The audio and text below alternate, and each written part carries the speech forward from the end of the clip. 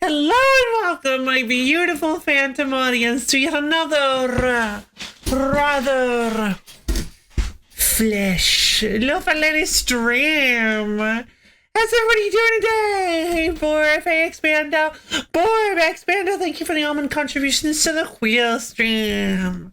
How you guys doing today? Summertime, thank you for the almond contribution to the wheel stream. Are you guys excited for more last Call BBS? How have you guys been these last couple of days? I think I got a little bit sick yesterday. Actually, I think I had like a 1-day thing. It was really annoying. I made a lot of progress on Chip Wizard. Ooh, good. Yeah, I'm good. It was mainly like just a quick, like a really bad headache. I just took something for it and I was able to get through it. But I felt it felt pretty bad. But I'm doing a lot better now. Thank you for asking. Doing well, drawing and working. Good to hear. I might as well actually just boot this up and we can play some solitaire while we talk. Since last Call BBS is the perfect game for that. Sorry, yeah, perfect game for that. My cancel date got rescheduled to Sunday. Perfect. Fantastic. Yay. I'm so excited for you and your date, Expando. Let's see.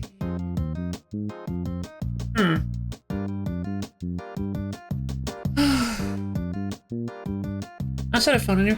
Whoa! How'd it go? How do you think it went? Misha, hey! Thank you for the almond contribution to the wheel stream. I guess this will work. Oh god, this seems like a pretty bad start. Thank you. There we go. Another red jack that I can't do anything with. Oh, ace 2. Oh, okay. Okay, so what would be the best thing to move here?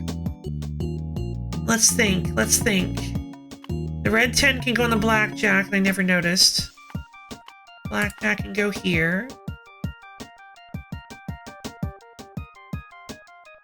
There was mention of a later interview, so I think it went well. Sounds like it did. Good job.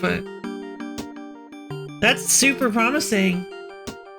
Was I doing fine? I was just a little while ago. I was today, but yesterday I wasn't feeling so great. Things are looking up for Expando. Let's see. All right, let's consider what happens if I move each of these individual pieces. The queen can go over on the. If I move the 2 here, the queen can go over on the king, which will open up the 8, which won't do anything for us. It would let us move this black 7 if we could open it up. Is the red 3 and the king on the far right a diamond or a heart? Oh, diamond. Dang. Wait. Why didn't it auto-collect the 3 of hearts? Weird.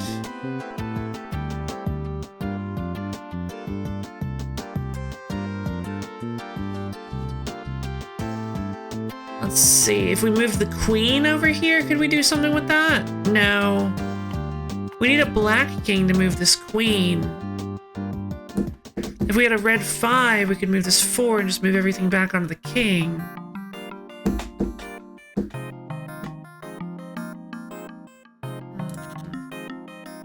Ah, black queen.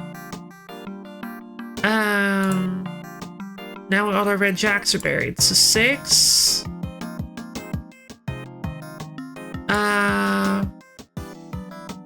Nowhere to put the red queen though.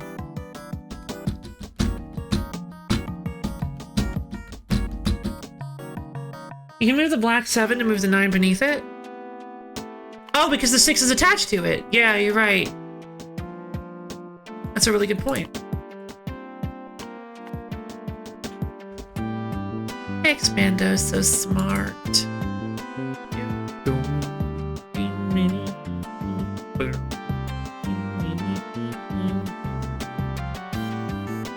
I should have left the, well darn, I should have left the queen here.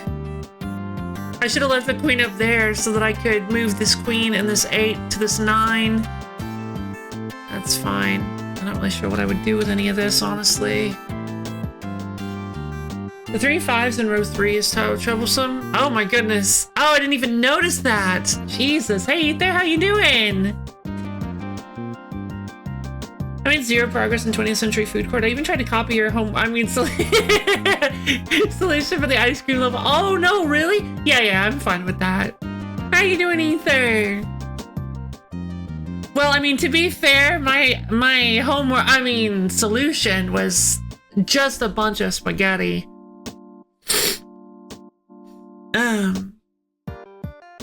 But yeah, I could try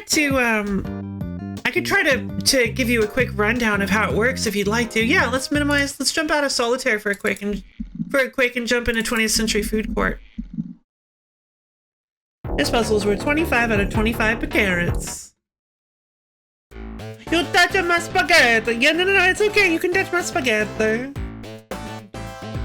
Really not great at solitaire, especially when you can't redraw. Yeah, no joke. Oh, no worries. We'll do a totally unrelated food court. We'll do Kazai. Let's see. These small edible sustenance pockets are perfect for sampling and sharing. By ingeniously reducing the size of one systemic food unit, Pelmiani approaches a continuous volume while still maintaining its status as an assemblage of discrete objects. No, fall even from. Oh, no! You'll be fine. You'll be fine. Let's see. All right, let's open it up. Let's see what we've got. So, instructions. So we just need to... Here we go. This is when... Now, I knew it was going to happen eventually. By sharing and caring, you say in. In? What?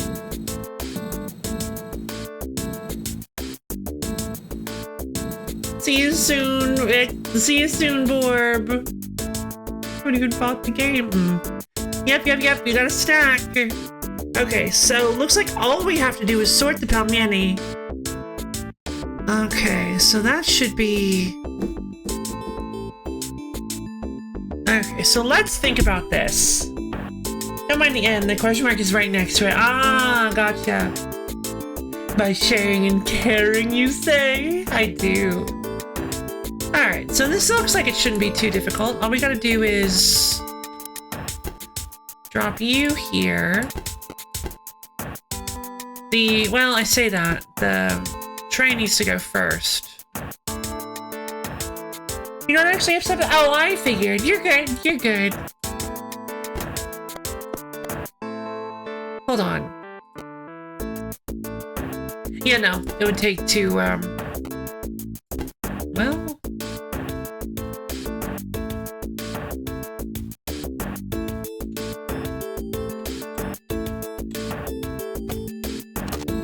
So the tray always dispenses, yes? Well, in that case... I can actually save money if I do this. Just a little bit of money. About $2,000. If I hook this up. Well, no, because... I would need to use a splitter. No. Alright, no reason. No reason to use that then.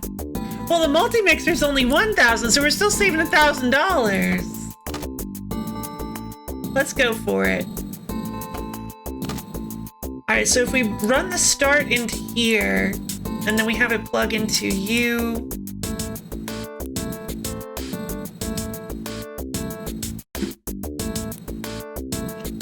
And you. Well, because the issue is...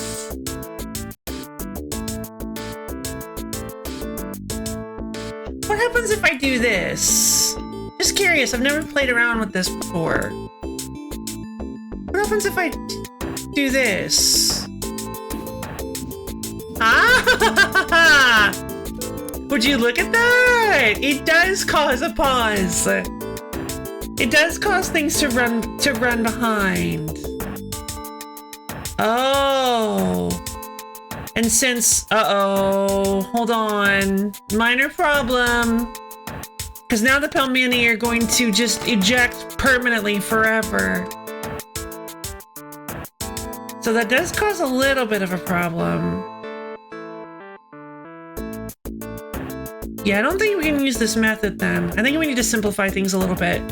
Let's first get, before we start optimizing, let's just get an idea of what it is we actually want to accomplish here. We need to set it so that it reads how many pieces are in the, are on the tray, on the stack before it infinite food. That doesn't seem like an issue to me. But, well, I mean, it kind of is, though. It is a little bit. Because we have to fulfill our orders. So let's put a tray stacker here. We need to put a stacker here so that we can stack the trays. Make a solution? No, you should, if you'd like. Just don't tell me anything about it, please. Surprised there's only a cost to the machines and not a cost to actually produce the food. That's a good point. Maybe it's worked into it? I don't know. It's a really good point, though. Why are we already at 45K?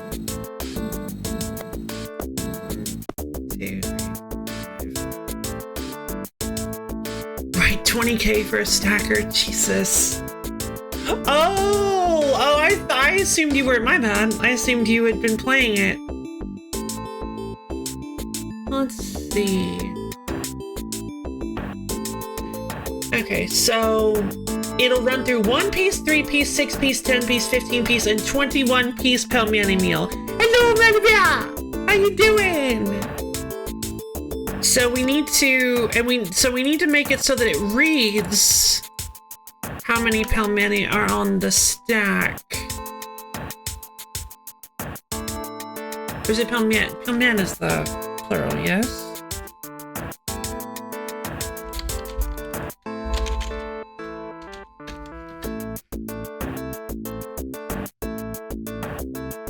Yeah.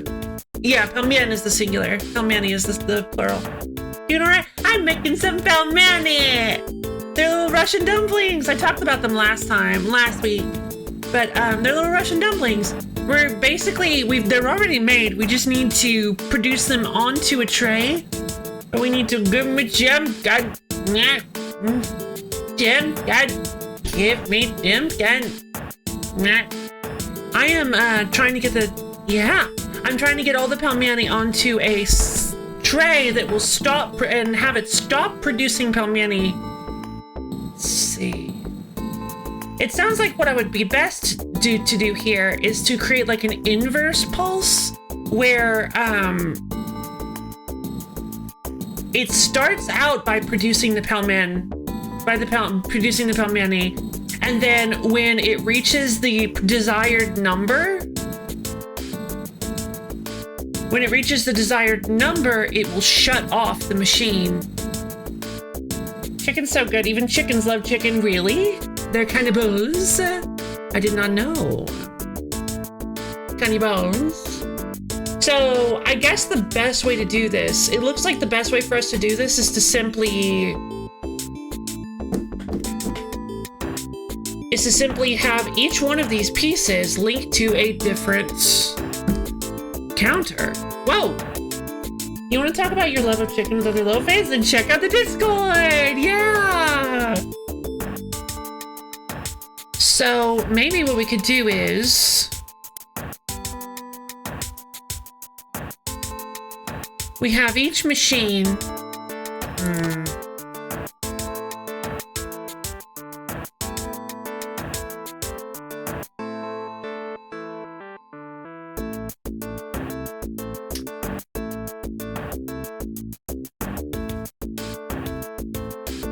Okay.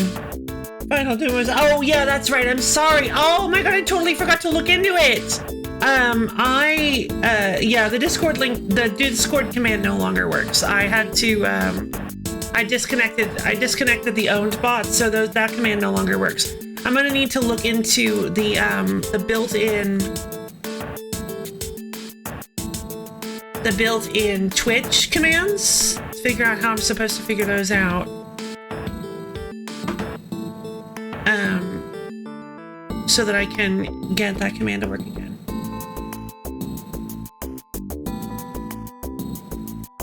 Well, that's rather strange.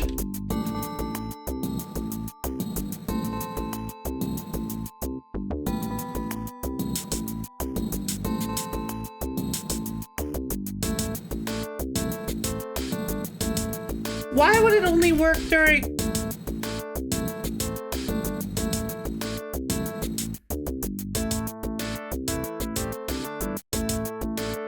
Why would it only work during a wheel stream?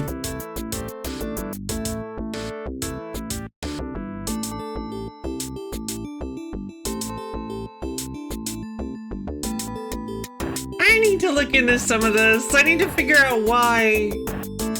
Because there's no rules inherently tied to special events.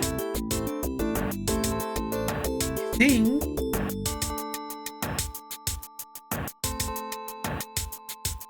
They know, right? That's what's kind of, I'm getting a little tiny bit scared now. The ideal is to have it only appear during wheel streams though, so it's not, but I need to know why. Because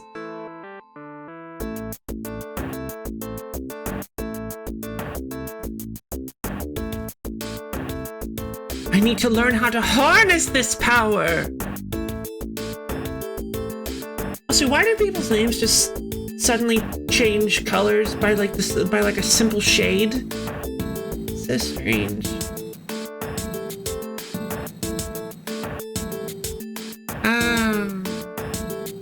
Okay, so I think a great way to do this is to have the start, have it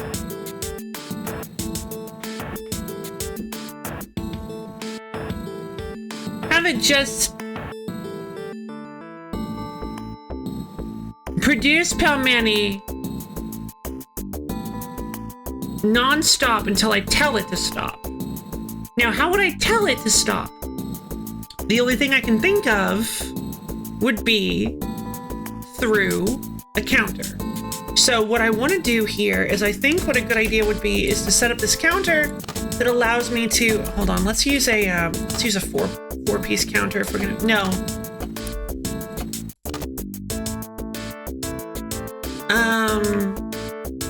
Well,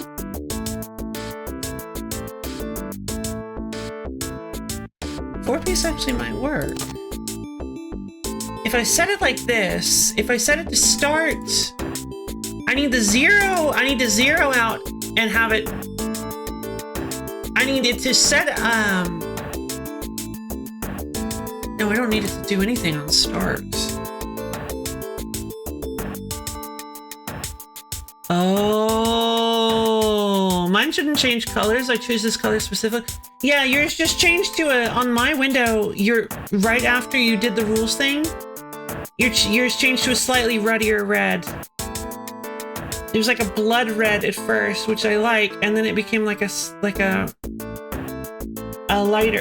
lighter red, which is weird. And it ends up looking a little bit more like a salmon compared to your old red. Okay, so we don't want to hook this zero up directly, I don't think.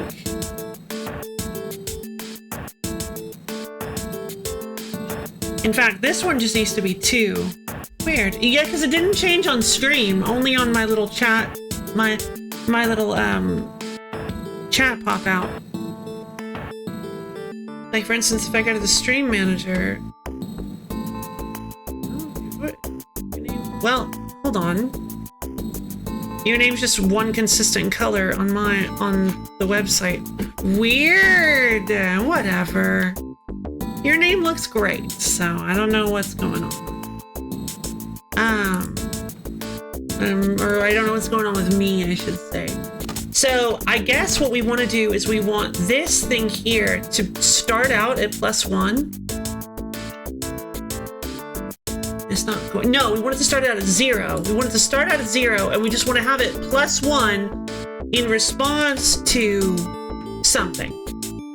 So what we're going to do is we're going to connect that to the pelmeni, which will make it so that it will constantly produce pelmeni right as at the start of the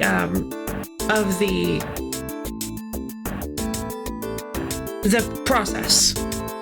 Then we're going to have a bunch of little machines. I think we're gonna need we're gonna need a lot of multi-mixers. We're gonna need a lot of multi-mixers. I think what we need to do is we need to plug it in so that whenever I just remembered. These pulses don't last forever. They only go for one. They only last for one pulse. They only last for one frame. So I'm going to need to set something up. Oh god, it's going to take so many counters. There has to be like a better way to do this, right? No, I think this is probably going to be one of the cheapest ways to do it. There's got to be a more optimized way. Because at a certain point,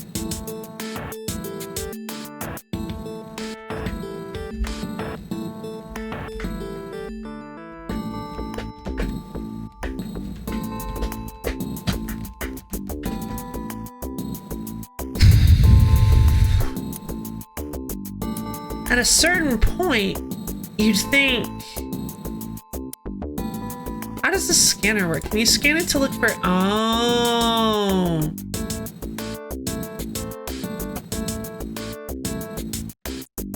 Could you use the multi-counter? Probably. Like this thing, this big chonka thing? Yeah, I could. Maybe. Actually, hold on, could I? Because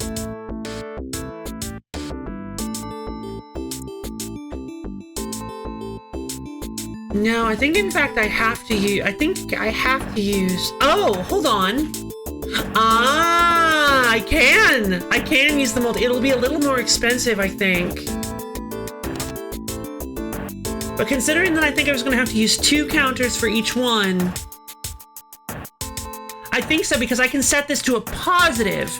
As long as it's positive, it will continue to do the thing. But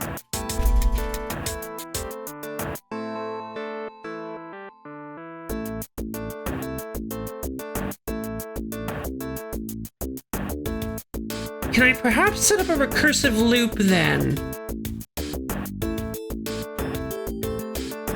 You're stumbling to the right answer, perhaps. Let me go get some tea. I'll be right back, you guys. Also, I did not make food. Okay, I'll be right back, you guys.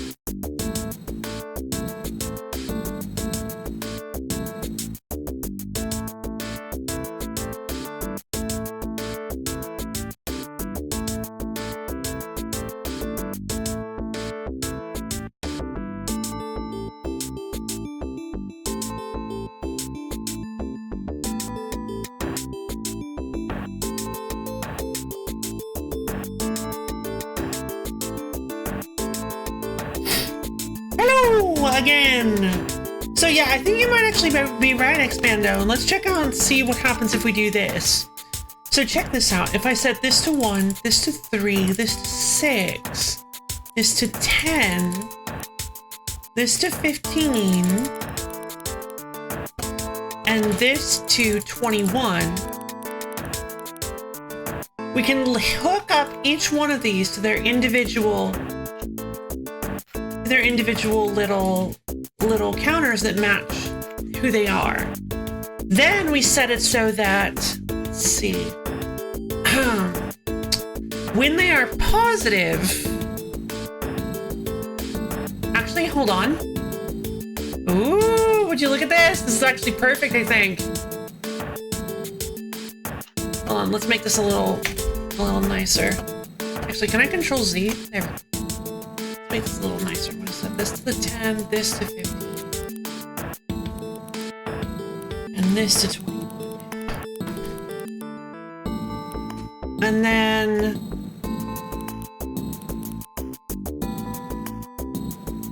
I'm gonna set each of these to -1. Okay, I'm back. Oh, Stream will have to get skating. No, I'm back. I got right by my skate. No skitty water. Control, rock the control balls. Yeah. Dragon Ball Z. So here's my idea. We hook up the 10, the 15, and the 21. And then what we do, actually, let's see. Let's move this down a bit. Make this a little prettier. What we do now is we take the positive for each of these, and we hook it into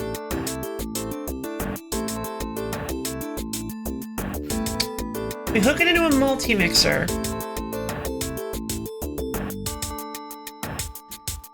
And we have, let's see, we have this one hook up to the -1. Did I not? Oh, I see. We hook this up to the -1, this to the positive. So what that's going to do is,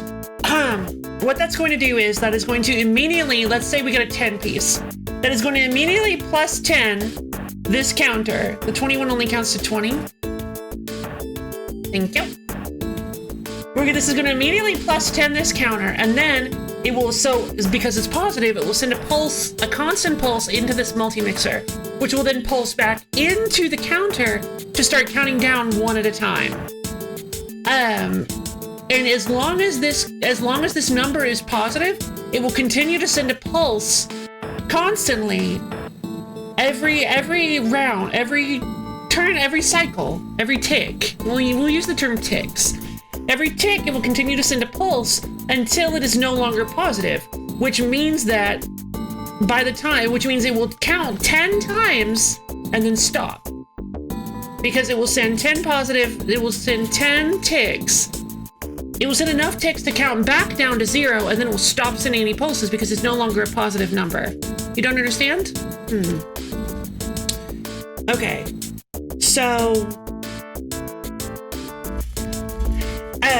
there are two in this big counter. Please start from the very beginning. Okay.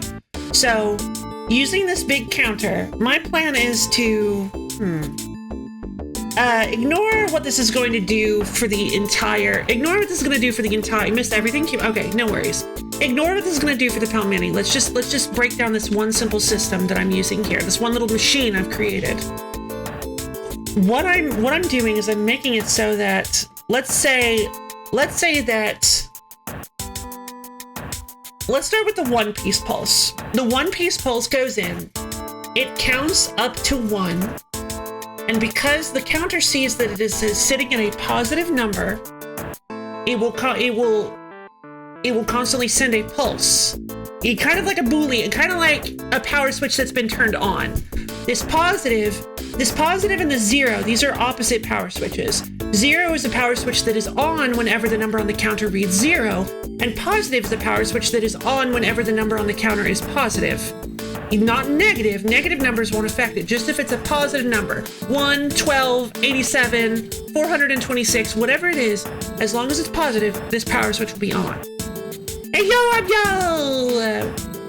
So we will send a pulse. Let's start with the one piece. It's going great! How's it going for you, yo? So this one piece pulse is what we start at. One piece will send a pulse to this number, to this plus, to this +1, which will make it a +1, which will turn on our positive counter. And then that will send a pulse in through this wire and out through this wire to this -1 we have set here, because it's difficult to see, but I have this one, this bottom row is set to -1. The pulse will then, every tick, it will count down by 1. And I knew somebody was going to do one piece doing well. Just came home from work and then, yay! Enjoy your dinner, Abyo! Thank you for the almond contribution. Abyo, thank you for the almond contribution to the wheel scheme. Hope you guys are excited for the next one. I set it a little bit higher. That just means you guys are going to have to be super excited for the wheel stream if you guys want to get it in 3 weeks. But I know you can do it. It did, because I checked the general aggregate of statistics for how many times you guys would have to donate in a single stream in order to get it to 120 in 3 weeks, and I believe in you guys, and I believe that you guys can do it. I think that you guys can get it there. Sounds good, thank you. So let's see. Okay. So back to explaining the counter machine I've created. So when the one piece starts, it will +1 this counter, putting it at a positive number. All right. I am too. I was a little worried maybe it was a bad idea for a stream, so I did change this. Okay, you know what? I'll change it back. It's all good.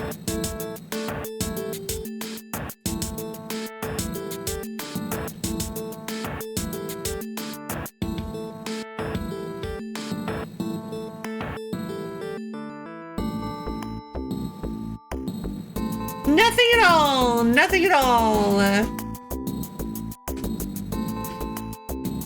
Question mark. Oh man, now I've worried everybody.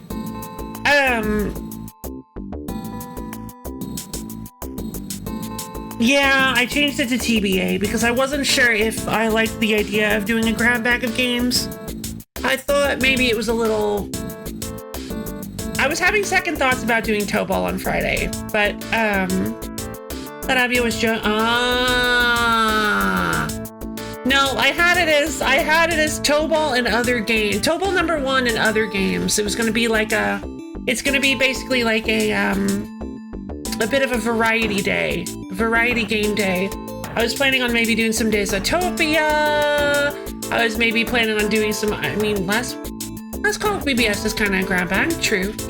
That's a really good point. And it does pretty well. So yeah, okay, fair enough. I was worried if maybe it would feel a little, because at first the reason I did toe ball on Friday, no, Desatopia. The reason I did toe ball on Friday was because I was like, you guys worked really hard for it on the wheel stream, and everybody's been really excited, and I've been really excited. I've been wanting to play toe ball number 1 for ever since the PlayStation era. I'm being pitied. Don't put that above me. That's great. And I really want to play toe ball as well. So I decided, you know what? Because we finished the campaign for Card Hunter last week, I feel like it only makes sense that we take a break from Card Hunter this week. But I didn't want to do a series betraying Abio. And how did you betray Abio? Oh, with the not toe ball thing. No. You're totally fine. No biggie at all. You're all good.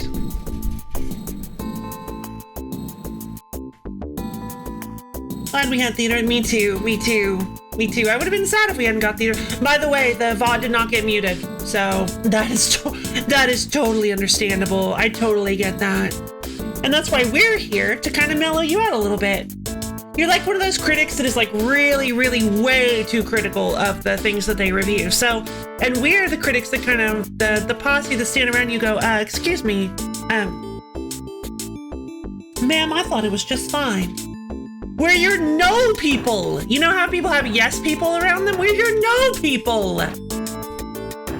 Yay, no people. All right, so let's see if I can properly explain this machine again. Let's see if I can get through this. So when the one piece order comes through, it will +1 this counter, putting it at a positive number value, which will turn on this switch. It will turn on this positive switch, which will send a constant signal through this cable into this multi-mixer, back around to the +1, to this little ticker that says -1. And then it will -1, putting it back down to 0, shutting off this positive value, turning off this switch. Let's say instead that it's the 3-piece value. That's the 3-piece order that comes through. It will +3 immediately, putting it at a positive value, turning on this switch, sending a signal through the wire, back to the -1, and it will go -1, it will go to 2, 1, 0, shut off. So for 3, it will take 3 ticks to turn it off instead of just 1. So let's say the Pelmian will be released. It'll go 1, 2, 3, and shut off. Probably something along those lines. Because it will immediately send a signal. It will immediately send a signal, so it would probably go like, it will go like 1, 2, 3, shut off. Something like that. You understand? Does that make any more sense? Let's see what happens if you run it out. Yeah. Well, the problem is, do you see, it did do the, look at this. See, it does the 1 and shut off. Something about counting down? Yes. You see let's test this, let's test the 10-piece. Watch what happens.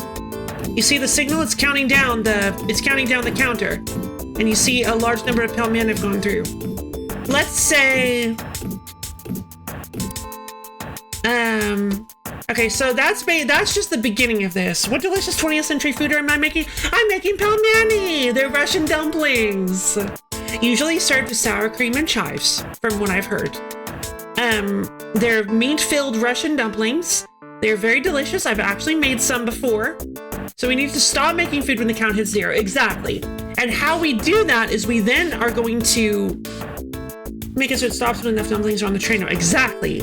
So what we're going to do is we're going to make it so that the 0, let's just do a quick example of how this works.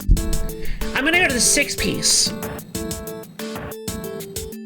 I'm going to, let's see. Okay. So the reason the dumplings are constantly, you're learning, yay! The reason the dumplings are constantly ejecting is because I have the 0 counter. I have the 0 counter here plugged into the pelmeni dispenser, which means it is, because this number is constantly a 0, it's constantly emitting a signal telling it to produce pelmeni. So what we need to do is we need to produce a signal that will tick this up to get it away from 0 to turn off the signal that it's sending. So what we need to do is, let's just do this. We're just going to set up another counter, have this 0 plug into, actually, we don't need a counter, we need a multi-mixer. Let's plug in this multi-mixer, and then we just plug that into the 1, and watch what happens when we set it to,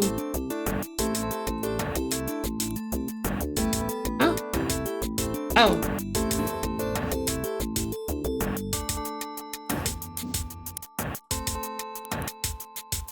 How do I get it to go back? How do I get it to reset?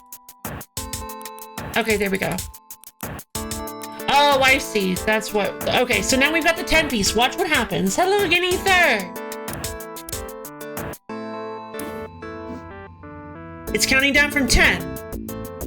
But now we have an issue. And I'm not quite sure why. Oh, I know why. I don't know why. Why do we have an issue? Let's watch that again.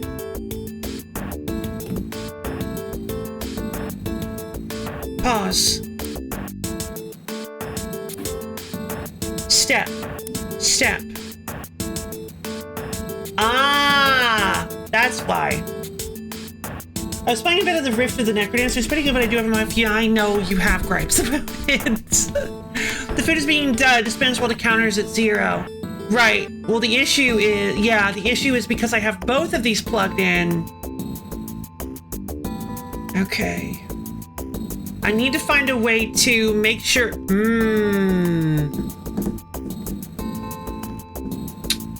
Now that's going to be tricky, isn't it? I know. Okay. Now we have a bit of a problem that we need to solve. Can you cut out the small counter somehow? I might be able to.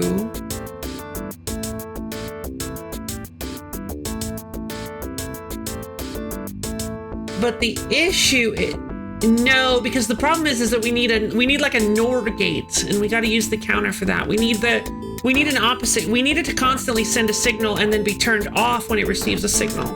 To get this game, I want to try and do a 2-counter solution with this. Fair enough.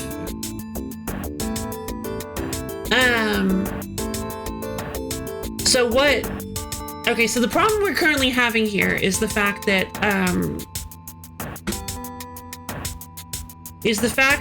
sorry, my brain started running away with everything. So the problem we're having here, 2 counters. All right, well, I don't know off the top of my head how to do that, so I'll just continue to do it with my solution. I'm going to try to, basically what I want to do before I start trying to optimize stuff, I just need to find an actual solution. Yeah. I want to find an actual solution before I start trying to super duper optimize stuff. So the problem we're having is that because both counters are wired up to it, this one is going to be at 0. One of them is constantly going to be at 0. So we would need to consolidate both of these into one counter in order to make this more simple, in order to make this actually work properly. But since we have 2 counters here, there's no, we're running into a bit of an issue. So that's not going to work. We need to remove that. We need to think of a different way to do this. I'm gonna say yeah. We might be able to use an enabler for this. Is there a way we could? Because there's a second type of multi-mixer we can use. But that would never do anything, so... Hold on. Yes, it would!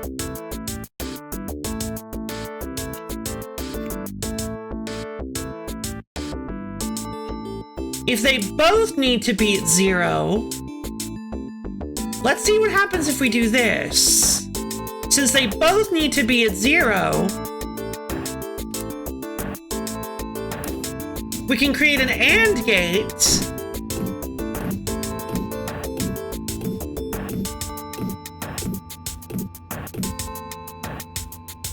How many Pelman are on the tray?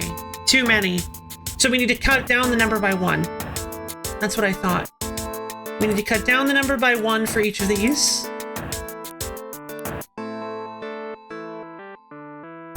I think. 1 too many. So what then happens is... Okay.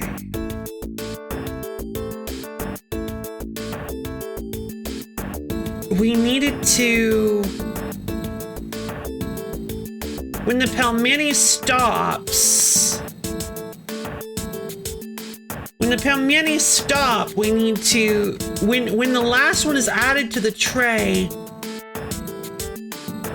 we need to have it eject the stack. The problem is that...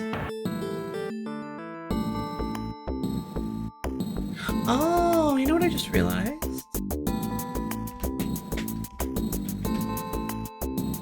I think I actually have a much better solution for this. Why would you ever have them right? I actually have a much better solution for this. We don't need to do all this. Hold on.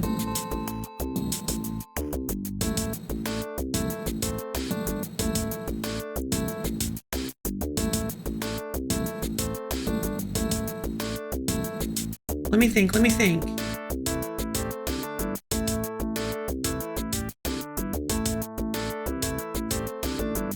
What happens, does it constantly send, hold on, I want to check something.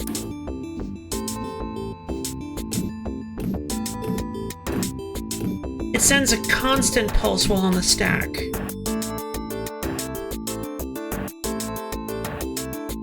But the problem is that just kind of, doesn't it kind of, yeah. We get rid of this positive counter. We get rid of this positive counter. Instead,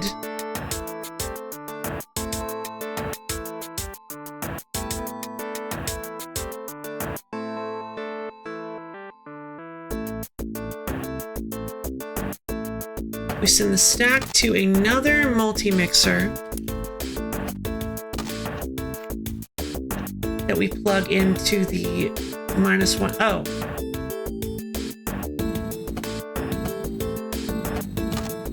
That we plug into the -1 instead. So what this does is it makes it so that as long as the... But then we have a bit of a problem.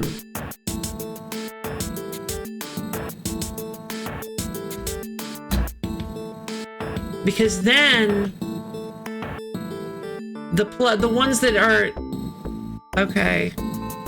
Our problem now is that the ones that are 3 and below are gonna be too many. Because watch what happens. This kind of work. Well, this might actually not work. Yeah, that sends the. It's causing both of them to go down. All right, I think I may have gotten a little too mad scientist on that one. Let's reverse and go back into the. It has to stop since you only have one tray at a time, right? Yeah. Wait. Need more help if I were able to understand more from the previous day? Perhaps, but I also really want to figure this out on my own too. I do appreciate your help, but I also want to figure this out on my own. Coin! Thank you, Viral, for the power coin! Hello, hi Viral, hi. And Viral, thank you for the almond contribution to the wheel stream. Why would you ever have them stop? Because then the tray would overflow and the dumplings would spill on the floor and the 5-second rule wouldn't be enough to eat all of them. True. Okay. So we're almost there. Hey, good bags, how's it going? To work busy to backseat. Hey, you're okay. I don't really want backseating anyway.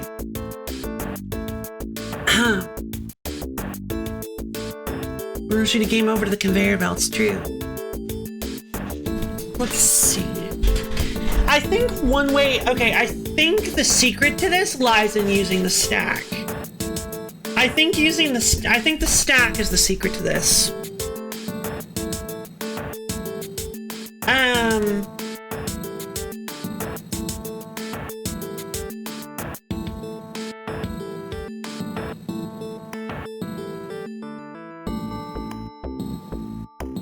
But the issue is that...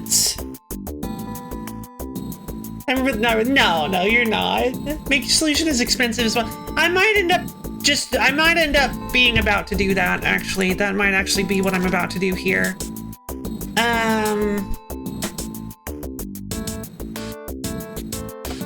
Okay, let me think. I'm missing something. I don't even show up for. Oh no! Well, I'm glad. That's very kind of you, Quebex. Let's see. Wait, you did. Oh yeah, Quebex! Thank you for the almond contribution to the wheel stream. We've already made so much progress. We're already 1/10 of the way there. Yeah, 11%. Okay. So let's watch what happens with the... Let's watch what happens if we play it now. Do we get 10 pelmeni?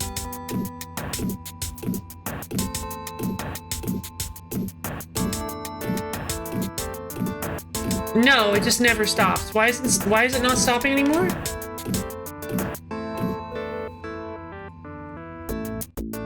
Oh, hold on, did I mess something up?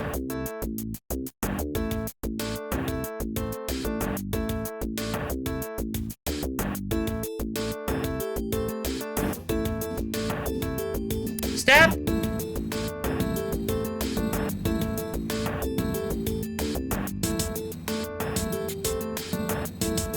Step, step, step, step. It's not counting down.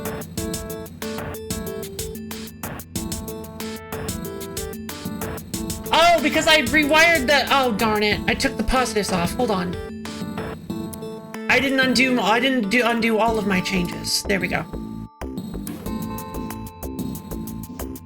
I think you need to fish with a higher boost stat. Me too.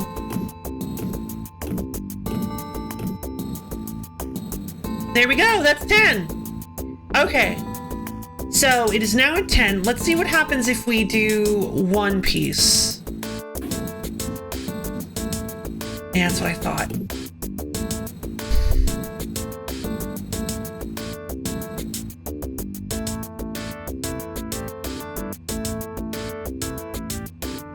The one piece, okay, the one piece is the actual problem here. So now it needs to be ejected from the stacker. It does. 2-piece should be fine. Yeah. Sorry, 3-piece. 3-piece should be fine.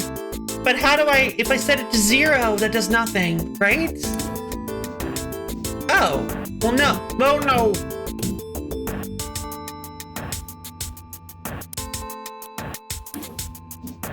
Oh. Okay, because we get one little pulse before it's set. Okay. Gotcha. We just don't want to, I just realized we don't want to leave the machine running too long or we'll get like a stack overflow and everything will just freak out. Let's see. Okay, so yeah, we set it to +0. Hold on, doesn't that mean we can use this counter for something else? Because it doesn't actually matter.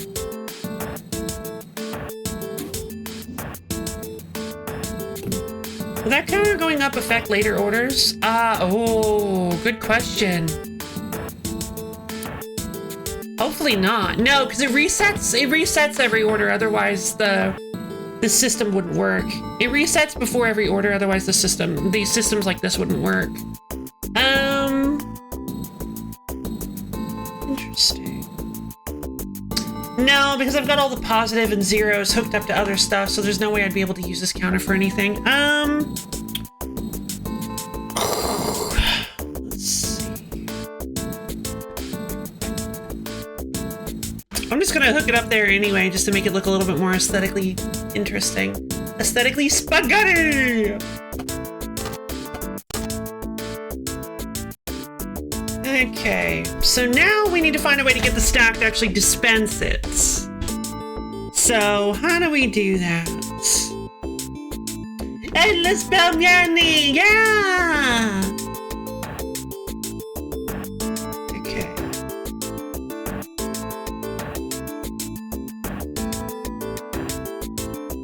So, I could have it try to read the stack. Aesthetic spaghetti!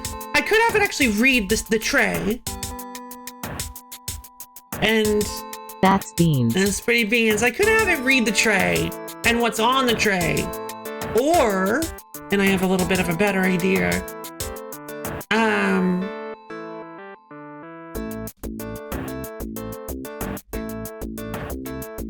What if I were to...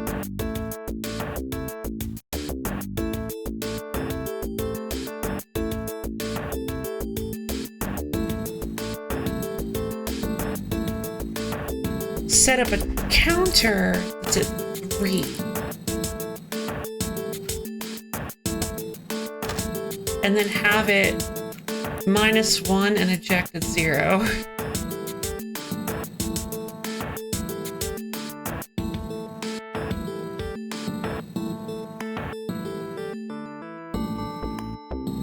I think that's literally all I need.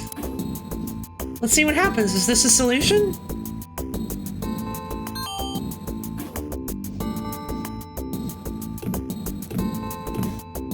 Oh my god, I think I just came up with a solution.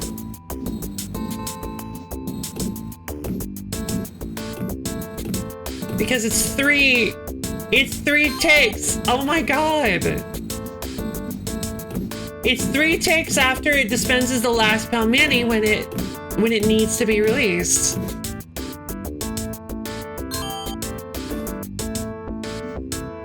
The last Pelman, I should say. The last Pelman. Oh my goodness! Look at this! I did it!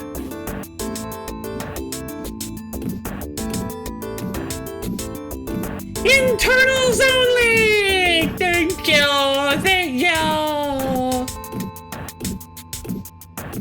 And full tray!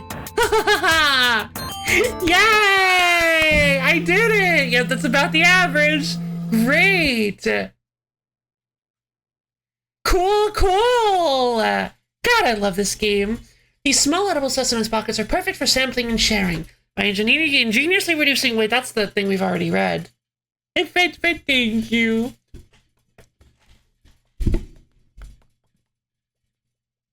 Pocket. These are cute. The secret is out says these are cute. They're like little foods. The point is to eat a few, not just one. The small size means easy distribution options for groups. That's true. Rockabye Baby says, dang, how cool it would be to go back in time and actually eat this. Bubba G says, fun for the whole family, at least if you got the right number per person. Ha! Yeah.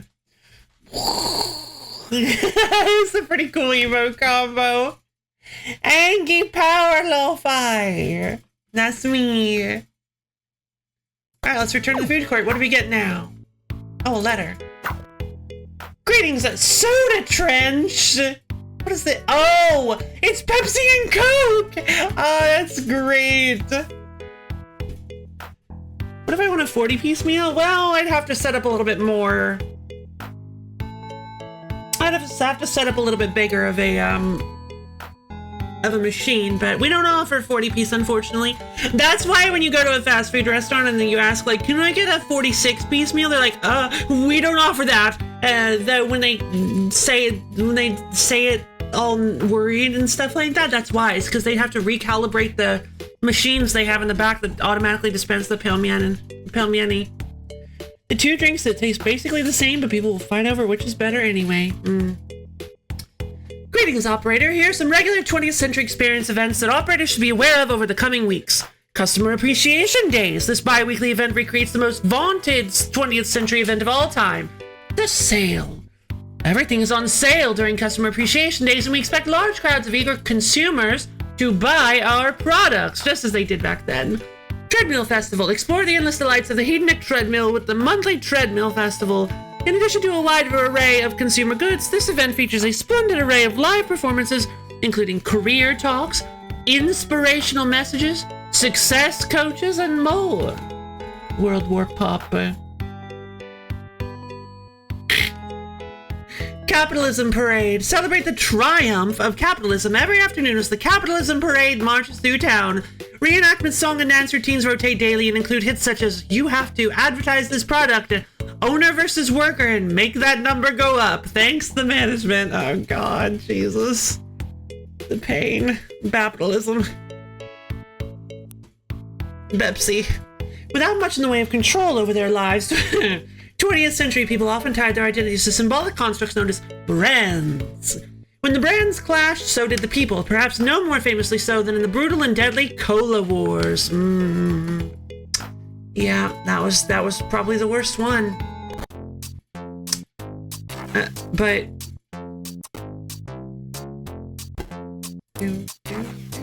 painter.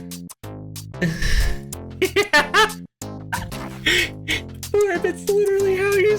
Oh my God, that's so great! It's literally just It's the same product. We're just putting it in a different cup.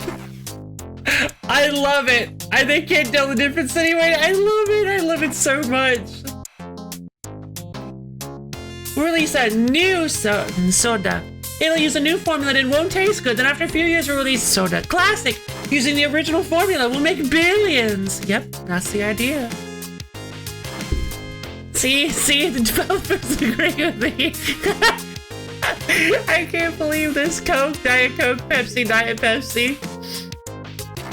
That's amazing. It's just cola. Dispense cola and again to fill. Okay, so we need double cola. Vindicated!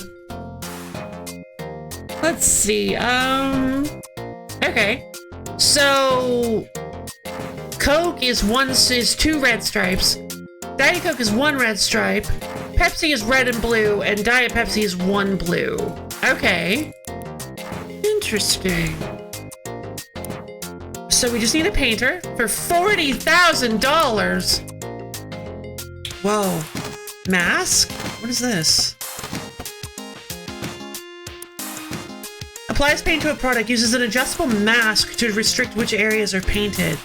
Oh.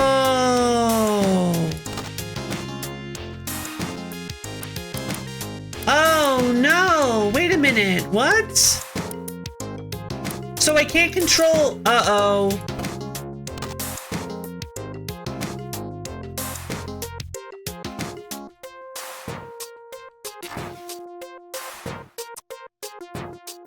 Are you telling me I can't control? I can't control this with a signal anymore. I don't know what to do. Let's see, it's all cola. BBS always has been. Well, in that case, I have an idea of what I need to do.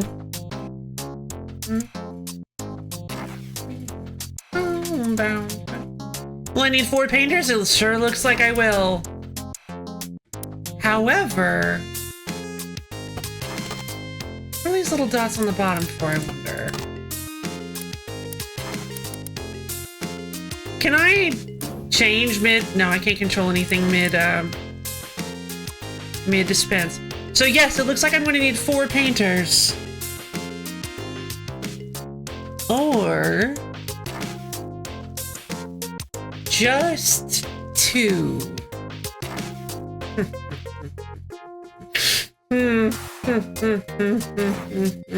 Dispense straight to ground. Blump. That's me. That's me in the mornings. Blumfer. The 4 elemental painters. I think we're only gonna need 2.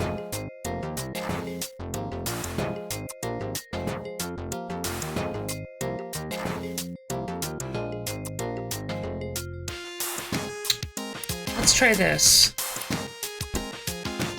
I have an idea.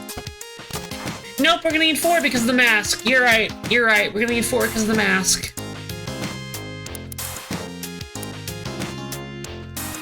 Alright then. Uh-oh. That's a minor problem.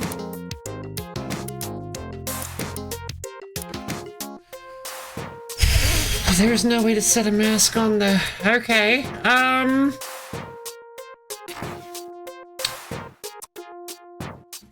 a little worried this is gonna be an extraordinarily expensive setup. And I'm not 100% sure how I'm supposed to change that.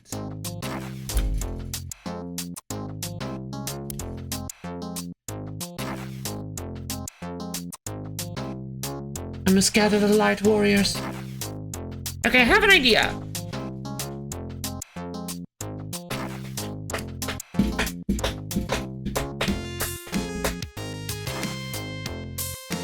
Oh my goodness, maybe I don't. No, yeah, I have an idea. Hold on. Diet is only the bottom, yes? Okay. We need 4 painters. We need 4 painters. We need to get the, hold on, we need to get the cola dispensed first.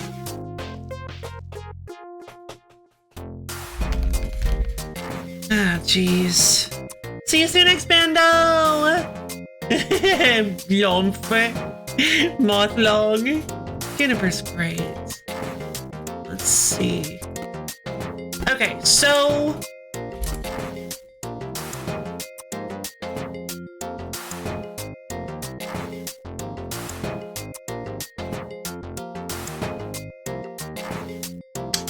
idea! Oh no. I'm gonna do this because...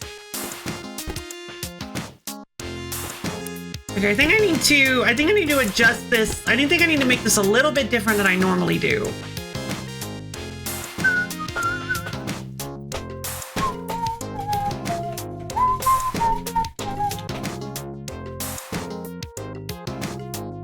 Can I put the stack underneath the, No, I can't. Oh, that's so annoying.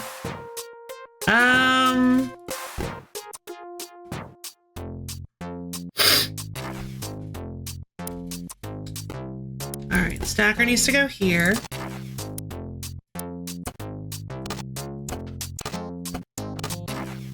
When the moth long, you gotta hop along while I hit this gong and then you go fight long. Yep. Let's see. Alright, so other way around. The tray needs to go first. And then the cup. And then that hits the stack. Then we put a sorter here. This is where things are gonna get really, really interesting.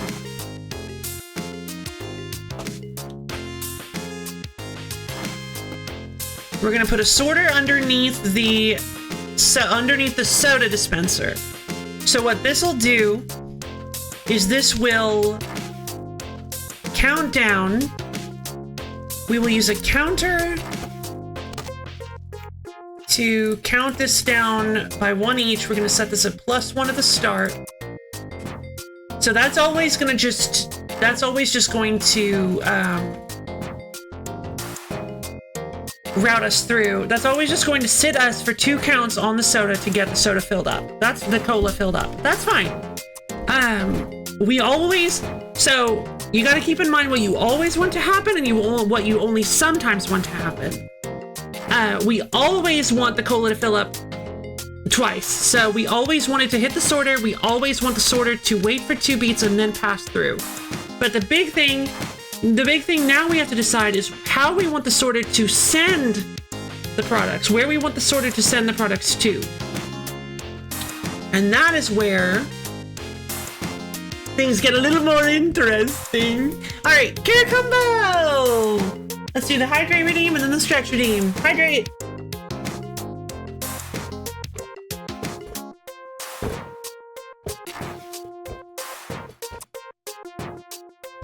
Blech. Weird. Okay. Alright, everybody, up off your seats. Stretch your fingers up to the ceiling. Dig your toes down to the floor. Twist and turn yourself all around. Get nice and limbered up. Ooh, baby. And as soon as you're ready, slowly bend down and touch your toes. Really feel those calves and hamstrings opening up.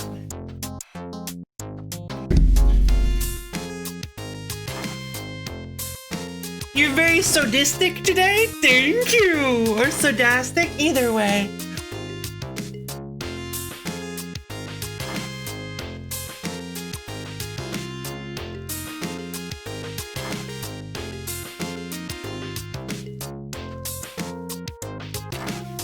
Oh boy. She bleh. I'm bleh. Yeah, I bleh. Bleh. Alright. So now, let's see about getting... Okay, so stack eject. We're just going to do stack eject again, because we don't really need to worry about the amount that is on the stack. At least I don't think we do. A A lid. Oh. How do we dispense lids? Oh.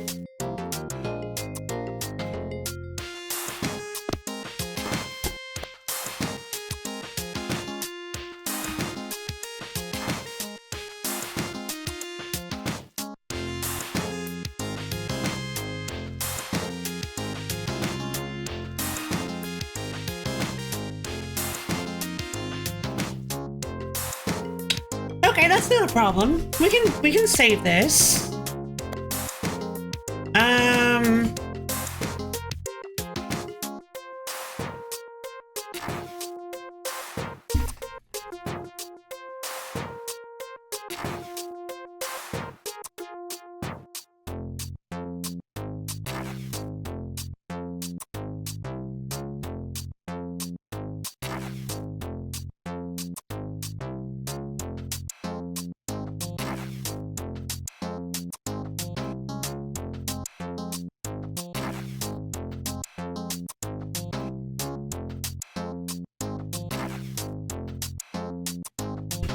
Does this soda machine do Bubble Man 2? Probably not.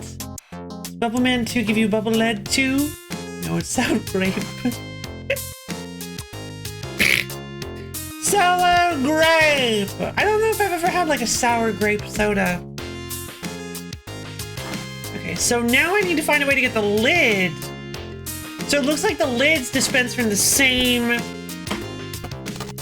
thing as the cups.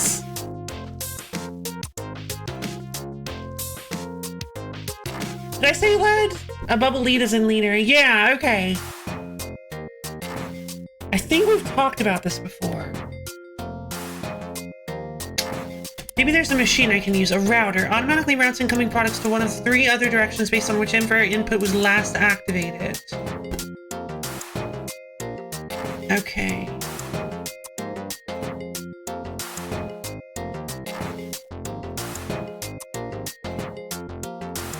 That shouldn't be too tough. Let's get rid of this. Through should be the base state of this. I have an idea. Obviously, we want the start to dispense a lid, so we're going to need a multi-mixer.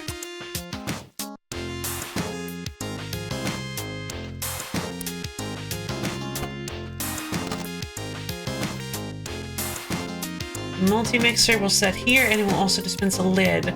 So that's our start. That's our start. Sorry, cup. And we'll also dispense a cup. So we have our start dispenses a cup. It sets the counter for the cola dispensary to 1, so that it will go down and will wait 2 counts. We have the cup will automatically eject once it hits the stack and gets on the tray.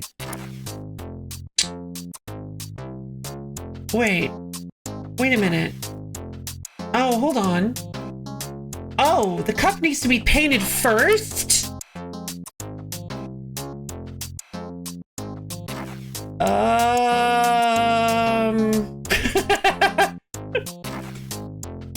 Okay. What do you get when you cross Coke with Pepsi? Poke. Pepsi! Okay. Alright, so we need to paint the cup first. So all this needs to just start over. That's just, hold on, all this needs to just start over. Okay, gonna hop off now to avoid spoilers, no worries. Honestly, I think maybe we should take a quick break from this anyway. We've been doing this one for a while. I think I want to jump into I really like 20th Century Food Court though. Maybe we could go do a quick game of Dungeons and Diagrams, perhaps? Or I could go super mad at Juicebox Arcade. I don't even remember how to play this. Controls WASD, JK. Okay.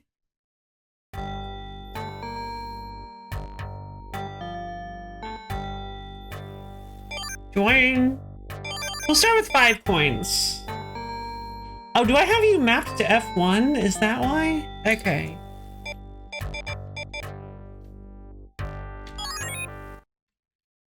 Oh, it's this one. I don't even know. Oh, I don't remember. I don't remember how this works. If you connect 4 of a kind, including 2 bomba, or maybe if you connect 2 bomba just in general, it destroys all blocks of that same color. I think if you connect 2 bomba, it destroys all blocks of that, all chips of that color. And then if you connect 4, you have to connect 4 blocks of a color, 4 chips of a color, in order to...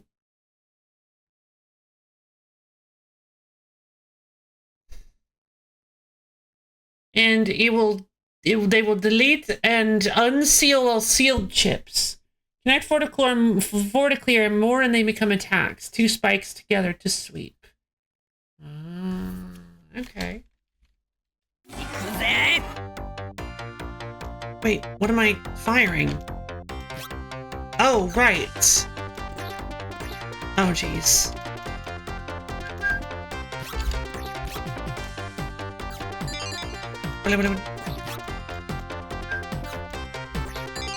Well, that's not what I wanted to do, but that's fine.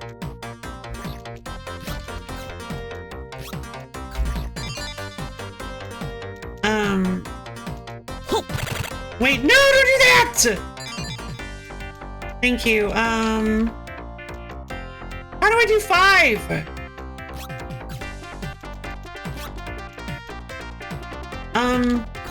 Hold on. What if I move this and then do this? Gah! Oh, so I'll never win if I don't do attacks.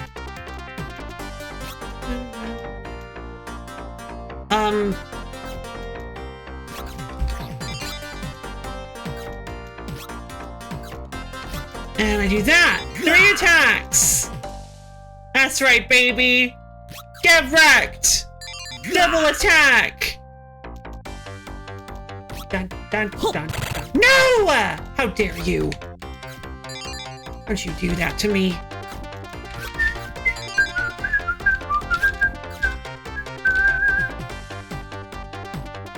Hold on, I have an idea. What if I do...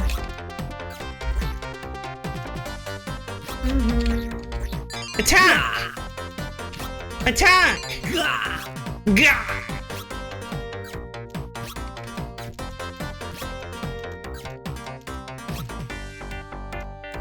Attack!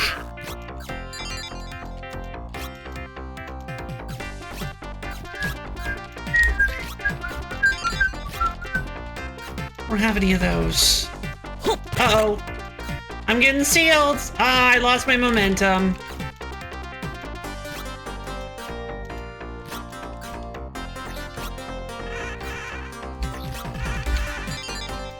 Oh, well.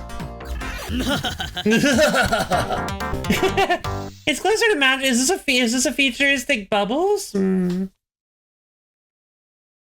That's part's important. You need to clear more than 4 at a time to deal damage. Yeah. Wow, it's difficult. Es difícil. Well, let's go back to solitaire. So where were we?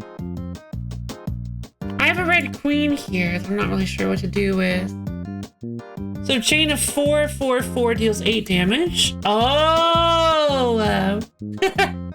C'est difficile. Oui. And greetings, and it's had. Oh! Artificial Soul! I wasn't even reading the names, I'm sorry! How you doing today? It's been a while, it has. This game is about, well, basically it's about exploring a fake virtual console or a fake virtual machine. A fake virtual machine of an old fake computer. You know, like it's a Sawayama, and there are all sorts of games and programs you can download, and you download them off of Netronics Connect. And you have the games and you play them. You've got Dungeons and Diagrams and Chip Wizard Professional and 20th century food court and that little emulator we were using. It's very cool. There's one game we haven't downloaded yet. Oh, and you also have the Forbidden Path and Solitaire. But this is Sawayama Solitaire. It's not your mama's Solitaire. This is fancy. Let's see.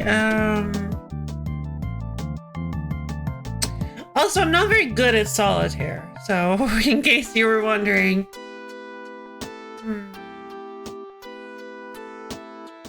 I could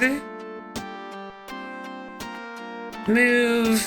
I don't have the ace and 2 of diamonds yet. That's the ace of diamonds down there, and I need that. I need to clear that off somehow, and I don't know how I'm supposed to do that. Yeah, whatever.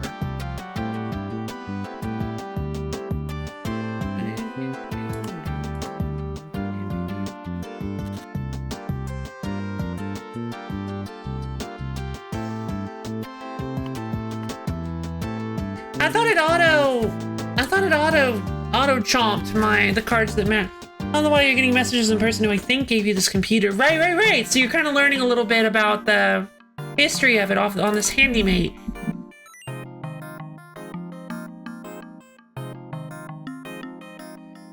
Let's see.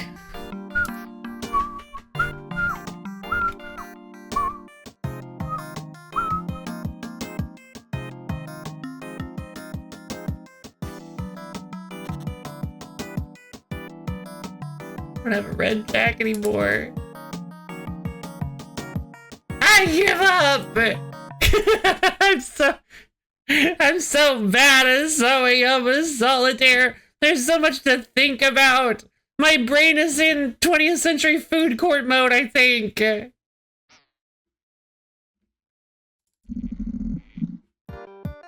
Let's start over. Except for anyone who likes puzzles. Yeah.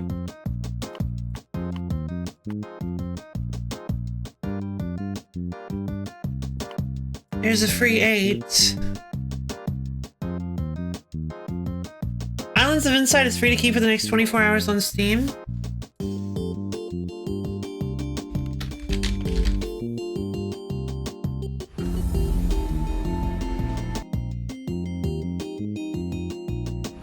It's a $30 game?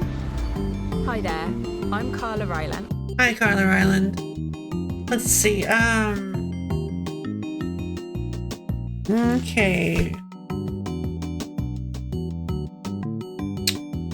We have a black 6 we could move over. Now we have this black 8 we can move over to a red 9 if we had one. We have this 4 we can move over to a red 5 if we had one, which we could. We very well could. We can move over this black 9 over here, move the 4 over here, but we need a red 9, and there are no red 9s on here, so they're all buried. Let's just get our first flip and see what we can do with it.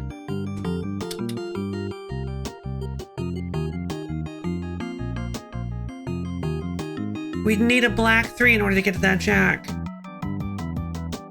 A red 8. And then a red 10. Dang. Thanks for the heads up, by the way, Ether. Yeah, agreed. Thanks for the heads up.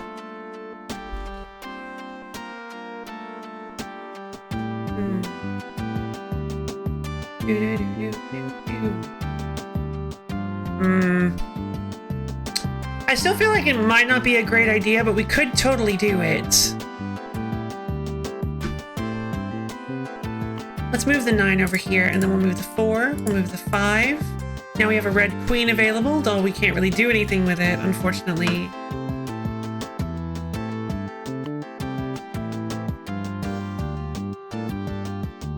We need a red 9. Oh, there you go. We'd need a red 6. It's red 4. There's a king here. If we had a, oh, we could move this black jack over. Darn! Curses! There's a red jack.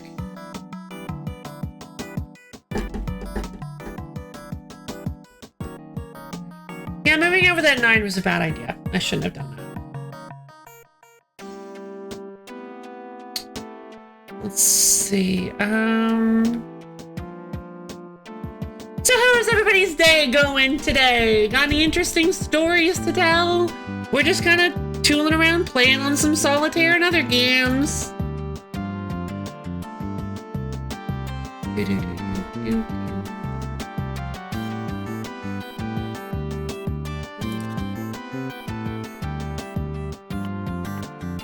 Seven. Again, we don't need another red jack, because I already don't know what to do with the one I have. There we go. Like I said, red 9 was all we needed.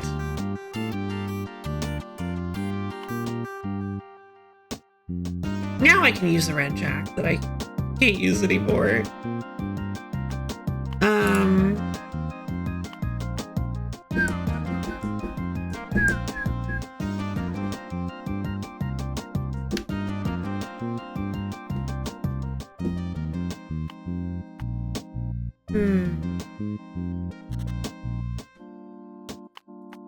Three, black 8 on a red 9 that we don't have anymore.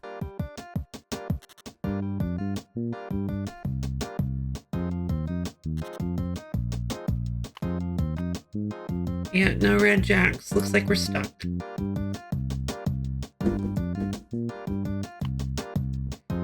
However, we're not necessarily stuck because now we have this free card we can move stuff around into. So, been uneventful. That's fair. That's fair. Let's see.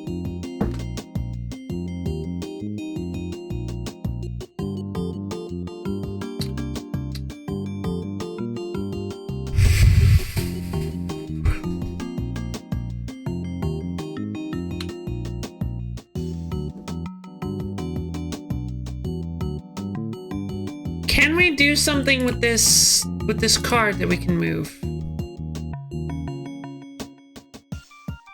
Yes. Queen, 2, 8, 9. There we go. There we go. It looks like this only uses like half of a deck. What? There are only 2 black kings.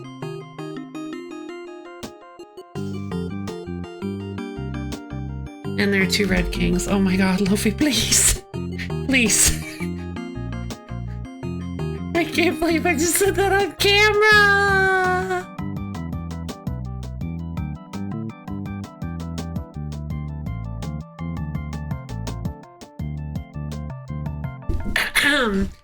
Anyway. Looks like we're making progress. I need to get at that black king underneath there, which is going to take a long time. So that red queen is going to be hanging for a very long time. There's a red king here, though, that we could use.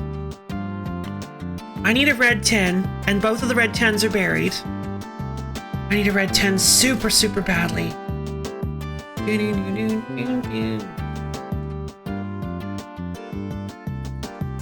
What can I do with that red 4? The black 5s are buried super badly.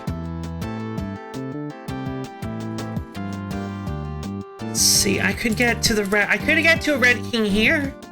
If I pull this 4 off, I could get to this red king, but again, both of the 5s are buried, which means I will not be able to move this red 4 for a really long time.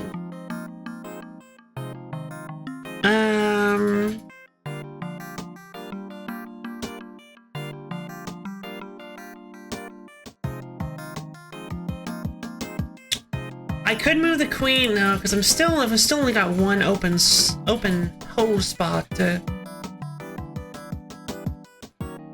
Having a cool mirror at work last week. I don't need a mirror, but I do need some pictures of one. Mirror pictures! I love cool mirrors. Let's see. Mirror lore, yeah! Mirror lore! There's a red 10 buried there, like I said.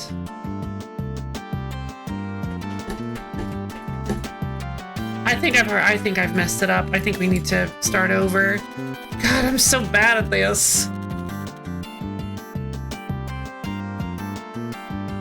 Okay, so this doesn't seem like a bad start. 2, 9, 5, 8. Okay. The 10 can go on the jack. Jack can go on the queen. The queen can go on the king.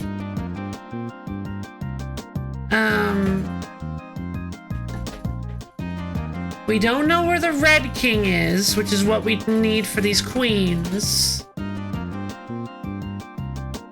Gonna edit you're gonna edit the mirror? Fantastic. Find the protagonist say what you tried to play on wheel stream but couldn't because it's too old, and it still has a better game feel than Total 6 because Total 6 is input lag, which does not. Oh. That's weird.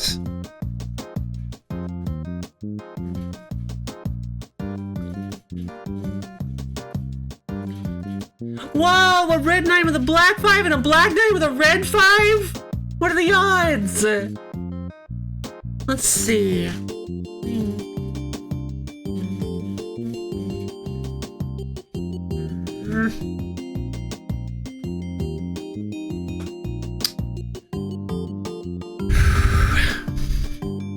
If we can move this 5, so if I can move this jack off, it will move the A over to this one. If I can move this, which would let me move, if I can, then I'd have to move this 5, which would let me move the 8 to the 9, which would let me move the 2 over to the ace, which would give me access to the 7 that I can put on the 8. But I need 2 holes for that. Toe 6 overrated. Play Toe 14 or 17, so yeah. See you soon, boy.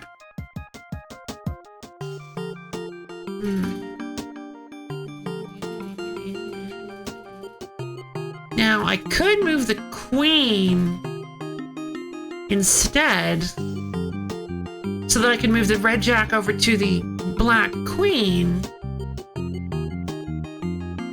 But I'd still need to find a way to move that black 5, which I don't have. Let's see if I can get something here. Okay, red 4. Not bad, not bad. There's that black 10 I need. Ah, the red king! Oh my god. Oh, but wait a minute. No! I need the red king, but then I can't move the... Oh, jeez. What do I do with this red queen, I mean? Oh, it's so intense! Solitaire is so difficult!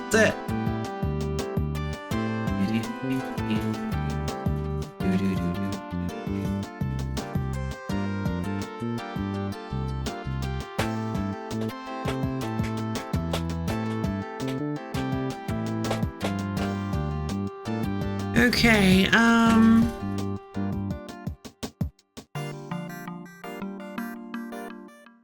let's see. What can I... Oh, wait.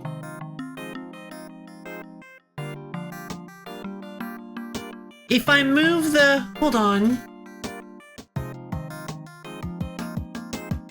If I move the king over here, I could actually move... I could actually move this, the 5 over to the 6, the 9 over to the 10, but then the 7 is locked. I can't move the 6. I don't have a red 6 to move this 5 over to. I need a red 6 to move on to the 7. Oh, but that red king is going to really help if I can just get it. If I can just figure out a way to, like... but if I move it out, the red king is probably going to ruin everything. Because I can't move... I need a black king so that I can move the red queen onto it, and then... let's just go. Okay. Red 7 for the black 8 that I can't get access to.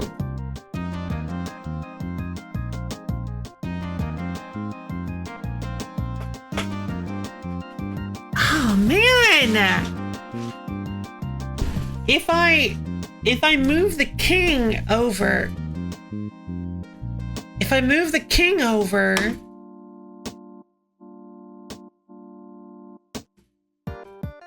that's what I really need to do is to get to that six free. I'll forget it. Move the queen. Move the jack over to the queen. Get the ace. Move the 7. Now I can't move the 5. I could move the 5 if I had done it differently, but I couldn't do it differently. There was too many options. Red jack. Fantastic. Blackjack, I mean. Blackjack. Fantastic. But now I can't get that 2 out of here. Black 5. No red 6s. Red 9. Black 9, but there's a 5 here. Red 6s. Now I have red 6. But I have no black 7s. I need a red 10, and I have one, but I need another one. The other red 10 is underneath this 2. And I can't get rid of this 2. I have this 3 that I can do. Red 2, red 10. Now I have some options! Okay, now let's see what I can do here. I could move this red. I could move this red ace. This red 8, I mean. To get access to this ace. To get access to the 6. The red 8 could go on the 9. The 9 could go on the 10. Okay. That would free up the black 7, which would free up the black 4 to go on... Oh, the red 5 is here. It's all coming together, baby. I think we're making progress. I think I need to move this 5 off. I think I need to move the 5 off. Oh, wait, hold on. Wait, no. If I move the king off, I can move the 5 onto the 6. I can move the... Okay, yeah, that's what I need. 5 onto the 6, the 6 onto the 7, the 8 onto the 9, the ace. Oh, baby! Late gaming hours! This is the most intense gaming we've ever done. So I am a solitaire. I hope you guys are ready for some intense gaming. Move this 9 over to this 10. Now I can move this red 6. I can move this black 5. This black 7. Oh my god. Oh my god, it's happening! The red 9 over to black 10. Oh my goodness. Steam just announced a game recording beta? What does that mean? This black 8 can go on the 9. We've got the 2 free. Okay. Do we need a black... Oh, red 5. Ace. Oh my goodness.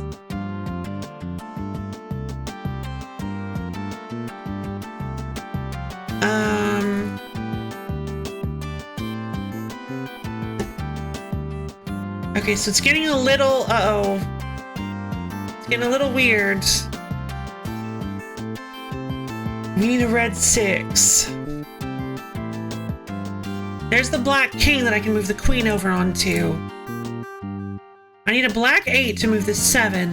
And it's somewhere in that deck.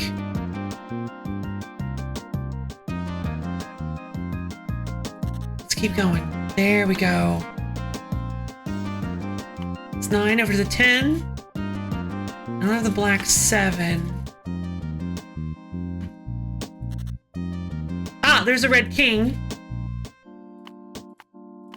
We can move you off.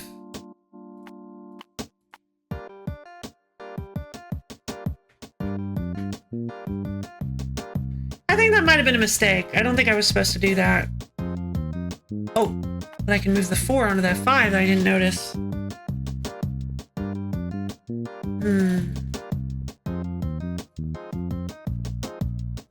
I can move this 9 here, the 7 here, this 8. Oh, this 8 here.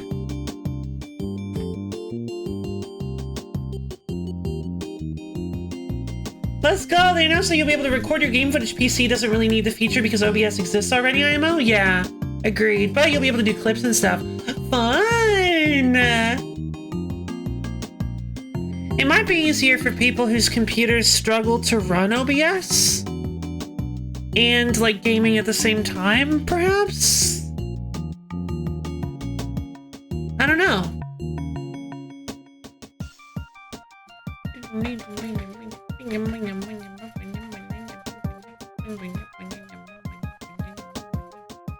Oh, we can move the red 6.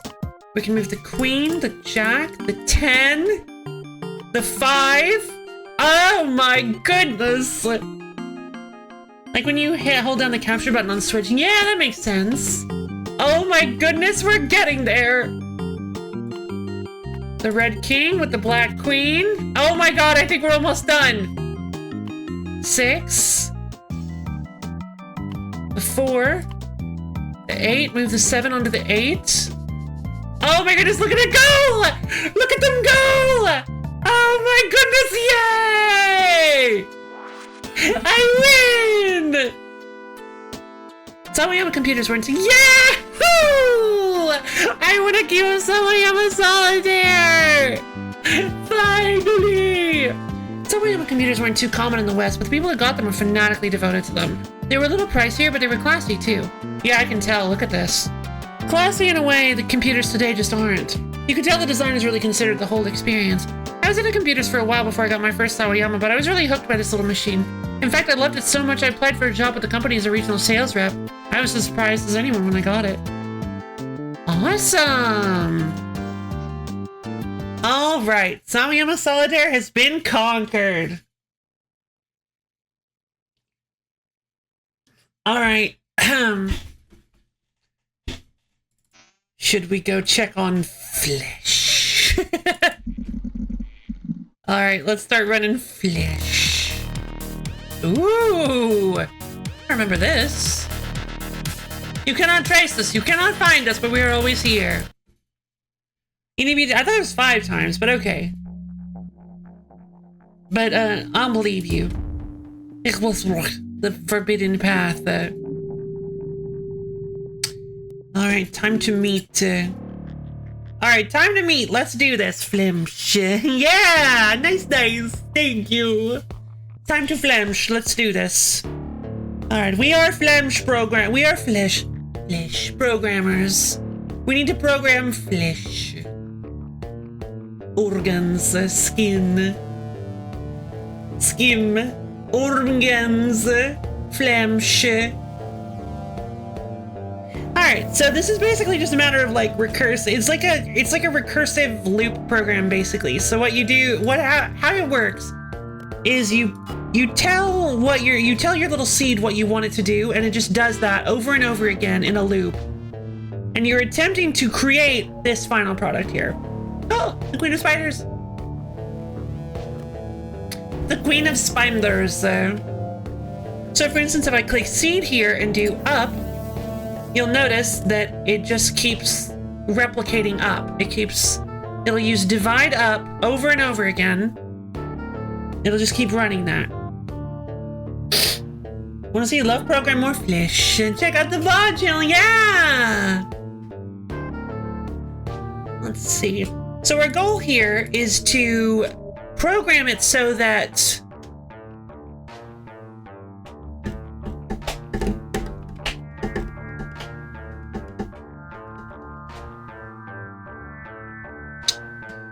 maybe we should get the bone first. Should we get the bone first, you think? I don't know how we can do that, though.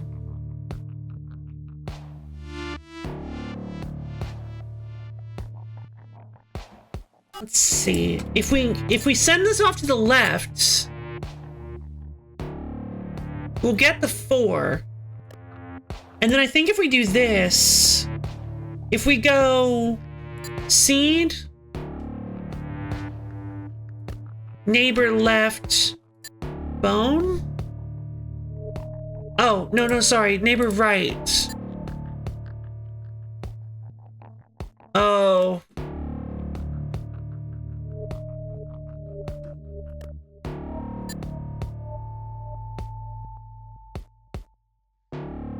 Yeah,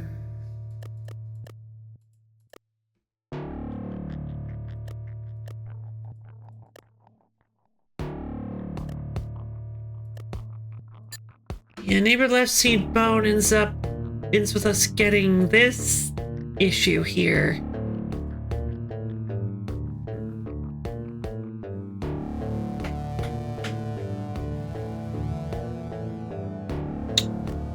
Then I guess we could do this. This seems like a bit of a weird idea. Neighbor right, bone on the right, carcinate into bone. So that'll make that. And there won't ever be any bone to the right anymore. So now that's basically just ignored at this point. So this won't affect anything anymore. So the main issue I'm having. Okay, now I have an idea. I think then all we need to do is take all of the bone, carcinate it into, I don't think carcinization is the right term. Turn it into bone. Just fuse it into bone. Calcify it? Calcify! That's what I was looking for! That's the word I was looking for, was calcify. Calcify it into bone. Or whatever this is. I did it! Alright, so now you see all of the bone is like this. But now I have an issue. Ooh. Carcinization is to become crab. It is. Okay, so now I have a minor problem.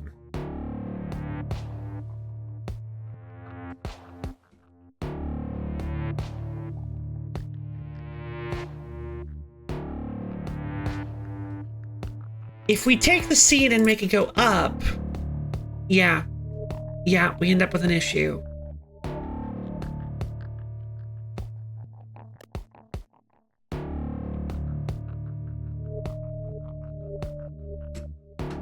Okay, so it looks like, hold on, it can go up.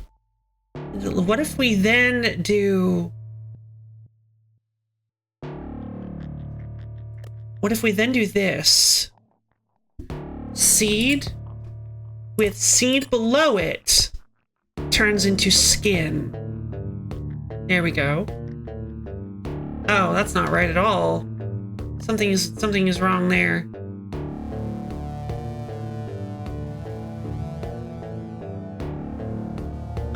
That shouldn't happen that way.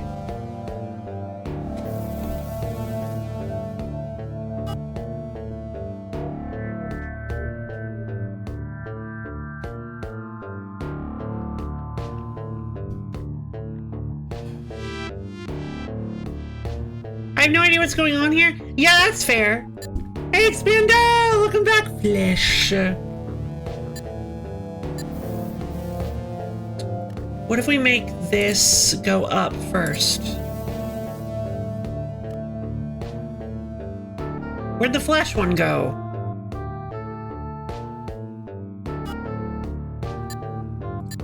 So basically what we're doing here is programming. Oh, there we go. But then the issue becomes... Okay, so why are we having issues?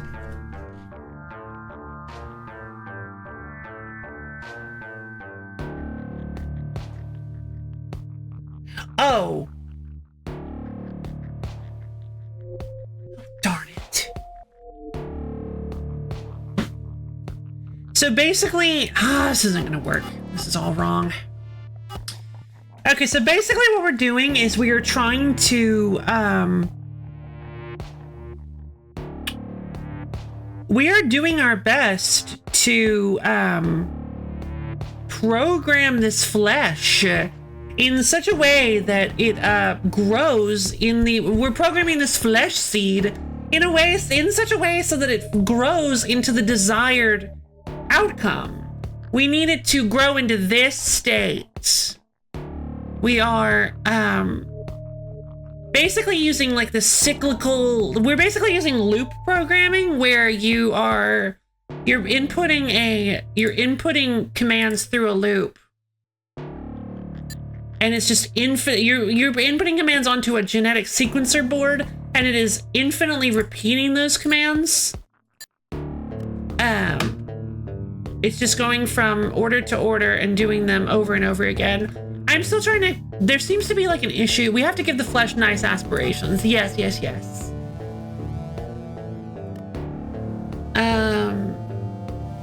So the issue that I'm having,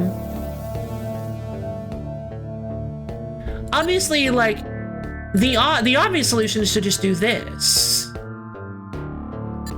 There you go. We have the basic pattern that we needed, but the main issue then becomes that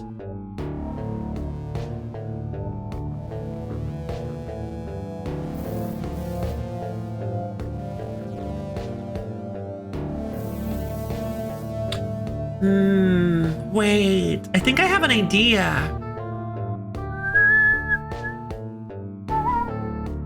So I believe what it does is it reads the board state, how bone exactly. I believe it reads the board state and then executes that command on every cell that meets the requirements. So for instance, it looks at the seed and goes, oh, okay, well, let's have it divide upwards. Let's have every solitary seed divide upwards. And then so the first cycle, hold on. Oh, wait a minute. Okay. Oh, I see the issue here. Vay, what is your opinion of flesh? I don't really think she has much of an opinion on it. Yeah, that's what I thought. Let's see. Okay, so I completely forgot. Basically, 1, 2, 3. I'm confused. And how? If there are more than 10, wait. There are more than 10 options here. So how does that even work? Because, huh? Wait, what does this do? Oh. What?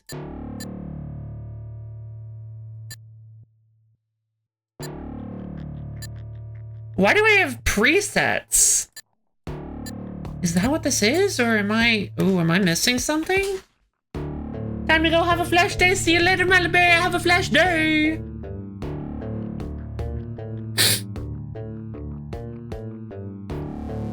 Buzzwole, what is your opinion of flesh? Now, Buzzwole on the other hand, excuse me. Buzzwole on the other hand definitely doesn't like flesh. It just gets in the way, you know?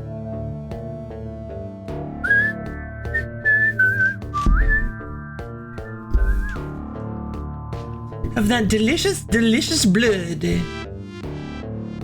Bye, Melbell. Let's see.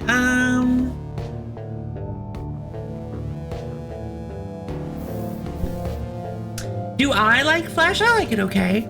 It serves its purpose. It could stand to be a little bit tougher and more resilient, but yeah, it's fine. Flesh is fine. Let's see. Okay, so let's look at how this is playing out. It looks like it goes, okay, it goes, what's all this?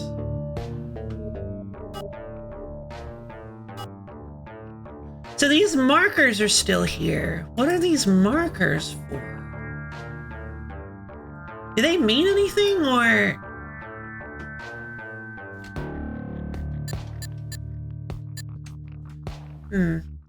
All right, so if we look at this board, we'll see that to first thing it executes.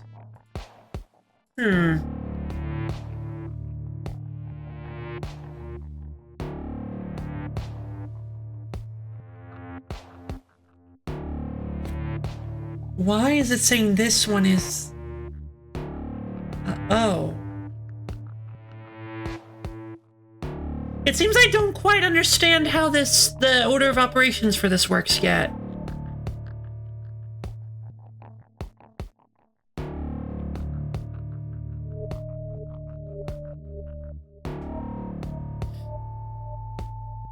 Do those markers correlate to the sequencer at the bottom there? I don't think they do.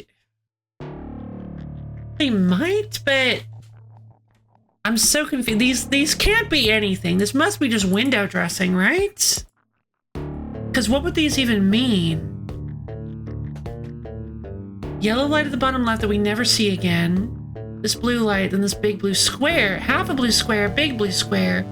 Half a blue square, big blue square. Half a blue square, big blue square with a red up top. Red with half full, then 2 red squares. It looks like it's just a number system. It looks like it's just a counting system.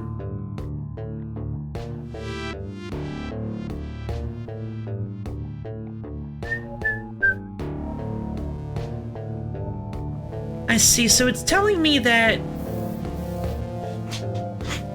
this one is going to be affected by the first one. So what? Oh! Oh!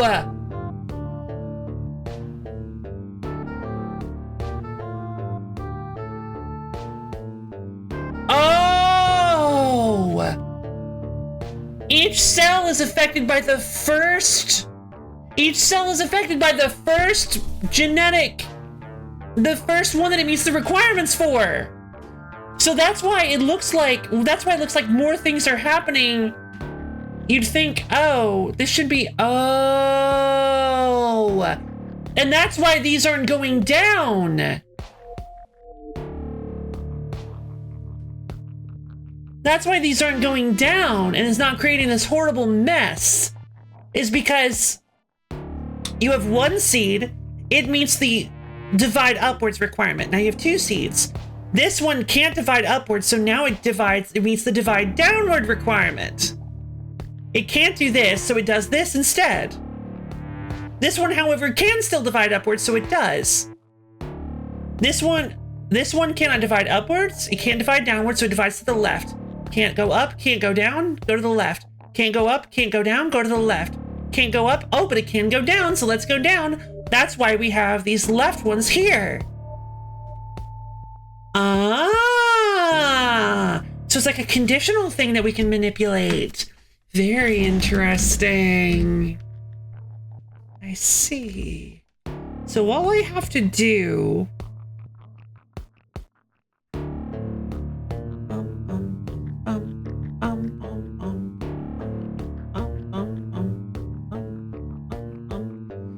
in that case, so each seed checks if it can do something that does the first one on the list it can do. Yes, exactly. Each seed checks to see if it can do something, and it does the first one on the list that it can do. And they all check simultaneously, so you don't have to worry about that happening. Worry about that conflicting. Although, I have to wonder, what happens if...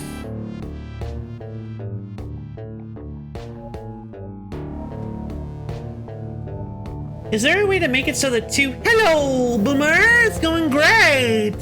We're learning a little bit more about how flesh programming works. It's going well, I think. Okay, so we've basically just learned that how this flesh programming works is that when each seed only does one action. Yes, each seed only does one action at a time. And, each seed only does one action at a time.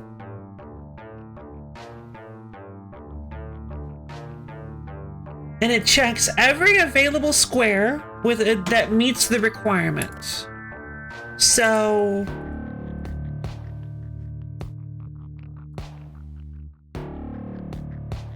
I wonder what the ignore... I wonder if there's a reason to have the ignore button then do something. But that's how you can morph individual segments, so that description gives me a bit of an idea. Yeah! So, yeah, basically, what you do is you tell on each gene segment, you give it a command to execute. You give the genetic code a command to execute. It checks every square that meets the left hand criteria, and then it executes the right hand operation on it. So, okay, and that's why you have these neighbor buttons. So check this out. If I press down and then seed, it'll check every, that's why it divides stuff still. Oh, okay. That's why it still produces things even when it can't do the first one. Checking tech DNA strip until it finds something that it can do. Gotcha. Yeah. So, okay, cool. Sorry, I'm just getting excited. I want to keep repeating it to kind of ingrain it in my head, kind of like, I'm trying to see if that'll unlock anything. This is very technical and I like it. So, you can have it check to see if there are any neighbors in specific squares, and that can be a requirement as well. You can't have check for multiple neighbors, unfortunately.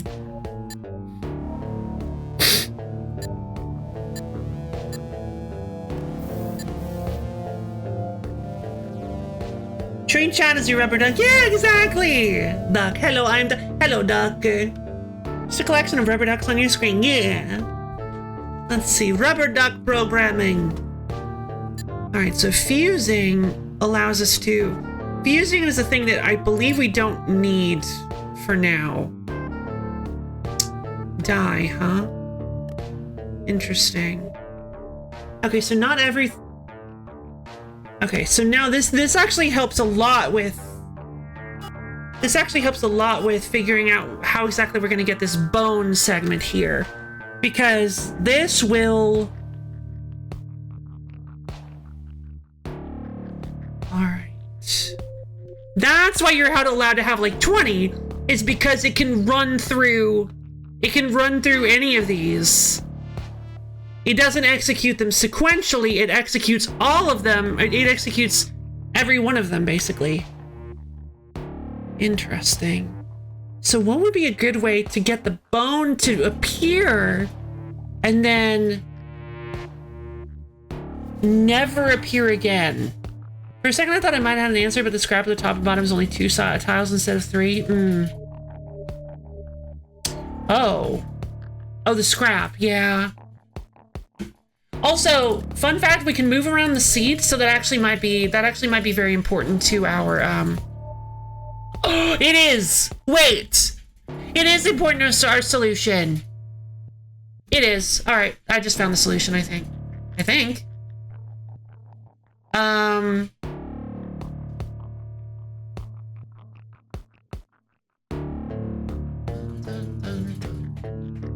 think I've got it. Let's see. Let's make it so every... I'm beginning to believe. I am. So we need...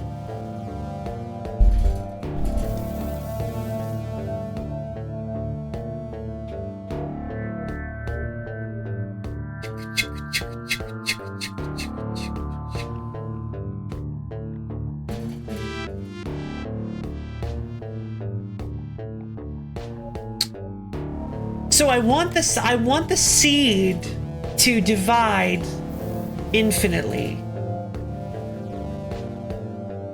Then if it has a seed to the right of it, okay, I want the seed to divide to the right infinitely.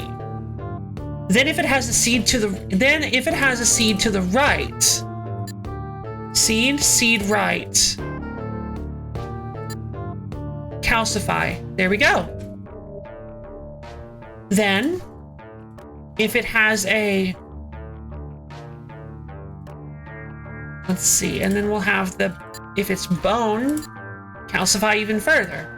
Then, if it's a seed with calcified bone to the left, turn into a little flesh globule. And then all flesh globules will turn into meat. Then we have all meat go divide up, all meat divide down, and all meat divide to the left. Easy! I don't have enough. Oh, I don't have enough. Oh, I don't have enough time. I don't have enough time to execute that.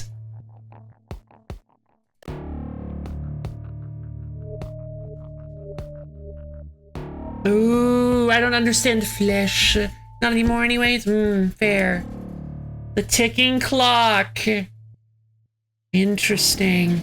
Oh, brutal.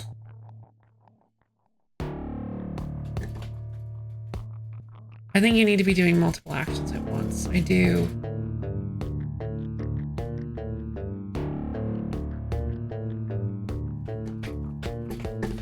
Yeah, hold on. I just realized. Flesh. Well, the bone is calcifying, spread the meat. Yeah, good idea.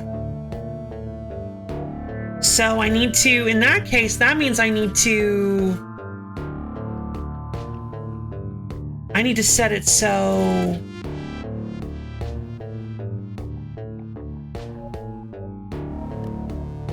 it reads that bone for, okay, almost, we've almost got it. So that's one extra turn.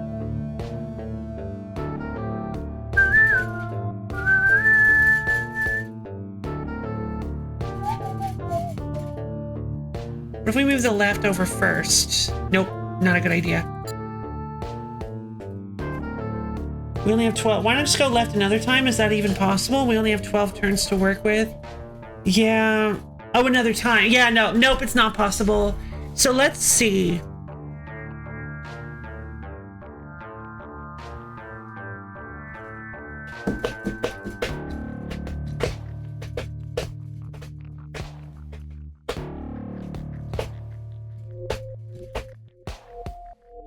What if...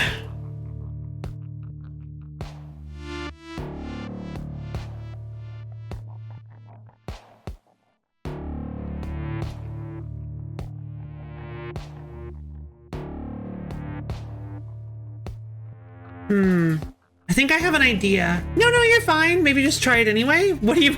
I mean, I'd love to try it.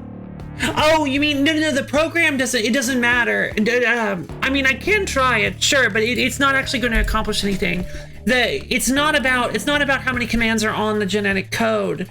It's about how they're placed. You don't want to put duplicates of a command in the genetic code. It doesn't do anything. Because what it's doing is it's using this as basically an if-then statement. It's basically this genetic code here is basically just one massive if-then statement. If seed, then seed to the left. Else, if seed has seed to the right, then seed calcifies. If bone, then calcify further. If seed with bone to the left, then flesh a globule. If flesh globule, meat globule. Meatificate. Each turn, every cell looks at every command at once and does the first available one. Exactly. So yeah, it basically each single cell of the puzzle says, all right, look at me, I'm a seed. So let's find the first thing that says single solitary seed, or something that matches my requirements, and let's applicate it to.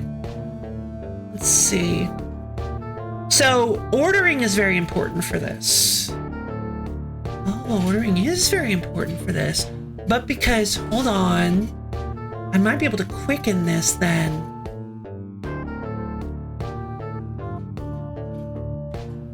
What if I could possibly put the bone bit first? Doesn't seem to change anything with our current setup. Let me think.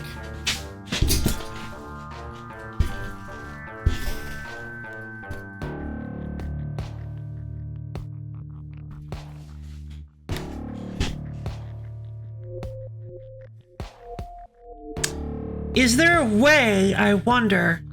Oh, I think I have the answer. Okay. I actually might have a better answer than this. Answer is 42.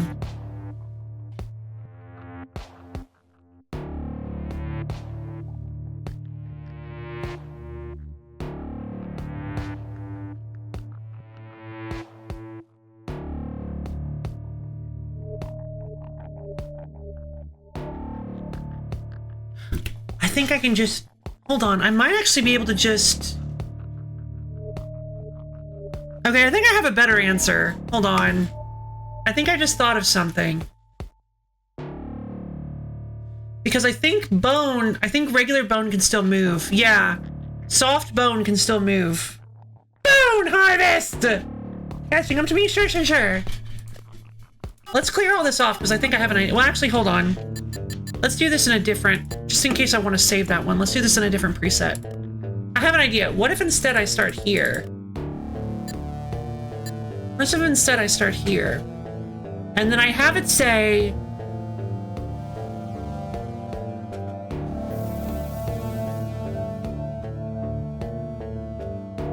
If a seed has a seed to the right, turn it into bone. No. Turn it into soft bone. Then we have the seed spread to the left. Sorry. What?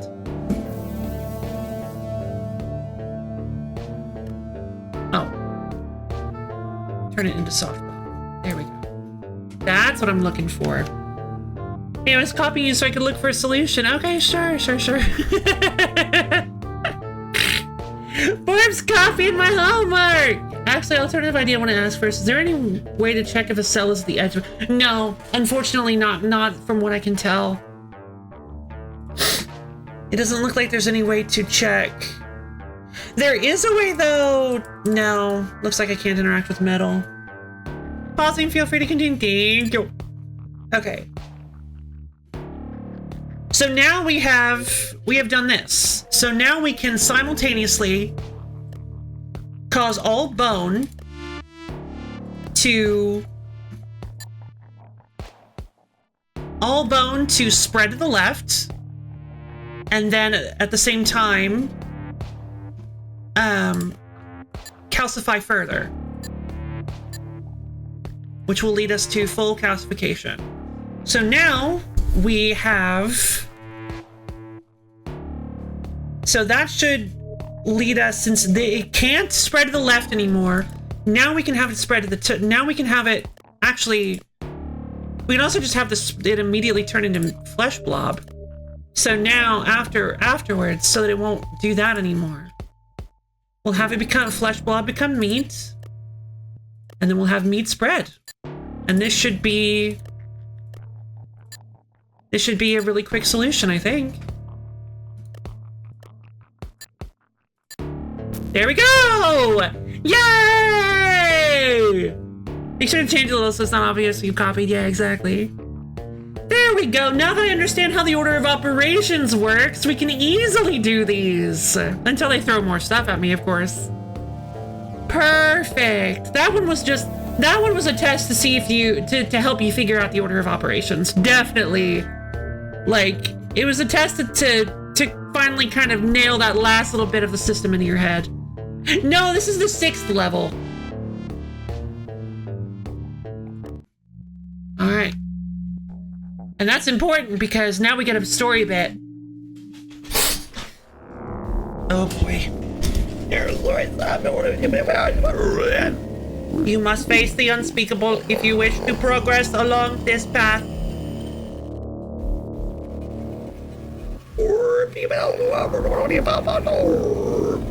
You must work the forbidden art if you wish to progress along this path.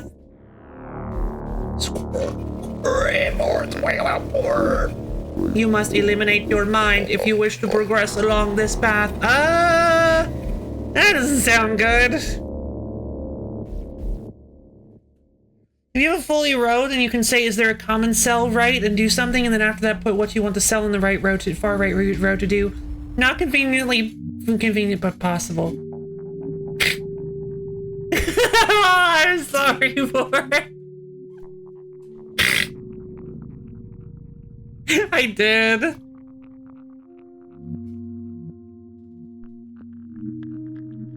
I just came up with a different solution.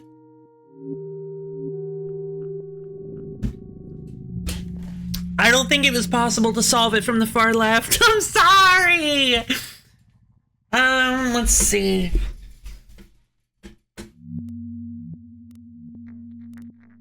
Yeah, because as you can see, it gets progressively more difficult.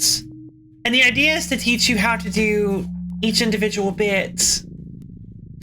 This one was basically just to teach you the basics. This one was to teach you an important thing about ordering so that you didn't accidentally cause these lines to go down, to have them actually separate. You wanted them to go all the way down first and then separate. Also, I don't think it's possible to have them separate first. No, it is! If you do wait. Oh.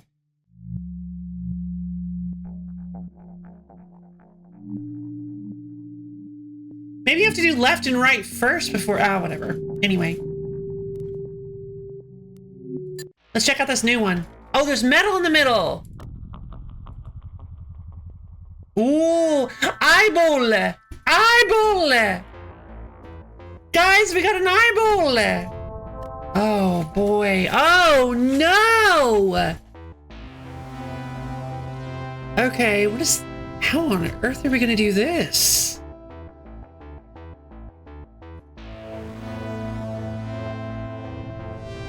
Let's see. In that case...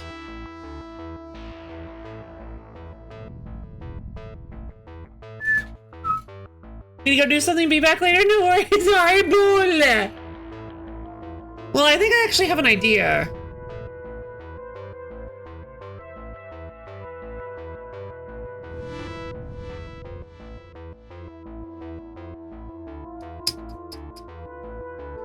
What if...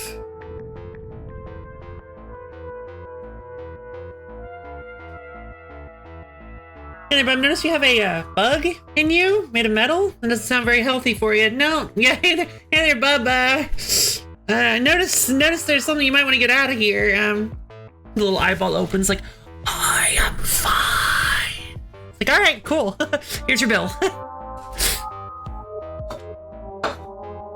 Let's see. We're going to bed here. No worries, Misha. Have a nice night. Maybe we'll see you tomorrow for some monster tainment action. Dragon Quest monsters. An idea too. The problem is my idea is completely unrelated to... that makes sense. To be fair, we did do like a whole long puzzle. I think we should call this one. Let's take a break on Flesh. Monster Hunter yeah, I know. Because Monster Hunter, it's very similar to Monster. It reminds me a lot of Monster Hunter stories, and so I kind of end up calling it Monster Hunter. I'm sorry. We got some quality flesh in. We did. And we're going back. We're going back to it later. I don't plan on just dropping it completely, but now we need to go do the best part of the entire gym. Steed Force Hobby Studio.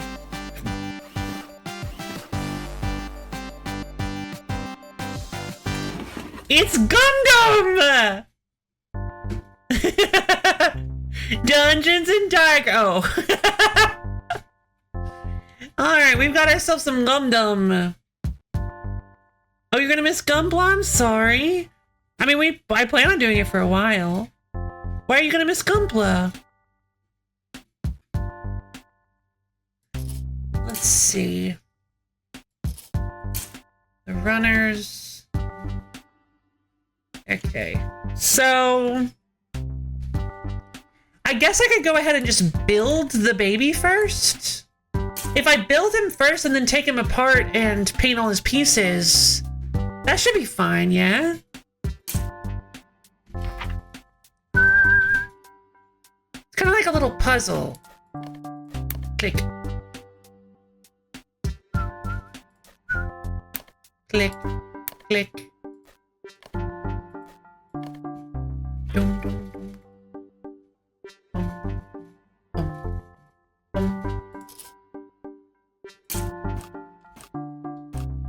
Snip, snip. And then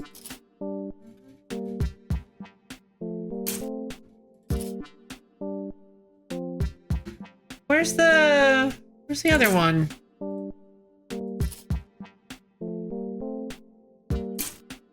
ABC? Where's the...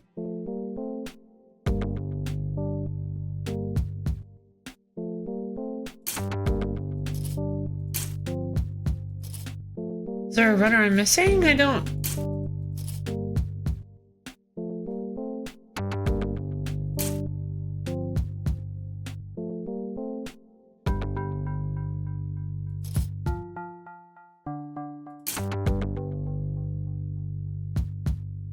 Oh, no, I have that bit right here. Oh, I'm so silly.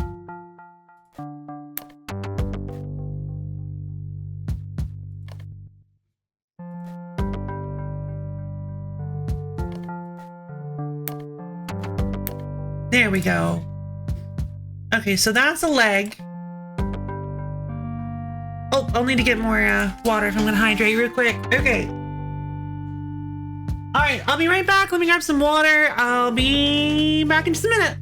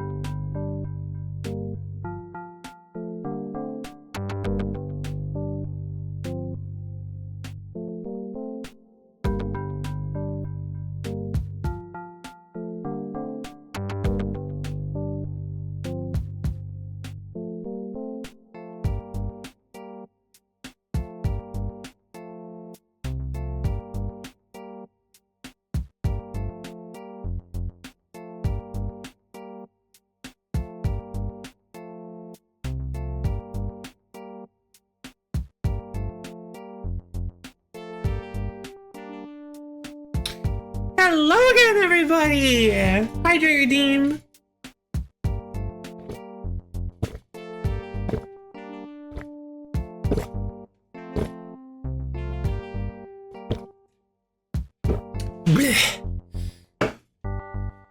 Okay. Let's see.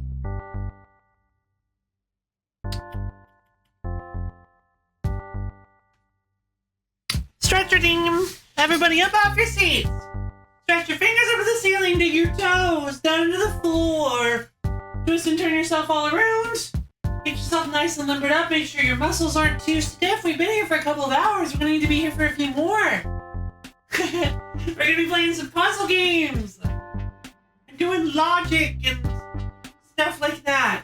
So as soon as you're ready, go ahead and slowly bend down and touch your toes. Really feel those calves and hamstrings opening up. So yeah, I think possibly the best idea we could do, I think the best way we can handle this is to get the like main pieces of the mech built first. Like get all the pieces segmented off so we know where everything is. And then we sort of disassemble each individual piece and paint those. I think that's probably a better idea. Instead of like fumbling through painting some pieces, fumbling for other ones, painting those. Because having all the runners here on the side is kind of getting in the way. So let's make the whole thing kind of. And then put it, and then pull it apart, paint it, and put it back together. Click. Click. That's not looking bad. I like that. Click. Click. Oh wait, no, we were gonna do a more red and green approach, weren't we? So I don't like that gray with the like everything else. Ugh. The more I look at it, the more I don't like it, so we're gonna fix it. Not to worry, we're gonna fix it. So those are the feet. Let's do the legs now. I think those are on runner C. No, these are the arms. These are the legs.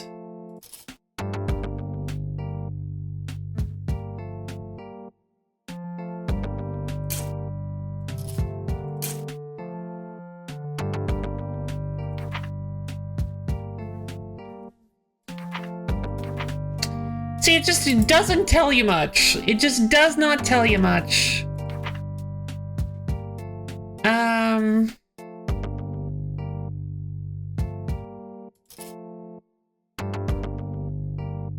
Luckily, I have the perfect stretch exercise. The bin of unsorted clear laundry that I need to lean down and put away. Sounds wonderful. Okay, so these do... I think these are the legs. Hold on. Snip, snip, snip, snip, snip.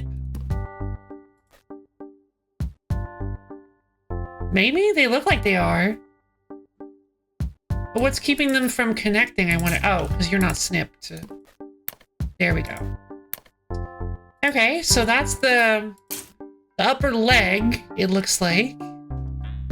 Do these just connect to the... Ah! Okay. They do. Cool! Look at this, this is so neat! God, Gunpla is awesome. The different trays are labeled? They are. They are.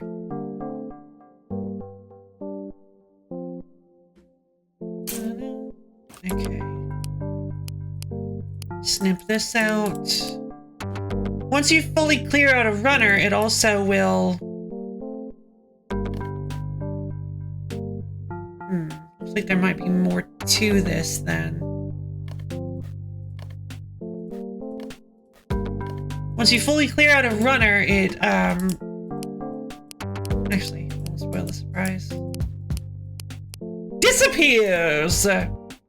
Oh, hold on. What are these? These, like, wrist guard bits? Doesn't look like it. Oh, they're glove bits.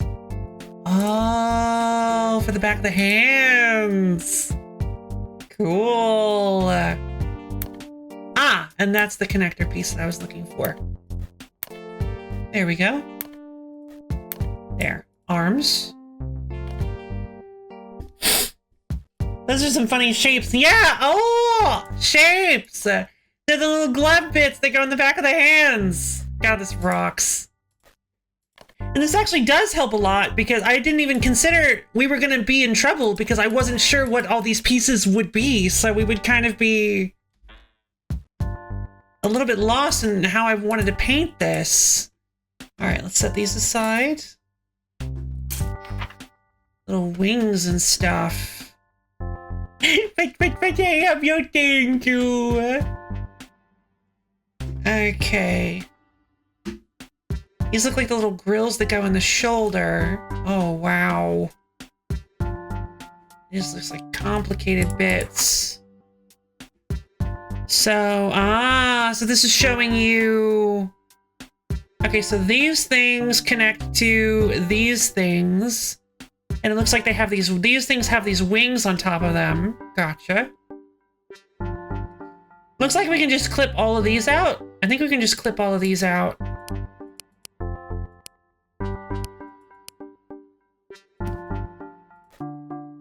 Oh! Cool. Cool. I wonder what these are. They're little tiny pieces. Oh, are these like little antennas, perhaps? No way. Oh, hold on. Wait a minute. I'm gonna forget about these. Oh, okay.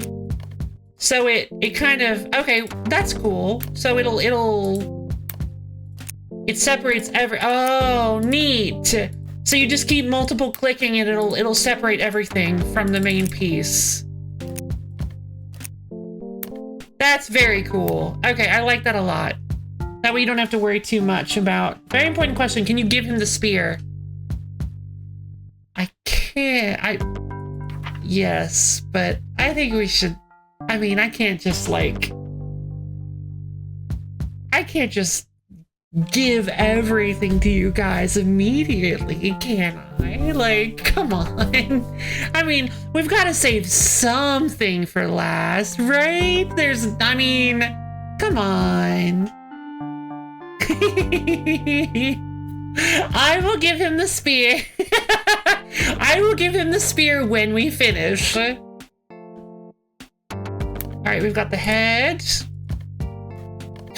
I don't want to put all the pieces. I thought I could trust. You can trust me. I want to put all the... This is a Lifetime game. It is. It is. I want to put all the pieces together I want to get all the major pieces put together so that we know how to paint them and what they're going to look like. And then I will put everything together when the final product is ready. And then I will give him the spear. Let's see.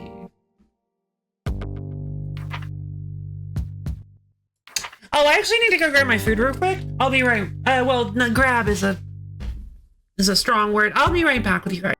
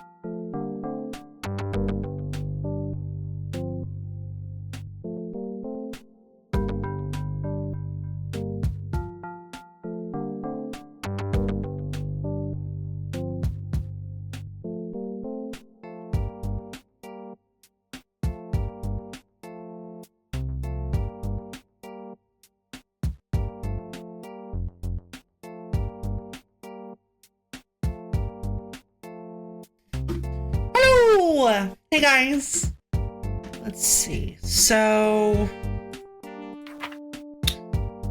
it looks like we'll take, let's try taking off this wing and see what happens. We can clip that there. And then it looks like we have to, We don't have the upper arm connected yet. In that case, it kind of looks like the upper arm is going to connect more directly to the shoulder. So let's actually have the... Let's actually do that. What are these wing bits connected to, I wonder?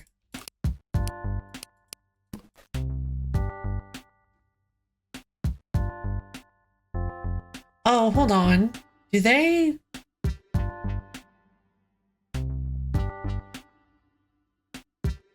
They connect to these? Yep.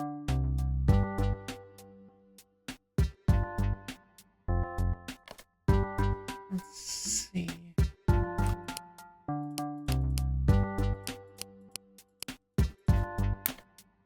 And that looks like the... And that's this piece. There we go. We clip that in. Oh! It's got a little ball joint thing. So we can just... Okay. We can connect these to the arms then. And then we can just ball joint the arms in. Ah! Ah! Okay, there we go.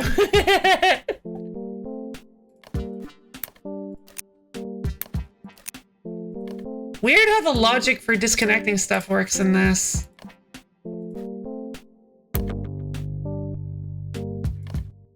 Alright, so we've got the arms. Now we can grab this bit. I think we can just connect that. There we go. There we go. Now we can connect the shoulder piece. And we can connect the little grate bit.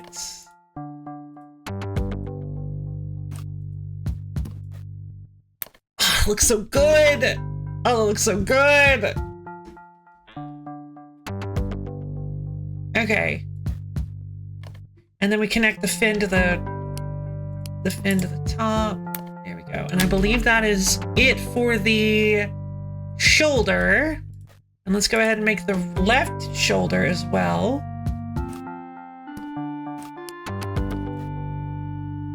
Clip. Let's go ahead and clip all this out. We're going to need all this anyway. So we're going to clip all these out. Not sure what these are for yet. I think these are for the lower body. Looks like they might be. Yeah. Yeah, these are for the torso and lower body. Okay, we'll set those aside for now. We can go ahead and... Whoops. Well, that's not what I meant to do, but that's fine. Clip. Clip. Clip. Clip. Yay! Clipping! I love clipping stuff together! How many? 4, I believe. I believe there are 4 figures to make. Expando, have you seen me paint these yet? Actually?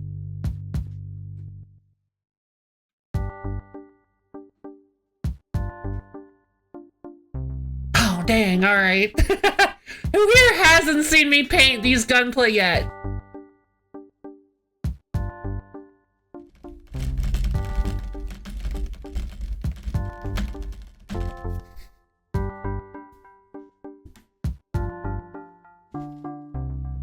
Okay, I'll take that as a nobody.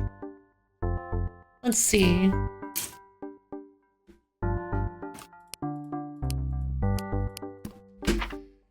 Okay, I can't quite tell what the...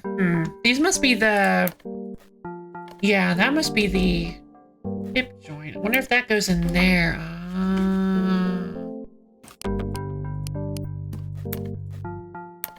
Yeah, there we go.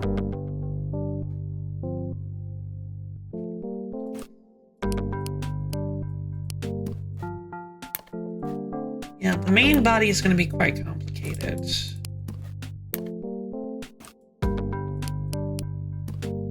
Where do these little fins go? I don't see a place where they would.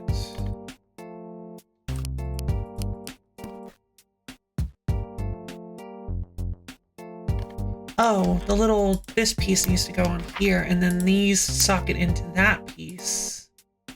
There we go.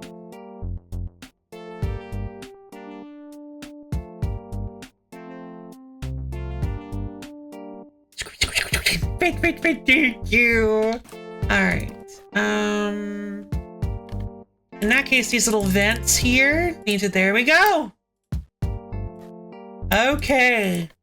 Just about finished. These little vents here need to clip onto the little lat area. Okay.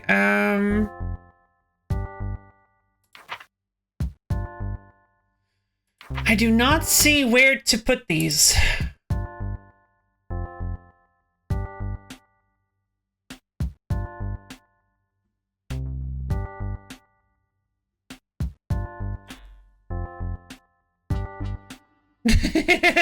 This is how you build Gunpla, right? Alright, where you go? Where do you go?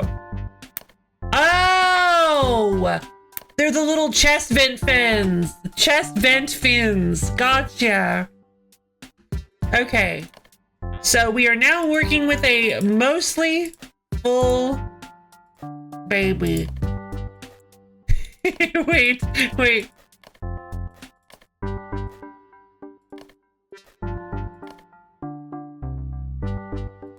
Now with all 8 pieces in my hand, I will summon the unstoppable Exodia!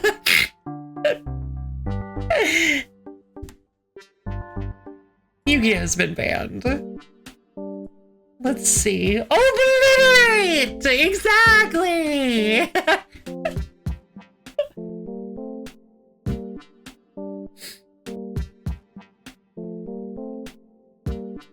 Fantastic. Hey Borb, hello. Trying to listen on audio only. No worries at all. Hello, hi, hello. So I'm basically just kind of messing around with pieces. So now we have the boy. I don't want to connect everything yet. So we're gonna kind of set everything off to the side. And then we're going to just paint a little, I think. I think we can go ahead and I think we can probably take a break from Gunpla now that I've got the boy effectively built. My deck master is that one monster that was just a suit of power armor. Yes! Yes! Oh my god! Somebody actually made like a version for Wygo Pro, an old program that used to be good but now stinks, if I remember correctly. Hello, Viral. Hi. Hi, hello. How many hellos can love do? Can a loaf do? Loaf can do 40 few hellos. Hello, hi. Hi, hello. I think we're gonna take a quick break from Gunpla then to go check on some other things that we can do. Let's go check out. Oh, I didn't mean to delete it. I just wanted to minimize it. Yeah, there's so many cool dudes we can do. We got Pascal Space type OP. We got a Lock Surface type OP, and of course the Occam prototype. And we can even build another one if we want. And we got the Pascal Capital Patrol type, which is definitely a mass-produced. D&D? I think we're gonna do D&D. That's what my plan was. Alright, everybody, let's do some D&D. Dungeons and Diagrams. Alright. Now, no backseating! I'm gonna be assertive. Look at me go! Look at me be all assertive. I'm exerting my control! Correct solution. You triggered my trip card! You're right, I haven't done any Chip Wizard at all yet. I'm a little intimidated by Chip Wizard, I'm not gonna lie. We can check out some Chip Wizard after Dungeons and Diagrams. Alright, so I want to try to figure this out. I think a lot of the I got a little frustrated last week, but I know that I can just zen myself a little bit. I can calm down and I can figure this out. So I know what the rules are. In fact, I think what I'm going to do is I think I'm just going to start over. Because I need to start fresh and clean. Oh, why are you getting all upset up, yo? Why are you getting all angry? Let's see. Alright, so we'll take a quick look. We know me. Oh yeah, I'm pretty angry. Everybody gotta listen to me. I gotta start simple and clean. It's the way that you're making me feel tonight. Let's see. We've got the Lich King. The coronation of the Lich. So we'll go over the rules yet again. In this brave adventure, in this game you must use logic to complete the dungeon map by placing walls in the correct spaces. The number next to each row indicates how many walls it contains. Left click to place walls. Every empty space in a map is a part of either a treasure room or a hallway. Right click to mark empty spaces. Treasure rooms are always 3x3 with a single entrance and a single chest. The chest can be in any of the spaces. This is the Lich King in Bakura. Yes, actually. Well, no, I don't know if he uses any Lich Kings. I mean, he uses Dark Ruler Hades, but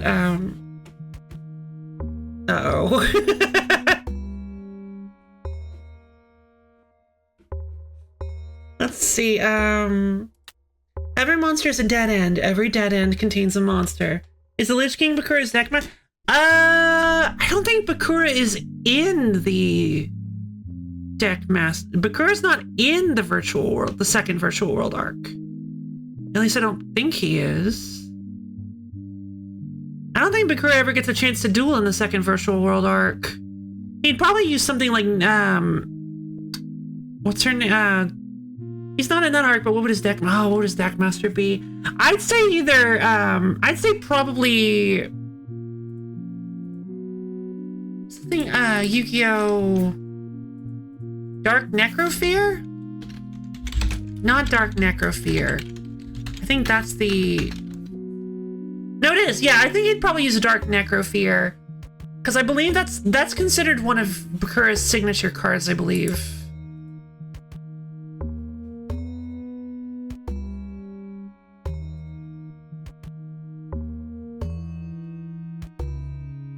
Earl of Demise makes sense too. True. Earl of Demise does make sense. Oh no, we're talking about Yu-Gi-Oh! Alright, every monster is in a dead end. Every dead end contains a monster. All empty spaces connect into a single contiguous shape. Diagonal spaces are never considered to be adjacent. Okay. Hallways are always one space wide. Outside of treasure rooms, there will never be a 2x2 block of empty spaces. Place all walls correctly to solve the puzzle and unlock more. Okay. Yu-Gi-Oh! Has been banned! Ex-Bando! You have been warned! You have been warned, Ex-Bando! Yu-Gi-Oh! Has been banned! Let's see, I actually have to go grab my food real quick. This time I am grabbing it, so I'll be back in just a minute, you guys.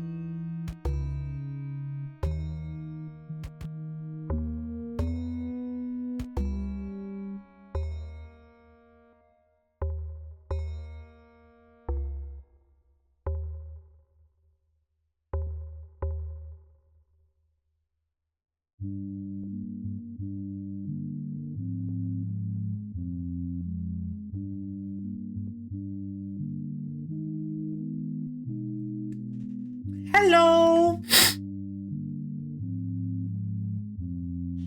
Weird. Did you?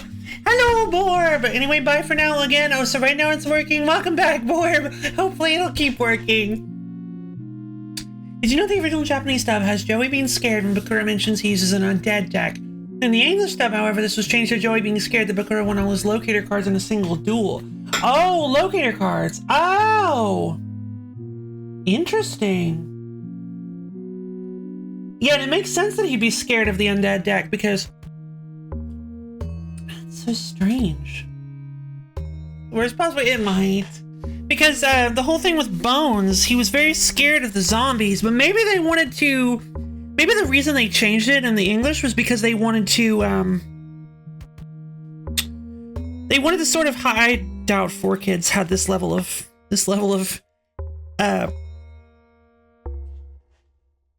not forethought, but like retro thought. I doubt 4Kids put this much thought into it, but it's possible that they wanted to highlight his triumph over Bones in his zombie deck, because Joey was really scared of Bones zombies, but then in Duelist Kingdom, but thanks to to Shield and Sword, he managed to get through it. That was a really boring duel, by the way. I remember it being way more interesting. You're saying 4Kids didn't have forethought? Exactly. I remember it being super cool because Pumpkin, the King of Ghosts, makes an appearance. But, no, it was just really boring. Nothing really happened. No, it was very sad. Basically, the whole fight was just Joey, panicking about the zombies, keeping coming back, and then like, oh wait, I can do this, and then playing Shield and Sword and killing them all. I think 4Kids wanted to avoid talking about deck types. If they did, they'd have to acknowledge that Joey uses a gamble deck, and we can't have gambling in a 4Kid. True, in a kid show. True. That's a good point. Yeah, I guess they never really... Well, no, because I feel like... Did they never talk about deck types? Like Esperoba... They just mentioned Esperoba being a psychic, and Weevil loving insects, and Rex loving dinosaurs.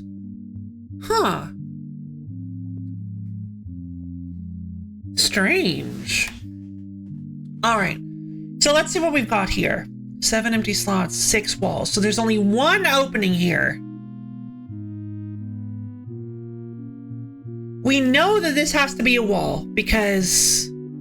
Well, I say that. Okay, hold on. I don't want to make too many assumptions. When we see a 6, we know that there's only 1 empty space on that. Wait, no, there's 8 empty space. Okay, so 2. No, yeah, because one of them is being filled in by the monster. Were you able to, I was not able to solve it. I'm going to prove myself. I'm going to prove myself. I am going to redeem myself today. I'm going to figure it out. I know I can do this. So the treasure cannot be in the same room as the monster. So we know there has to be a wall here.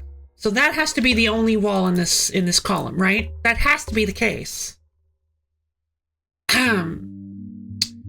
Now,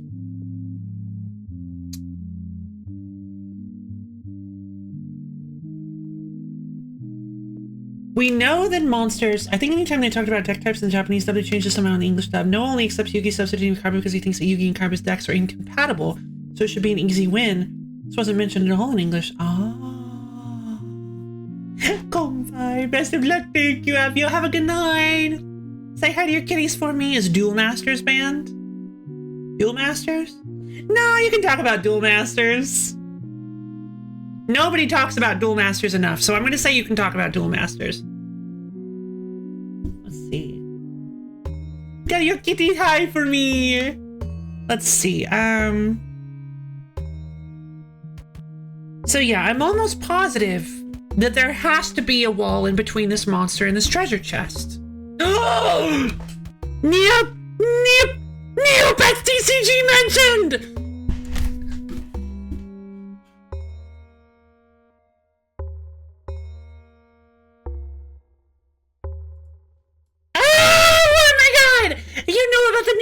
Do you know about the Neopets TCG? I love the Neopets TCG! It's so cool! I love the Neopets TCG! Wah! I got so excited I broke reality! I loved Neopets TCG mentioned.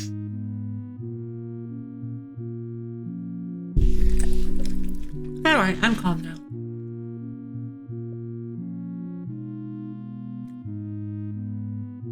Oh, jeez. Hello, SCP, it's happening again. No, wait, no, you don't have to call them. Don't call them.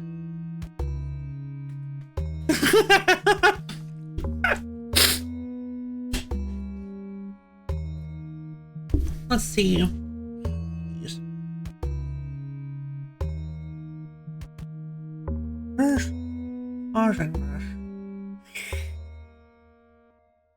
I remember showing you my new. Yeah, you should. I actually have some.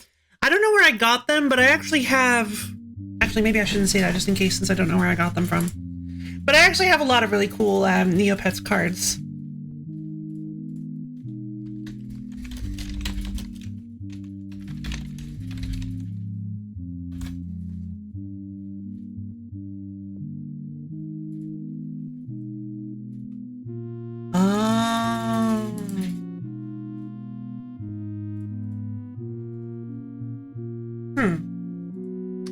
Alright, anyway, okay, so I'm pretty sure because chests cannot be adjacent to, monsters.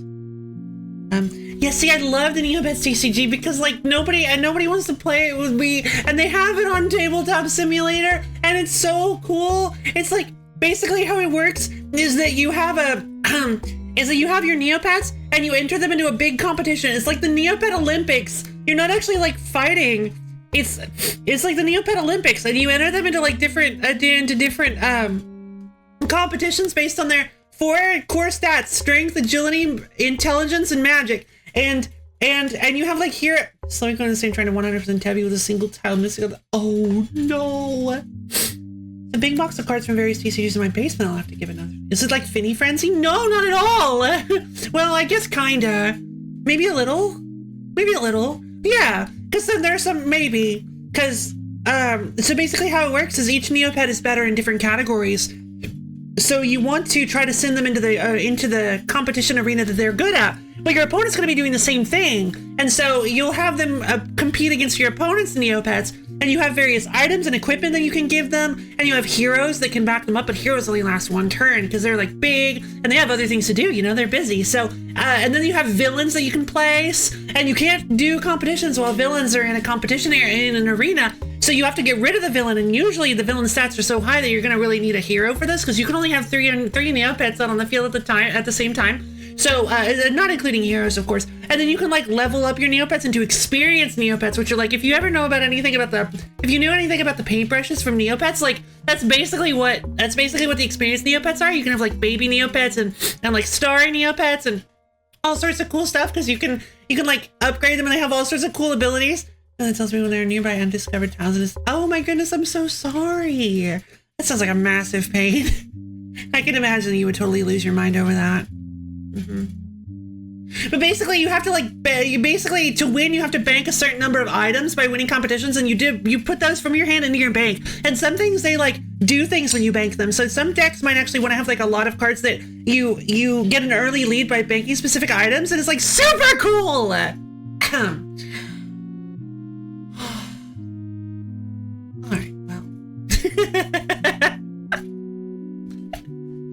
I think I got my lo-fi lady fueled rant over with. I like the Neopets TCG. I just have never. I think I played it one time with Brof. I think I played it one time with Brof. We played like a digital version of it, and that was several years ago. I got low-fi. You did! Oh, you did, yeah. Oh, you mean clipped or? Yeah, you got low. You slide dog, you got me info dumping. Also, you really feel better. I like it. It's a good game. No, I say it's a good game. In actuality, it might be extremely unbalanced and difficult to play. But, I remember it being pretty cool, and all the cards are really cool. And I'll be honest, there doesn't really seem to be any power creep to speak of, from what I've seen. I looked through all the cards, and, the last expansion seems to be just as balanced as the previous. Seems to be, didn't clip it, sorry, but I'll have to, oh, no, you're fine, you're fine. It was also super long. I don't think you can fit the whole thing in a single clip. But like, if I remember, I checked all of the packs seem to be fairly similar in power level. So they have all sorts of like different mechanics and interactions and stuff, but I don't think they ever actually like really went off the deep end with the power level. And they have like, I think there were like 8 or 9 different sets for the game. Maybe it was a little more than that. I don't remember. But yeah, I don't think it ever lasted for super duper long, but I really liked the game. I really liked the concept of the game. It's very, all the cards are so super duper cute. And like I said, wait, did I ever say this? I loved Neopets growing up. I played loads of Neopets. I loved discovering all the new things you can find. I loved the, there was like a gambling thing you could do on the, you could gamble Neopoints. You can gamble Neopoints, which is the currency, on these like fights, I think, in the island. There's like an island area and you can like gamble and they give you the odds of the fighting. And I was like, oh, okay. So it looks like, did you have the Darkest Fairy? I did not have either of those, actually. I didn't really know those existed, and I heard Darkest Fairy was extremely BS against NPCs a lot. BS. I heard the Darkest Fairy was... I've watched a couple of videos involving the Darkest Fairy, and I've heard lots of opinions on the Darkest Fairy, and apparently it's a very... What do you mean? I remember playing again. Well, I know that's the common use for it, but what do you mean against NPCs?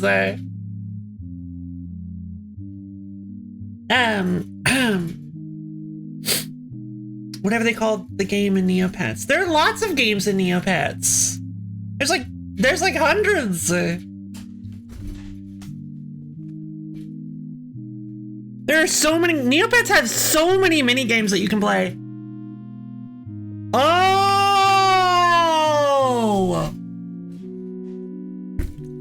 Card game called BBS and Neopets. Yeah! Okay. Yeah. I know what you're talking about, I think.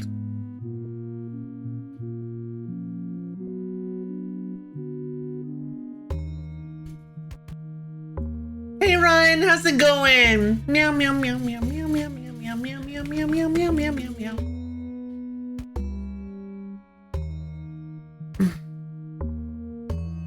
Sure, this will calm down after a while. It's really bothering me. Okay. I lost my copy of Pet Adventures while on vacation one time. It probably wasn't very... It might have been good. It might have been good. And hey, to be fair, I've never played Darkest Fairy, so I don't know if it's really that boring. I have seen a playthrough of it it apparently has a lot of really, really tedious backtracking and running around doing not much of anything while you're just trying to get from place to place. It probably could have... Now, sometimes not having fast travel can really benefit a game in terms of like just being able to soak up the scenery, but I feel like that needs to be used carefully, because if you cause your player to backtrack and run around too much, it can start to wear a little thin. Yu-Gi-Oh has been banned, but not Neopets. Streamer is confirmed to be biased. I am. But good to hear, Ryan. Good to hear. Glad to see you. We're just doing some, we're just basically playing this super cool virtual console, fake virtual machine, not virtual console. This fake virtual machine called a Sawayama computer. It's got all sorts of old games and stuff on it. Super duper. Well, again, fake old games. It's a really cool concept for a game. I like it a lot. What? Yeah, it's super fun. Pet Pet Adventures might have been fine. I've never heard anything about Pet Pet Adventures, so it might be fine. I could probably look into, you know what? Let's put it on the retro wheel. What is it for?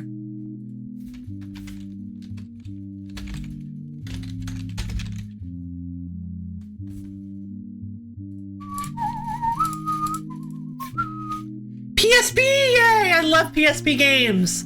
I love playing PSP games on stream. All right, so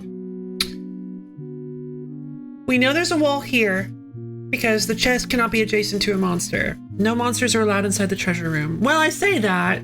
Yeah, they're empty tiles. It's a 3x3 square of empty tiles. I think I've got some parts of the solution. I figured. I think you solved like the whole thing previously, but I don't want any help because this one definitely I want to prove that I can do by myself.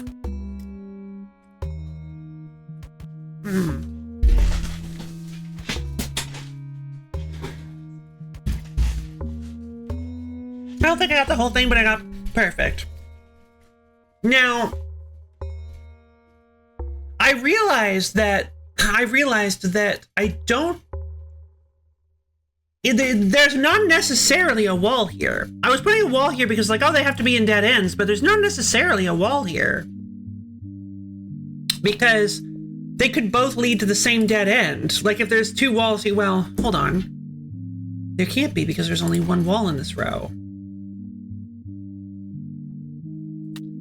A wall here. But then again, yes, a wall would have to be here. So I think solution is redacted. So I think that actually does mean that a wall has to be here and a wall can't be here.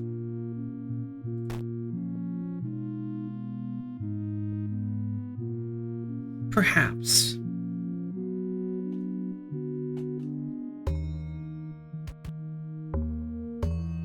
Okay. Makes sense to me. Yeah. I can't think of any reason why that would be wrong. Because I feel like the only way for them to both be in a, like I said, I feel like the only way for them to both be in a dead end is for it to be laid out like this, which is literally impossible thanks to the number one being here. So the chest is probably in... The chest is probably in this 9x9 area. Maybe. Maybe. It's not guaranteed, but it's maybe.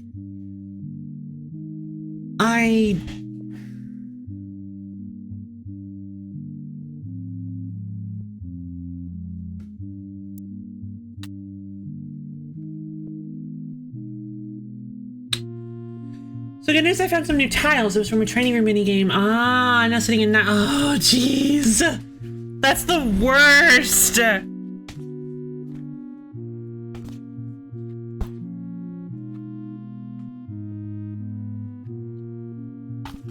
Let's see.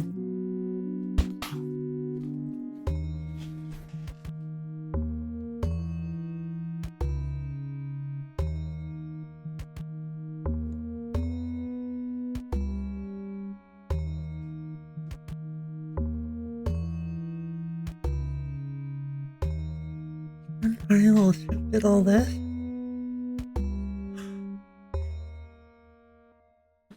Okay. Most long. Yeah, please don't. Worst part is I can look at every. Worst part is I can look at every area in the game and they all say 100%. It's only the game math is. What? What does that mean? Wait, that doesn't make any sense. That's weird. I don't like that. Okay. So, we know that these spots are open. And I believe what that means is... That's what I was thinking, you're missing an entire area. I believe what that means is that these spots around them need to be closed off. Because you can only have one entrance into a... You can only have one entrance into a dungeon. Or into a... Oh no, into a monster. You can only have one entrance into a monster. They're dead ends, so they have to be closed off. They have to be a contiguous shape with no dead ends, so that also, theoretically, has to be a wall, yes? So what if...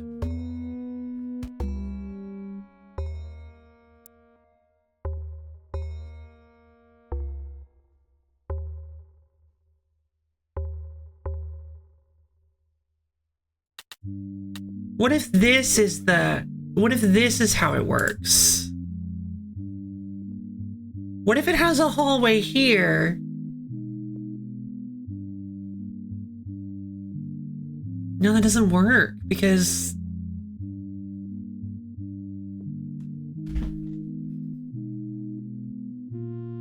The chest has to be in a 3x3 area. Although...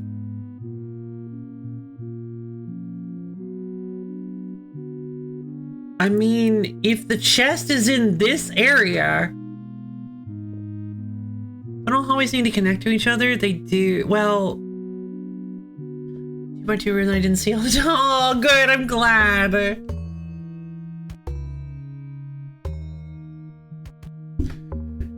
Oh, wait, they do, but I think can't we have them connect through... Well, I think they do, but can't...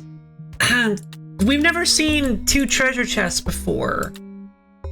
All empty spaces connect into a single contiguous shape. I don't think the hallways themselves need to connect. But this doesn't work because then this would... Even if this was the hallway, it would connect to the treasure room, so...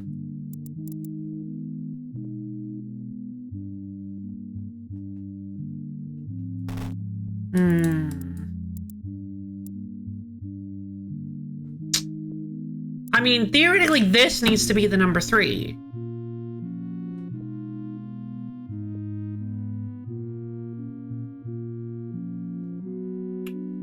So how do we connect this then? Could it be here? That would mean that this wall, there's a wall here. This would make sense for the 3x3 area of the chest. And then these could be walls as well. This could be the wall connecting into... Oh my god, I'm so sorry, Boomer. This could be the entrance into the treasure room. That could be the wall. And that could be the... That's all the walls there. That makes sense. And I believe, yeah, there can only be one. Okay. And then this would have to be the connect. That would be the wall. I'll make all of those. This one. There's an opening for the boy. And then that would have to be a wall. That would have to be a wall. That would have to be a wall. Yay! Oh my god, I did it! I solved it! Yay! Oh my god, the beast has been slain! Oh, I can't believe it. Whew. Thank you, Boomer. Congrats, thank you, Expando.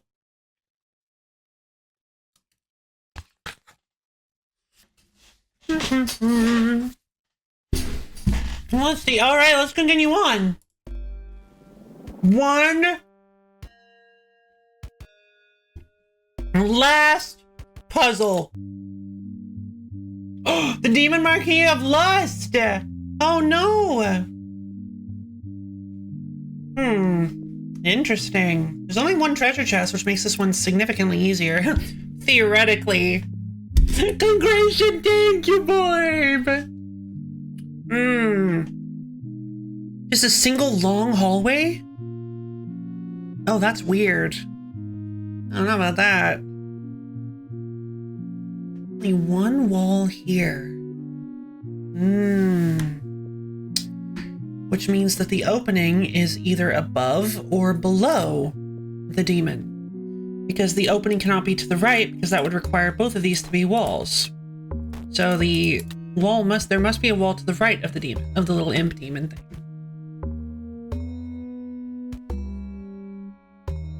I think I found the last album and I'm remembering a trade ring. Oh.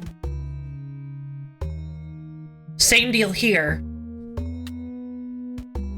The opening has to be on either side horizontally of this little imp demon man.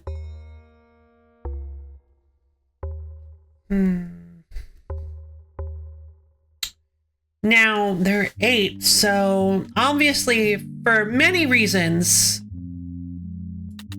these walls have to be connected, because these walls have to be here. Because we know that there's empty space here, so the chest cannot be in, like, this area. So these walls have to be closed off, right? At the very least, we know this wall is closed off. I don't know if these walls are definitely closed off, because there are 2 openings. The 2 openings could actually be here. No, probably not.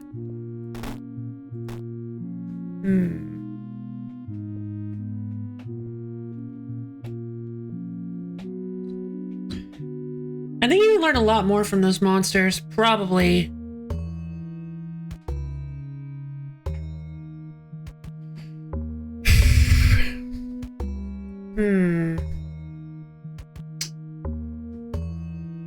Especially this big guy here, the Marquis.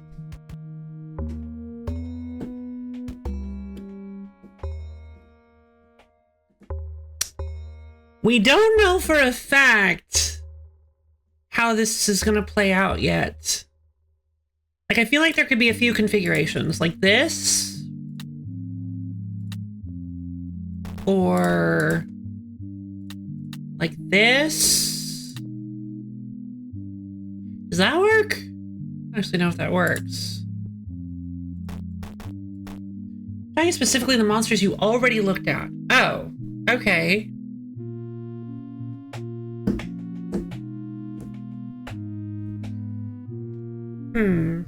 Well, the thing is, if the opening was here, then we would need these blocks blocked off here. Which, I mean, there's no reason why that can't be the case, right? Because it could very well be, oh, but then that would require this to be the case. And we can't put any more walls here. So there would have to be some dead ends. There would have to be a lot of dead ends because there's not enough. Ah.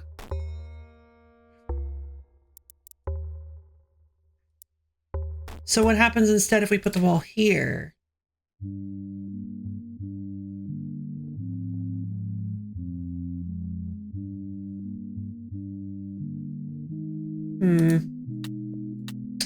We could put some walls here and have...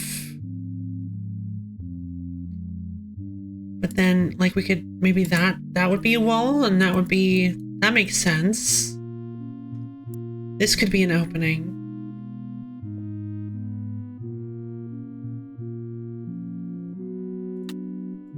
Too many. So it would have to be like this. Which would mean this is probably a wall as well. Which means this has to be open. This has to be a wall.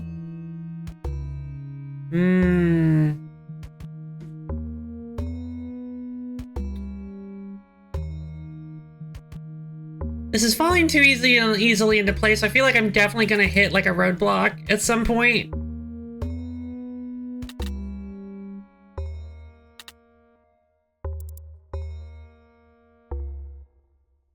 Yeah, because this doesn't make any sense at all. Oh, yes it does. And this would be the treasure room. And then this would be the... Oh my god.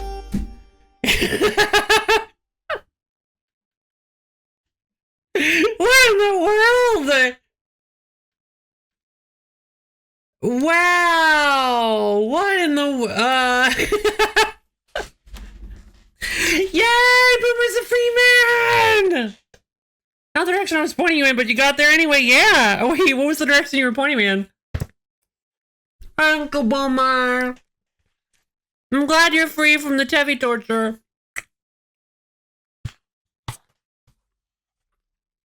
One, two, three, hoppa. Hey, Hazel! Hello, Gordon.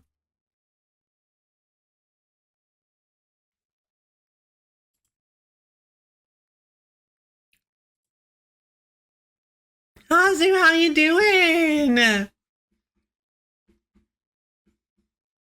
Cause I remember, I've seen your, well, it tells you when, it tells you by right next to it for me at least.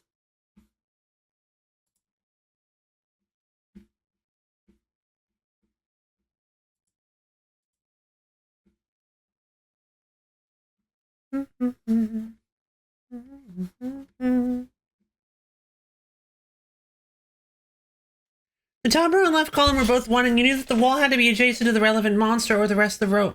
Hold on. Yes, that's Hazukitty in parentheses. Sorry, Hazu.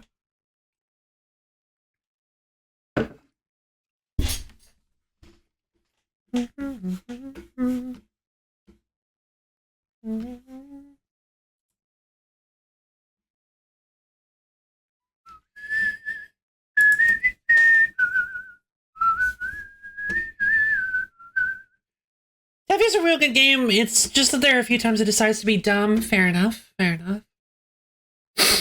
Let's see. And 1, 2, 3, hop. Let's see. The top row and left column were both 1, and you knew that the wall had to be adjacent to the relevant monster, so the rest in the row and column was clear.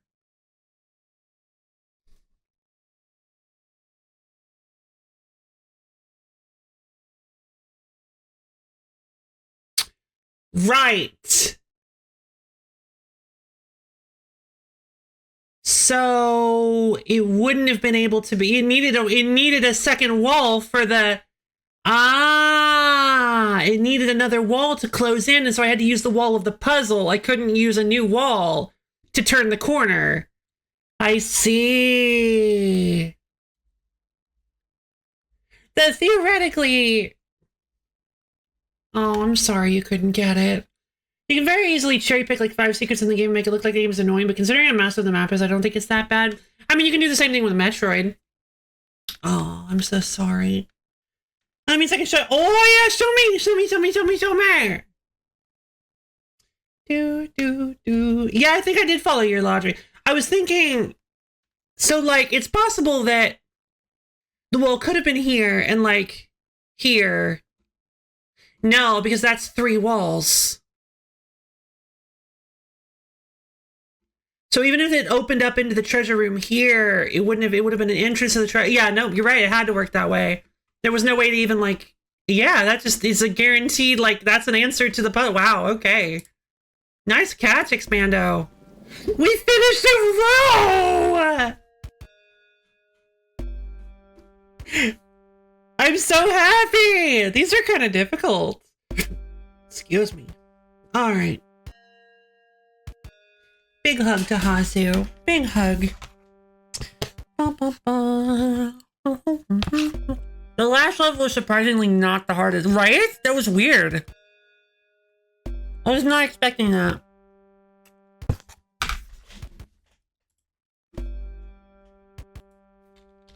Give me just 1 second.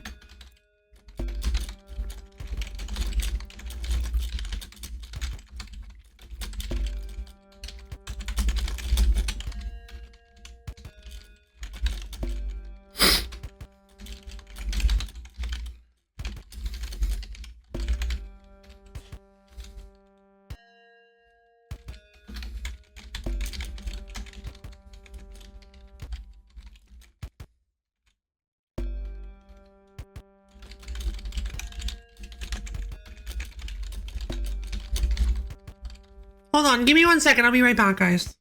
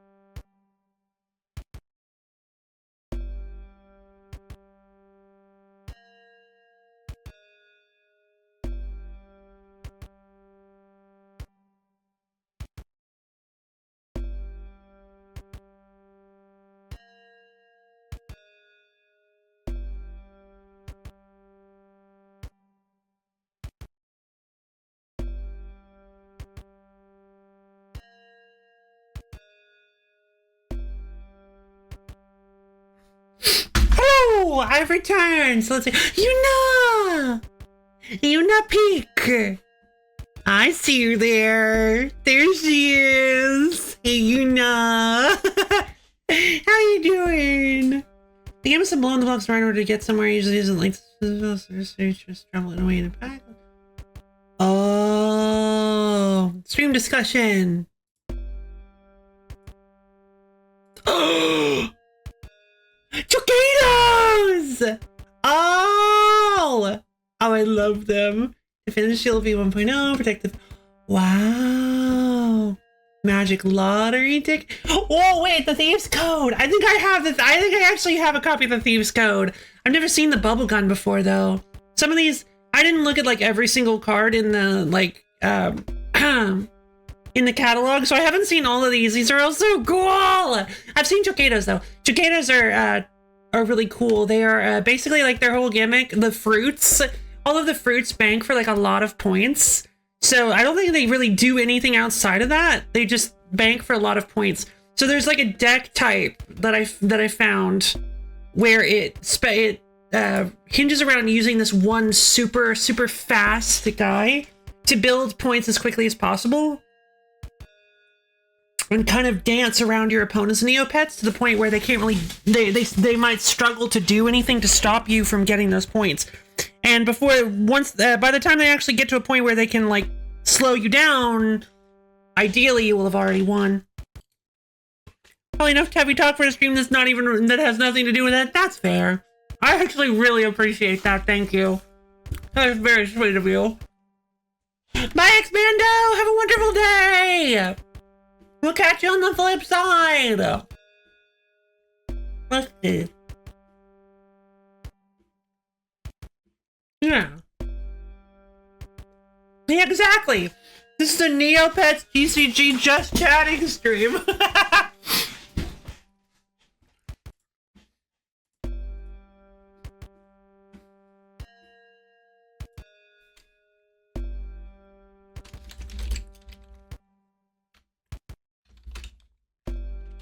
Let's see.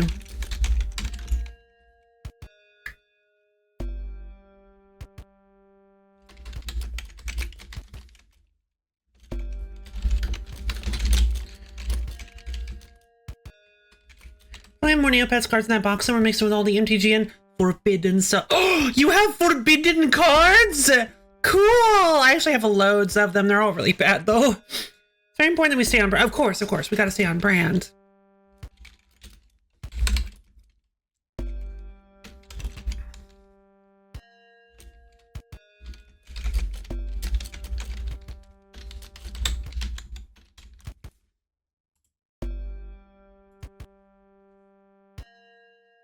Let's see. Oh, right. Islands of Insight. Okay. Back to the game. Okay, so I kind of want to do... I have not touched Chip Wizard at all. Yeah, I don't want to violate the ban on Yu-Gi-Oh! Wait. Oh, no. Oh, no. Board, what have you done? Yu-Gi-Oh! Is banned. You can't say that word. It's illegal. It is illegal to talk about Yu-Gi-Oh! How could you?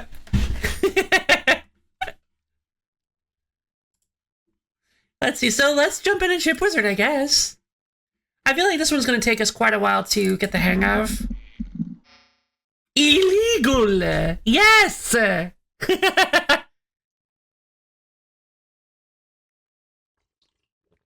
Let's embrace Yu-Gi-Oh! No!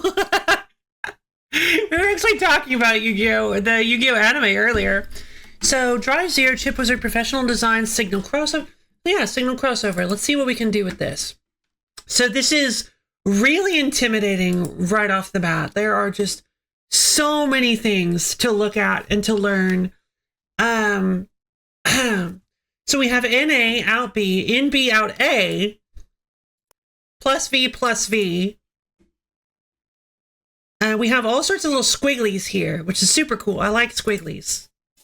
I like squigglies a lot. Now, I'm not quite sure what that was all about, but... So let's look at the instruction manual. Okay, so chipboard interface overview. We're learning a new software today, you guys. Hope you're excited.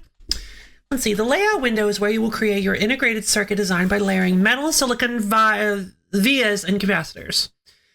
The specification window describes what you must create. It includes a list of inputs which enter your circuit and a list of outputs which your circuit must generate. Our inputs are in A and in B. Our outputs are out B and out A. Connect in A to out A and in B to out B. Use N-type silicon which sits below the metal layer to pass one signal under the other. Okay. I see. So this is sort of like a 3D space connector thing where kind of like with our wires in the food game, they can't just cross willy-nilly. We actually have to pass our currents around, up and over and under and stuff, it looks like. The simulator window shows the inputs and outputs and how they change over time. It also includes playback controls that allow you to verify your circuit. Let's see. New in ChipWizard Professional 3.0, the visualizer window makes it easy to see how the layers of your design connect with a 3D rendered view of your circuit. Okay. When I know this is the only one of the flexible solution games with no exporting option. Shame. Design elements. Ooh, look at all the cute, pretty colors! Silicon layer. There are two types of silicon, N-type and P-type. By layering one over the other, you can create a transistor, the basic building block of integrated circuits. I don't know anything about circuitry. The metal layer sits above the silicon layer and is used to route signals between and around transistors. You'll need to use both layers to build your circuits. Vias are small vertical wires that connect the silicon layer to the metal layer. With a via in place, signals will flow freely between the two layers.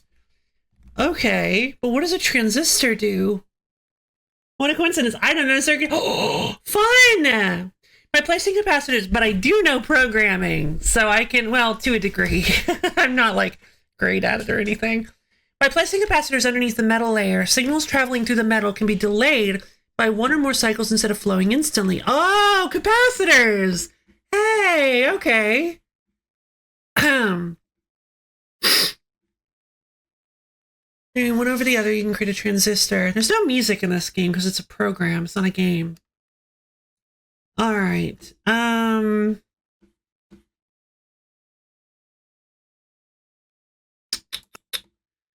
Let's see. Using transistors.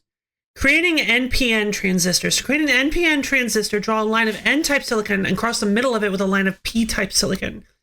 Signals can only flow between the two N-type terminals when there is also a signal entering the P-type gate that controls the transistor.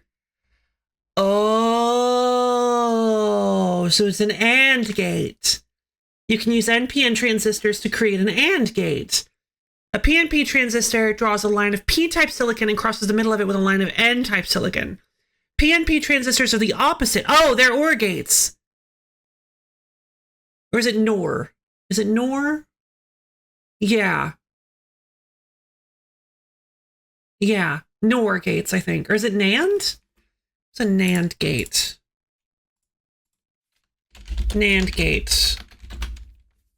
NAND is an abbreviation for not AND. A two-input NAND gate is a digital combination logic circuit that performs the logical inverse of an AND gate. Oh, I see. Never mind.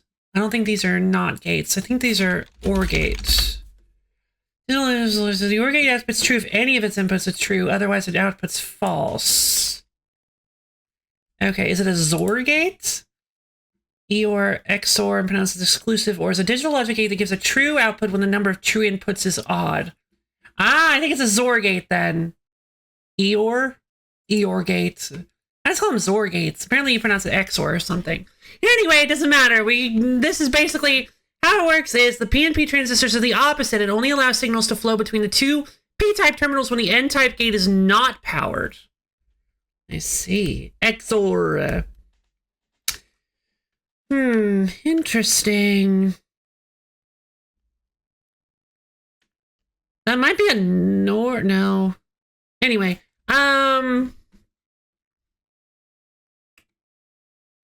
let's see. Well, that's probably not going to be useful right now. I don't think we're going to need to be doing any of that, any like logic at the moment. One or more capacitors can be placed under a wire on the metal layer to add a delay to that wire. Signals will flow through the metal above capacitors at a rate of 1 capacitor per cycle. This allows for the creation of time-based circuits like timers and oscillators. When a signal is turned off, any wires carrying the signal will lose power instantly, regardless of how many capacitors were placed underneath. Oh. But these are so many wiggles.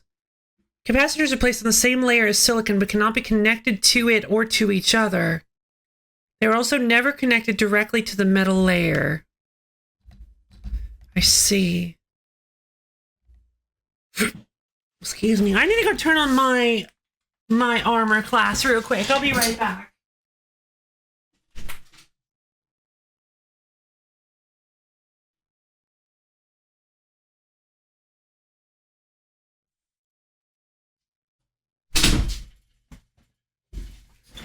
Okay.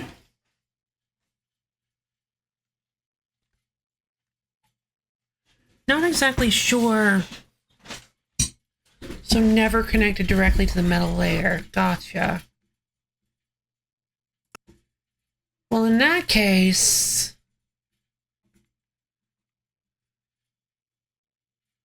signal under the other. I don't think we need any of that. I don't think we need to use any logic at the moment. Yeah, I don't think so either. It looks like all we need to do is create. So NA needs to go to out A, NB needs to go to out B. Or yeah, connect NA to out A and NB to out B. So that seems pretty easy. So we just take metal. Stop. We take metal and we place it. Ah, okay. Gotcha. So, we take the metal for NB. And then we take...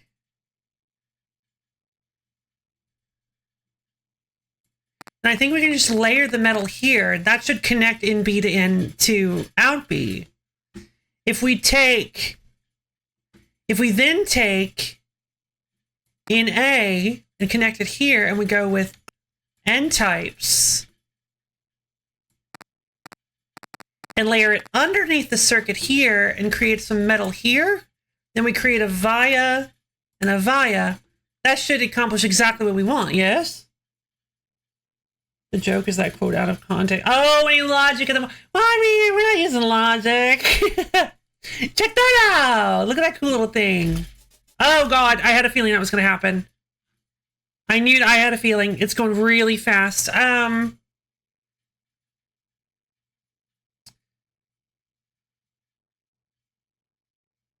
Seizure warning for sure.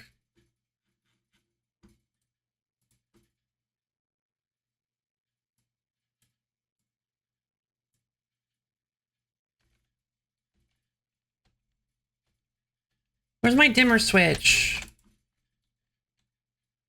Why isn't my dimmer switch working? I'm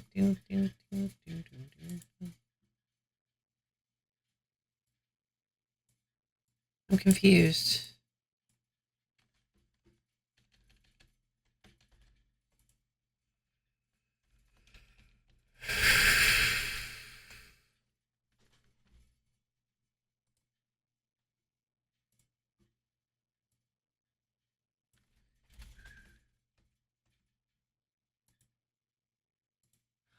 Oh, opacity. There we go. Dimmer switch. There we go.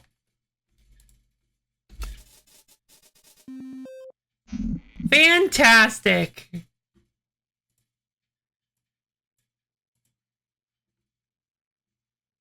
I told you I got started in sales at Sawayama and also spent some time in marketing. I did enjoy my work, but after a while I wanted to try out something new. I'd always been a tinkerer of sorts, and the idea of working on the engineering side was starting to appeal to me.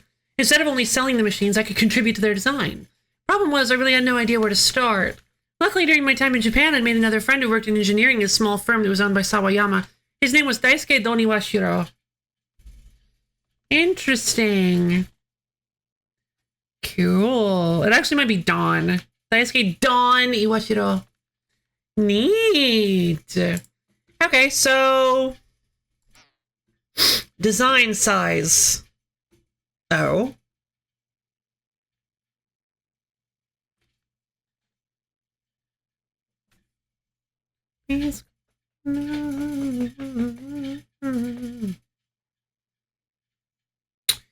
So most people do it in 30 nanometers.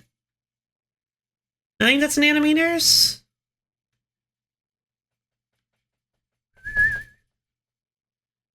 Oh, Borb did it in 8.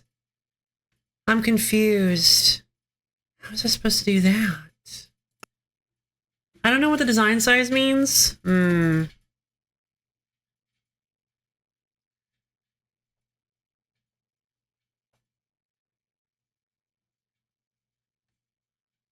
Sure, show me what you did. I wish there was a way to registration. Ooh. License key detected.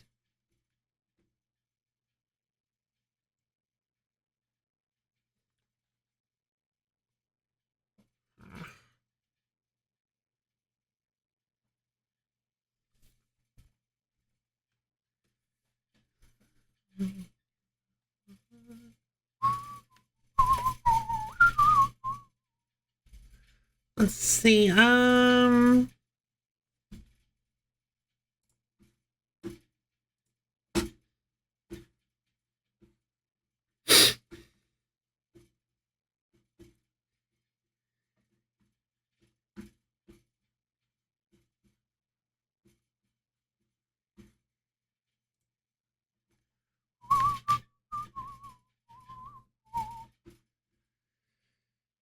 Is there a way to optimize this? Like,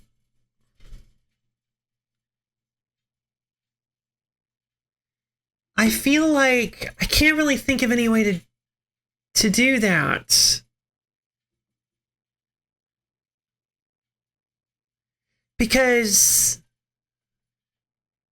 you don't want to connect the metal of NA. You don't want to connect NA and NB together, otherwise you'll start to get out B signals when NA goes off.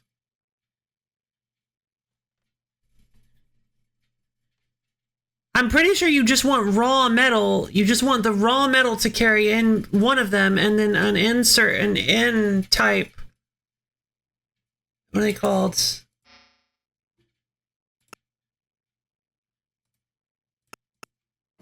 Silicon. N-type silicon. Okay.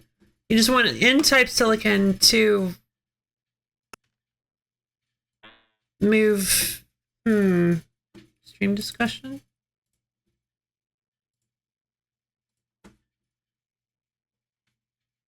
What the?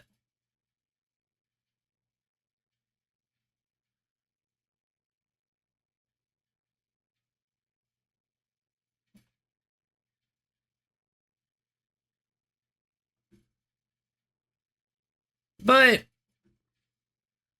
that's effectively what I just did. Is it the amount of do they charge you by the amount of circuits? Maybe they charge you by the amount of like.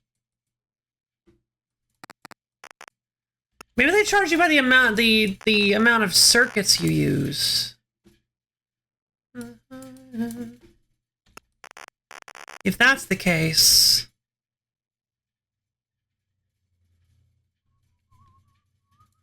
then I have an idea.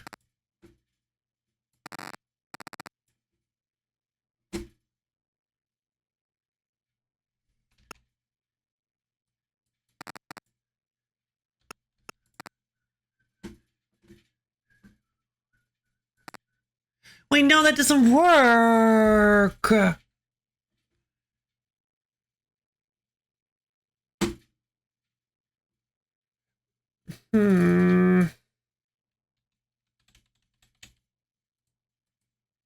Oh, good, those noises come from the game. Yeah, sorry.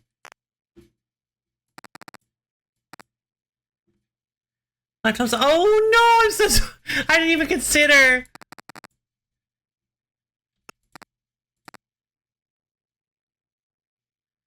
Hold on. What?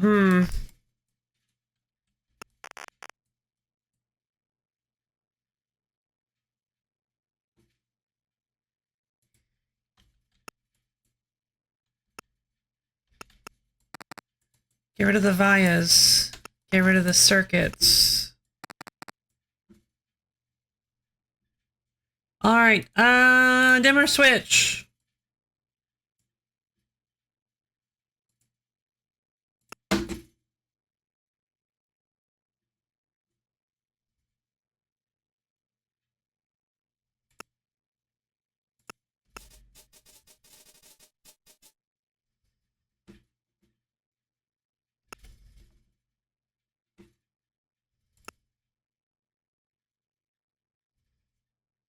Oh.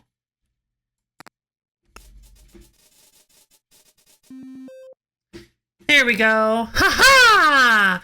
Wait, you dropped it down to 3? Wait a minute. How could you? 3 after only using 3 to... Ah! 4, 5, 6. Gotcha.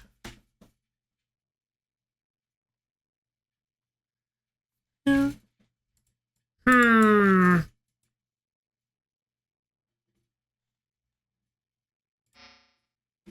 Oh, okay. I didn't see AND gate. I didn't realize that's what the design browser was. Okay, well, I kind of toned it down a little bit. I see. So it only counts the counts the amount of circuits you use, not the metal that you use. That makes sense. Okay, so out X should be high when both in A and in B are high. Oh, I think it means, yeah. Okay. And you'll need to create an NPN transistor by doing P-type silicon over N-type silicon. That makes sense. Okay, in that case...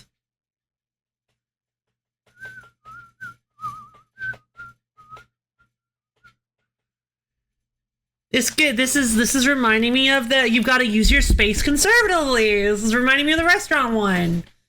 So what about this? This.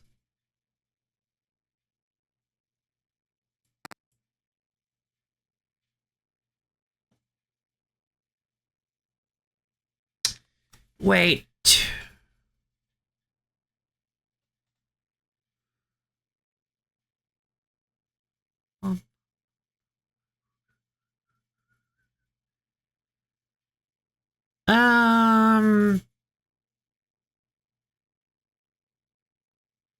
What happens if you draw like an end here and then a S type? Okay, so you can't do it at a curve like that. Huh? Oh. Interesting. Okay, so you need to do, so we need to do the metal like this then.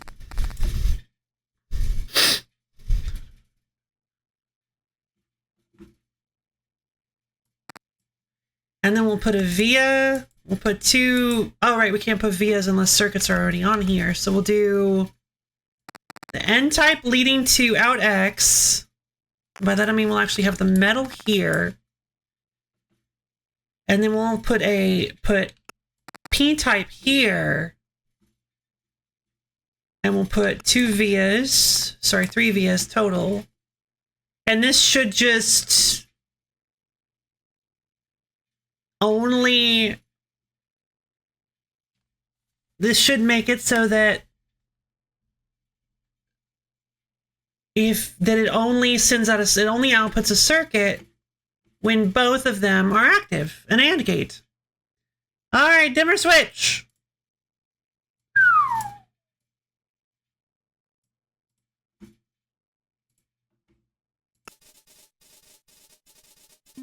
Fantastic! I did it! Yay! All right, well, ha ha ha ha ha ha ha ha. We did it. We were both 6. Yay, Borb. Okay, open the design browser. OR gate. Out X should be high when either in A or in B is high. You will need to create a transistor for each input so that the signals do not interfere. I see. That's not too tough. A transistor for each input so the signals do... Wait. What do you mean? Oh! Wait, so... Using transistors. Oh, transistors. Okay. Signals do not interfere.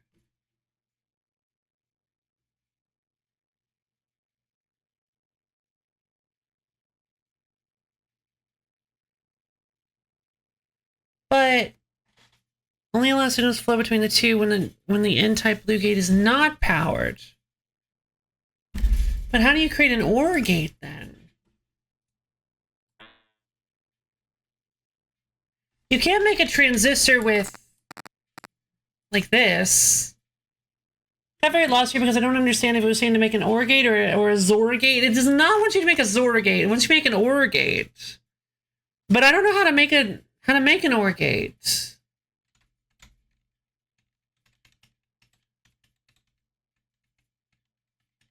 You'll need to create a transistor for each input so the signals do not interfere. What do you mean? Oh, I see what it means. Because sometimes NA and NB are on at the same time. Gotcha. So what that means is we need to create something that will keep...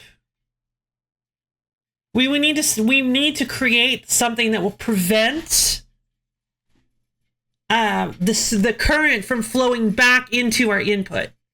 If the current, that'll create a short circuit. You don't want the if NA and NB are if we create something that causes NB to flow back into NA, it will create I think it'll create a short circuit. Am I right or am I wrong?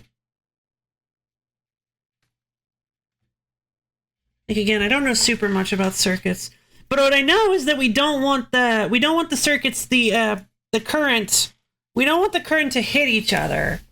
So if they're both active, I guess we don't. Well, no, because like the current hit each other earlier with a transistor and it was fine.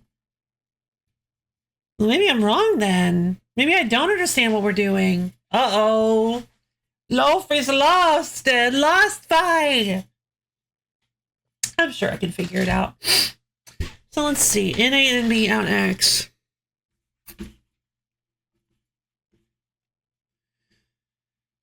Let's see if we can figure out a way to make ourselves an OR gate.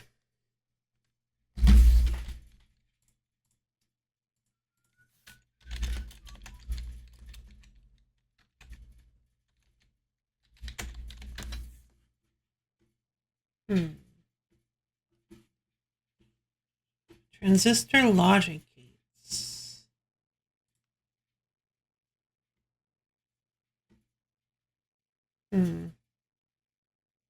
It's not simple enough for me to follow. So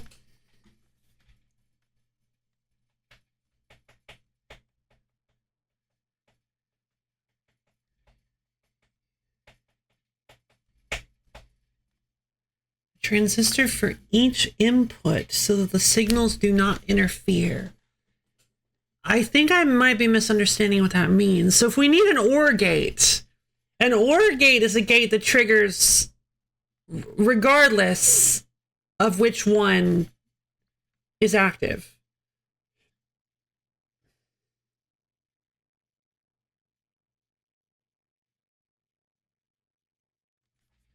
So let's do some experimenting then. Let's just see what happens if we set this up so that they both... All right, so in B... Oh, that's the problem. So we don't want NB to be receiving any energy.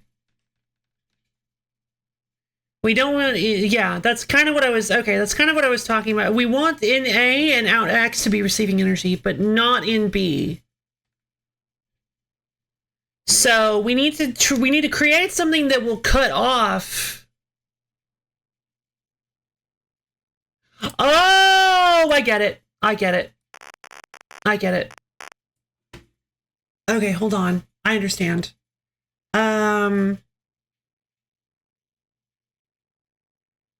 I think I know what this is.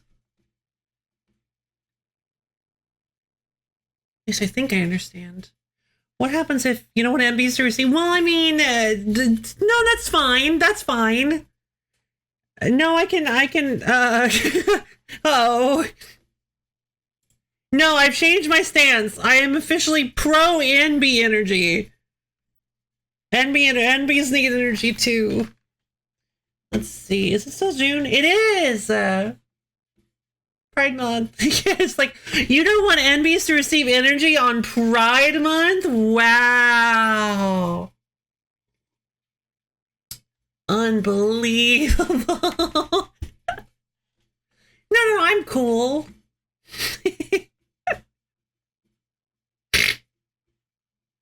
Let's see. What happens if we do this then?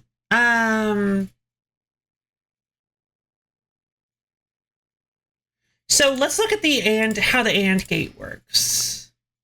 How the AND transistor. So using NPN transistor, signals can only flow between the two blue terminals when there's also a signal entering the red gate that controls the transistor.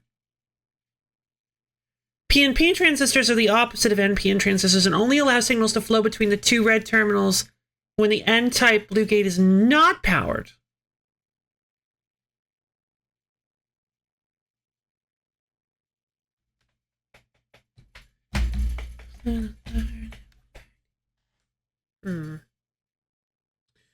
So you can't have energy flowing through the gate. Oh, wait.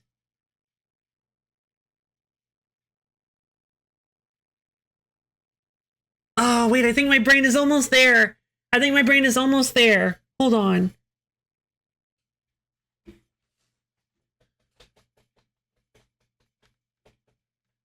OR gates.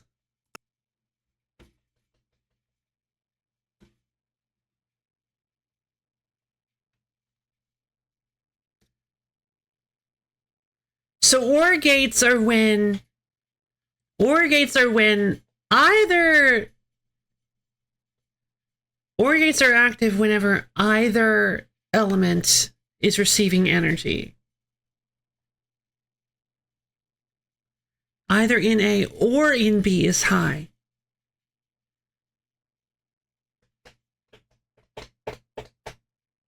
But we don't want, you will need to create a transistor for each input so the signals do not interfere.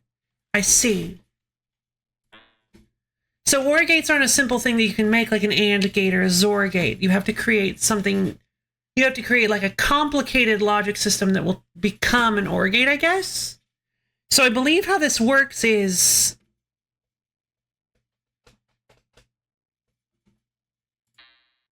it says the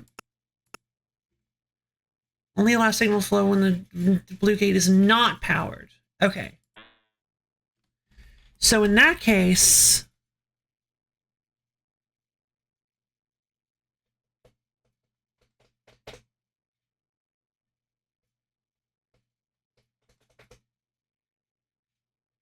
well, we kind of need both of them to be powered.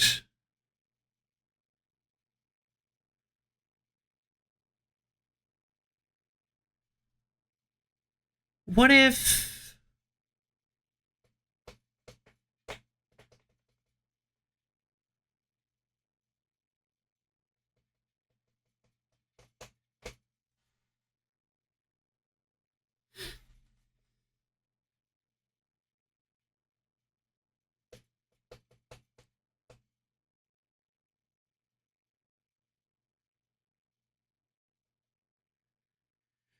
So unfortunately, we need them. So we do have to actually create like a closed circuit between NA and NB. We can't set it up because of how out A, out X works. It's a cross between them. They both have to connect to out X. So if energy is flowing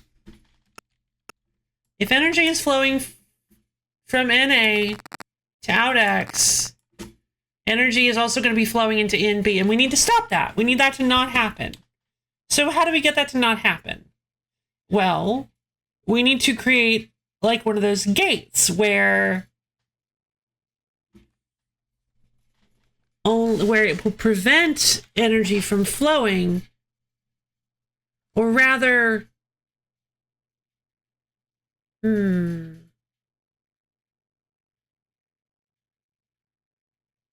okay.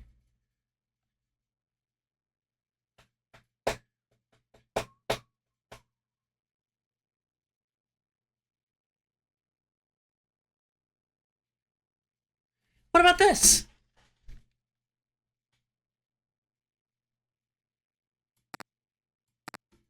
I think I understand it.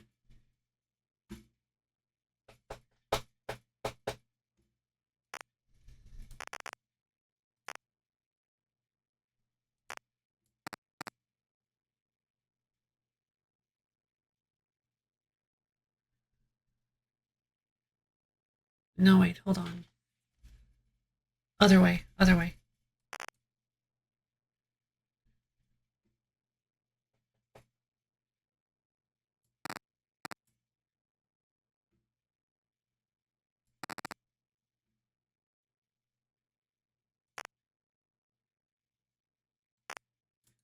I think we just connect these, and then we create, you want P-type with S-type, I believe, or N-type gates. And I think if we use some vias, this should work.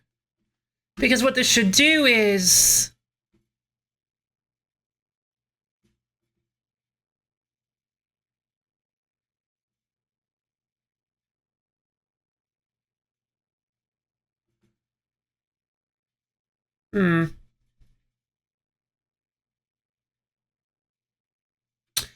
That's not going to do anything, is it? That's not going to do anything.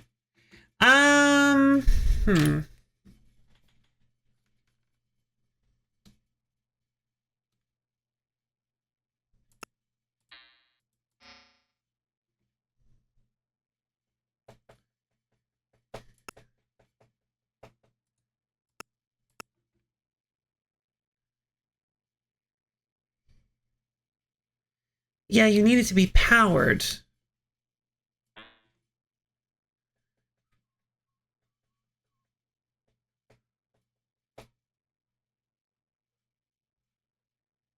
I was usually stuck on this one for 2 years until this morning. Oh no! I think I get it. So we need to trace a path.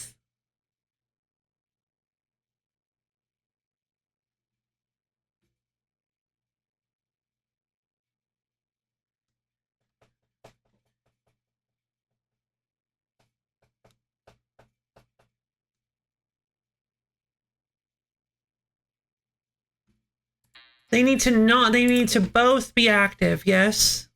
Yeah. They need to both have energy flowing to them to prevent it from going through. But the main issue remains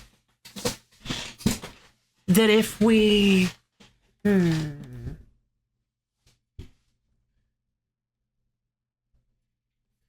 I do something like this...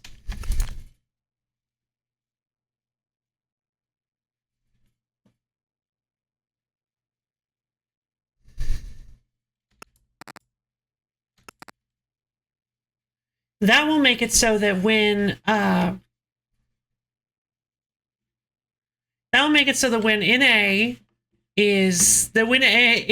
is active, it will trigger this and it will not flow back in NA. But if you watch, yeah, instability detected. What? Circuits I hope puzzle. Yeah, this is Circuit Scramble. Neat. Yeah, this is really difficult. I like it though. Okay, so we need to create an OR gate, and I don't know how to do that. So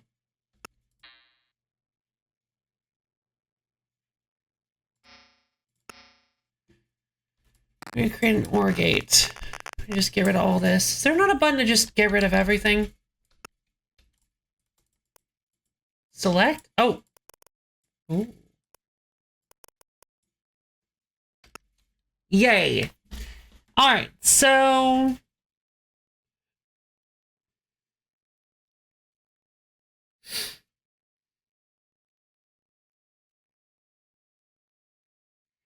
how do you create an OR gate? You need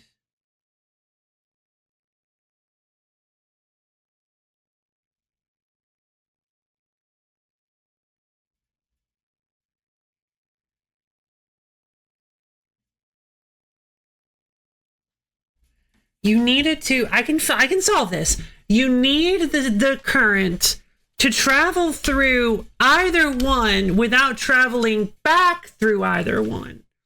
So, right? No, because the gate itself is preventing the. It does mention. Oh, wait, I think I get it. No, I don't get it. Do I get it?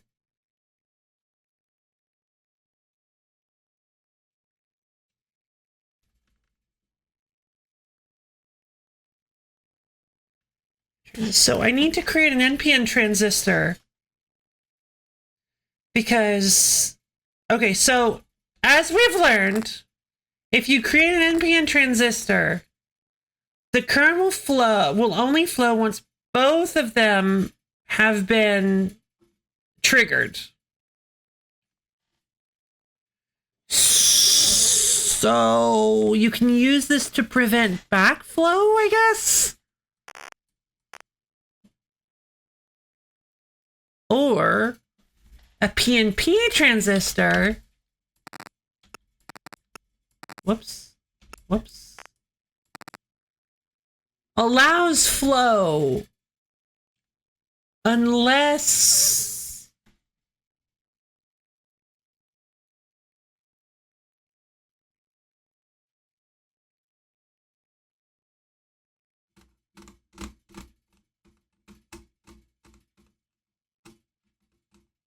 my brain is melting. No, I can do this.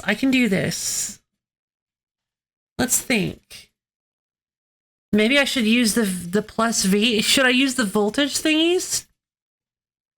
Maybe I can use the voltage thingies for this. Probably not a good idea. Wait. Maybe cool it off with some water. I know what you're about to do. Hydrate, redeem.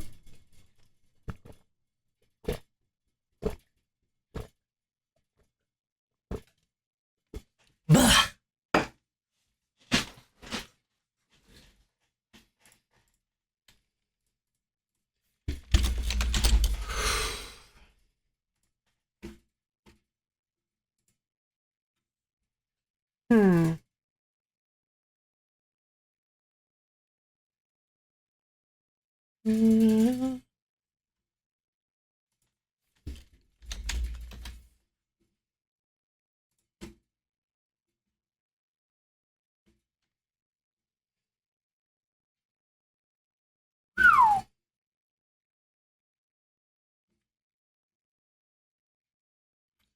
It's a lot more complicated than I was expecting. Okay, so no getting help using scientific journals. I was like, we'll just look up the Wolfram Mathematics NPN OR gates get some help. I did look up the game though. That means it's not cheating.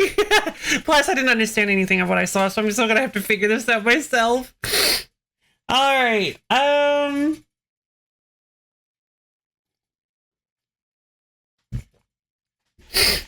It kind of is cheating. I do feel a little bit bad. But again, like I said, I didn't understand anything I saw, so I'm still good. How do I do this? It says I have to use a transistor for each input. So I'm assuming it's still NPN transistors. But why do I need, why and how do I use an NPN transistor here?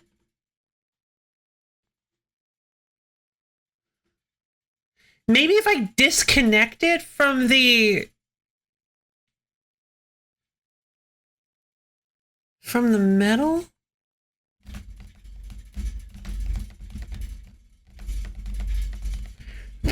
Excuse me, I feel like a PNP transistor would work a little bit better.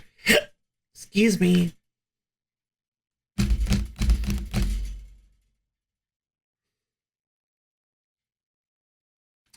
But like,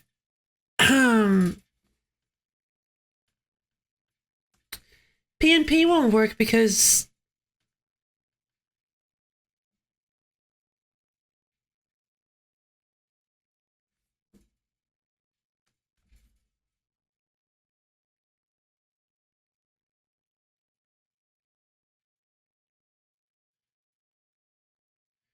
okay, NPN won't work because wait. What if... Oh! Wait a minute. Wait a minute. Oh, I think I get it. Maybe. Oh, no, I thought I had it. Wait. What if you have to create a transistor gate for each one? Which means that a transistor.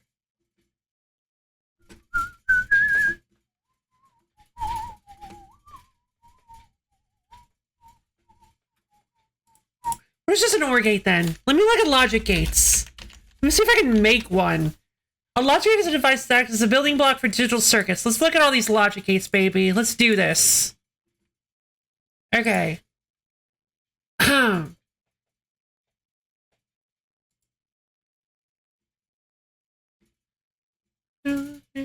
Buffer. A knot. Study break for a good cause. Yeah, study break! Study break for a good cause. Okay.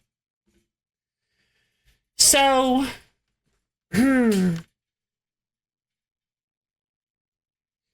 yeah. Okay, so an AND gate is where, yeah, they both equal, so and this is an AND. So the current, okay, an OR gate is where the current for one, an OR gate is where the current is greater than or equal to 1, basically. Greater than or equal to 1. It's where if you have current going to one of the pieces, it produces a current. I don't think we have the ability to do something like that here. Not without using maybe some complicated stuff. Now,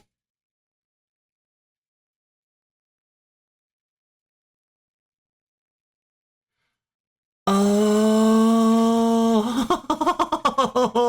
I get it. It just, I think I get it. I think I get it. I'm just looking at the, I'm not actually looking, yeah, what? Okay. I'm just picturing it in my head. I think what I need to do then is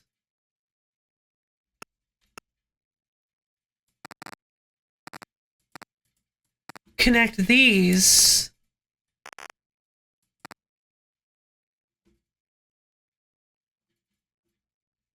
or not like this. Hold on.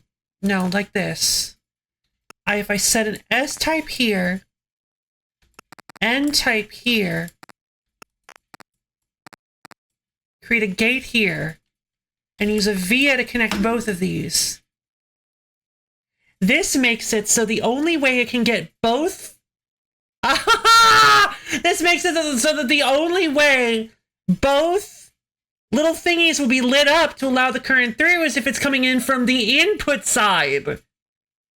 And then we do the same thing here, just mirrored.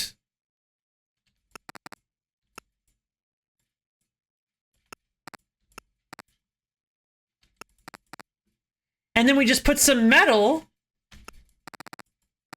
going this way. Yeah!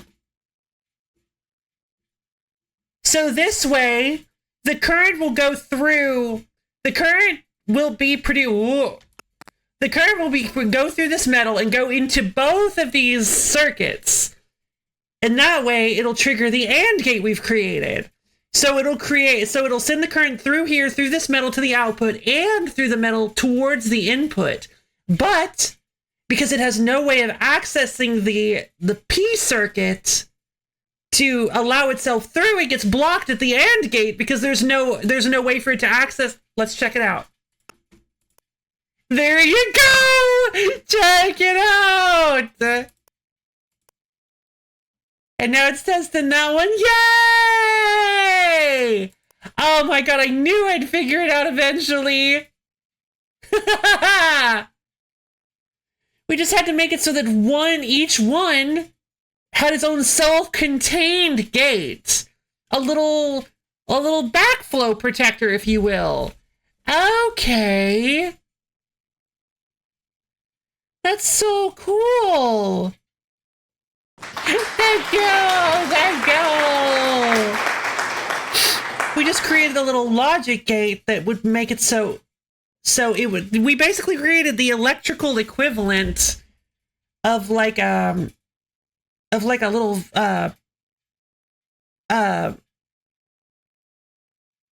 reverse stopper flow in plumbing, where how it's basically a valve that want to see what I did, assuming this works for the yeah sure.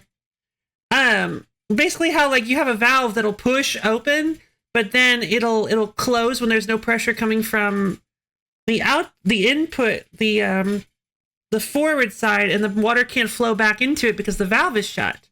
I guess it's just a valve. We created an electrical equivalent of a valve. So cool.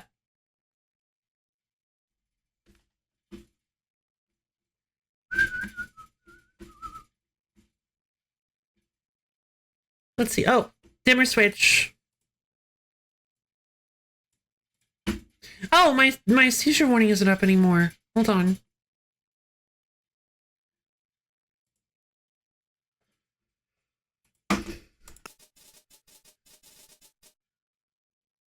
There we go. Oh, I messed one up.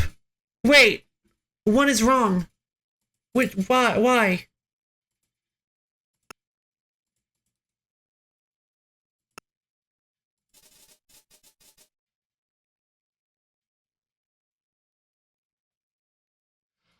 Oh. It's because, is this the first one with both of them active? Wait, I'm confused.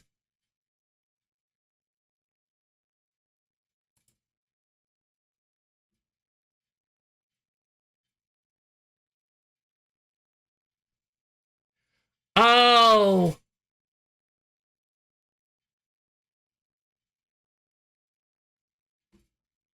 I think this is the first one where, hold on. I think I messed up.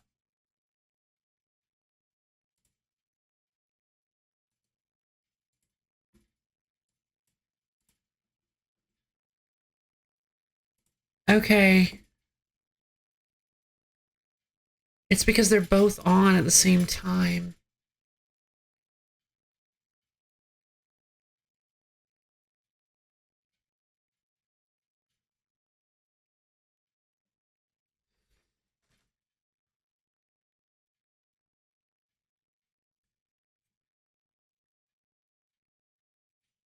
Wait, that doesn't make any sense. I don't understand.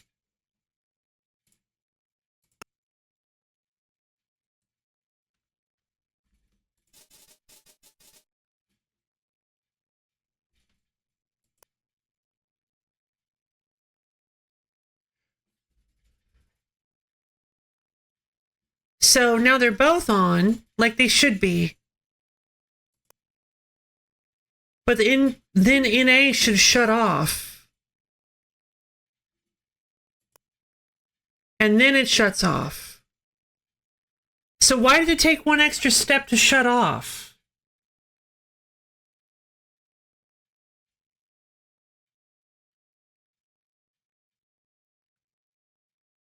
I don't have access to capacitors yet, so I can't do anything about that. What?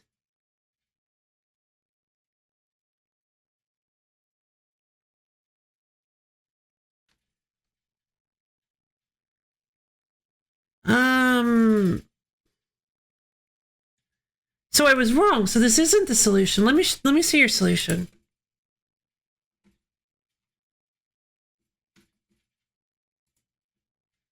I'd just like to understand what it is I'm doing wrong.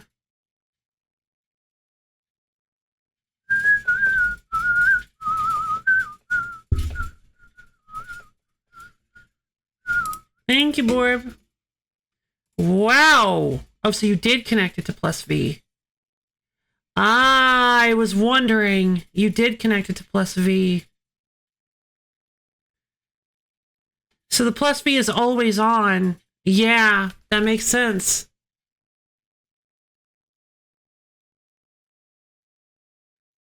Okay. So you use them as the activator instead. I was wondering if that might be what I had to do. Interesting. I don't know if there's like I don't know if there's a better. I have to do this to continue, so I don't know. I probably shouldn't have looked. That's fine. I don't know if there's a way to change your work. Sorry, Borb. Thank you so much.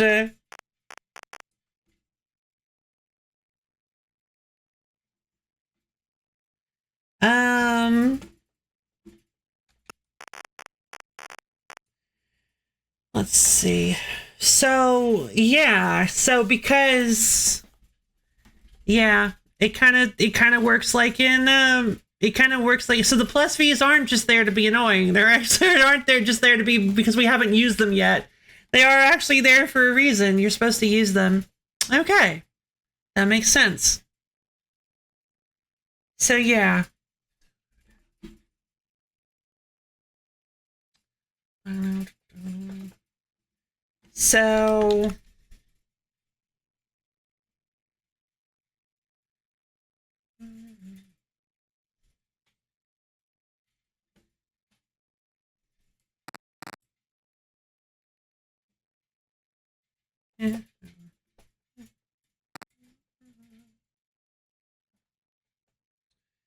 So I need to create an NPN gate.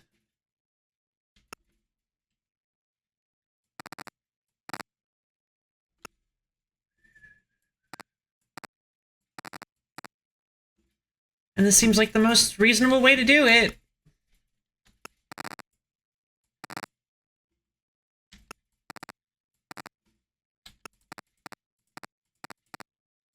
Bunch of vias.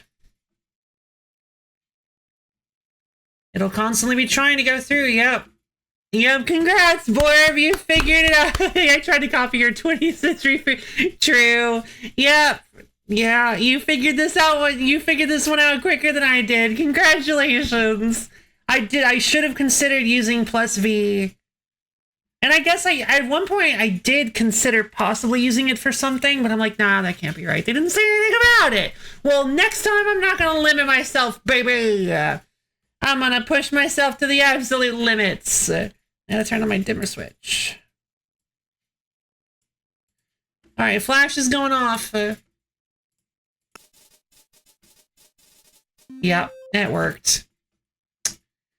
Oh, darn. Congrats, Borb. It took you longer than 2 years to solve this? Okay, that's fair. Well, I mean, it might have. I got the answer from you. Okay, I want to check out one more. A NOT gate. Interesting. I don't see how that was an OR gate, though. I don't see how that was an OR gate. Oh! Oh my god! Oh my god! The whole thing was an OR gate! Oh my god, we're creating... The whole thing was an OR gate. Regardless of which one you put in, it outputs. It wasn't supposed to be a hint. It was just supposed to be, this is what you're trying to create. Oh my goodness. Okay. Out X should be high when in A is low and vice versa. Ah! You'll need to create a PNP transistor by drawing N-type silicon over P-type silicon. I see.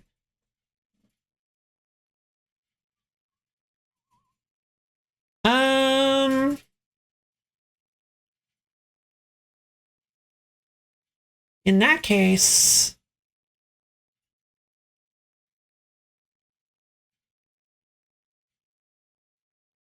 it should be, oh, that's easy. I know how to do this. Now that I know you can use the V's. Easy as pie. Easy as pie! Let's see. So we need to create a PNP gate.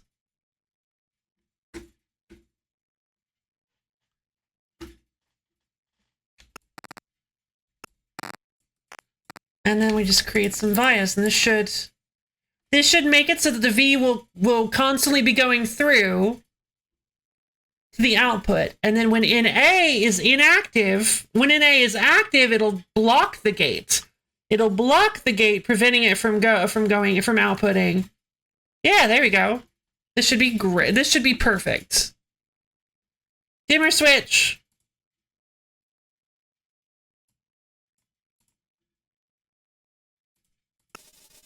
Yay!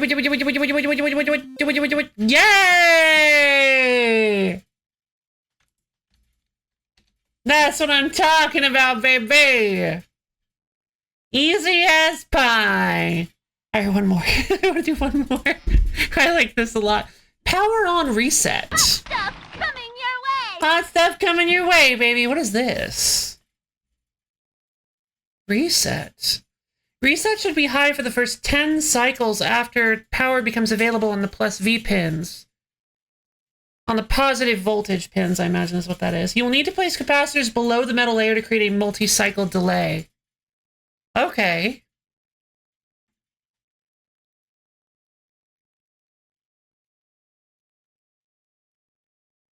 Wait, what do you mean? Oh. Capacitor tutorial. Okay.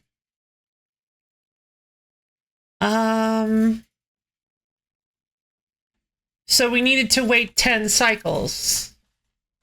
That doesn't seem like it's too hard. My guess then is that we needed to... Let's see the exact way it works. One or more capacitors will flow through the metal above capacitors at a rate of 1 capacitor per cycle. This allows for the creation of time-based circuits like timers and oscillators. When the signal is turned off, any wires carrying the signal will lose power instantly, regardless of how many capacitors were placed underneath. Okay.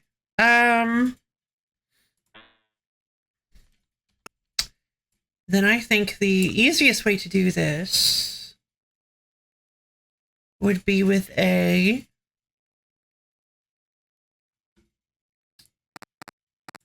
little gate.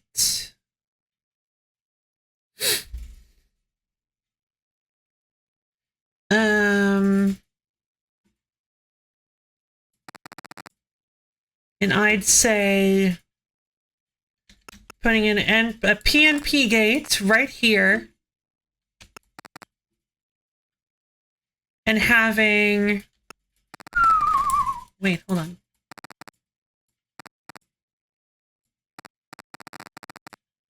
Something like this. We put some vias.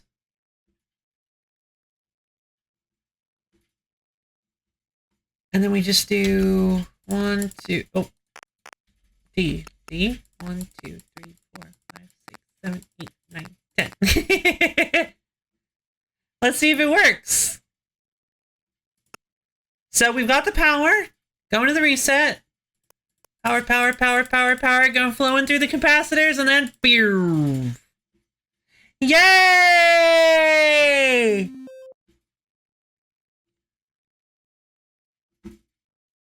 What? Why was mine 30? Why was mine considered to be 30? How did you do this? What is your wizardry? What magic have you wrought? Wizard! Wait, metal counts too?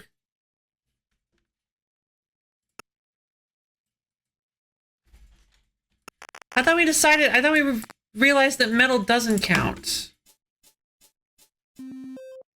No, it doesn't count. Metal doesn't count.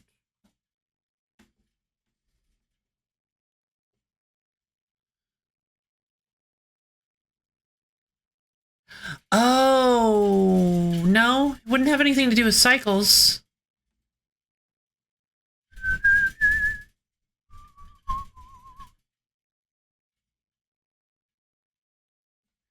It says 6 by 5. Is it possible that I need to constrain this more? Hold on. I have an idea.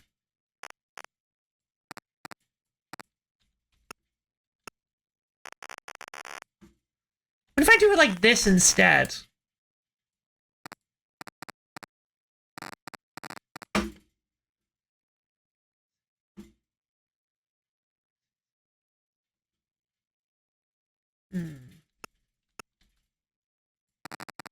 Or 8, 9, 10.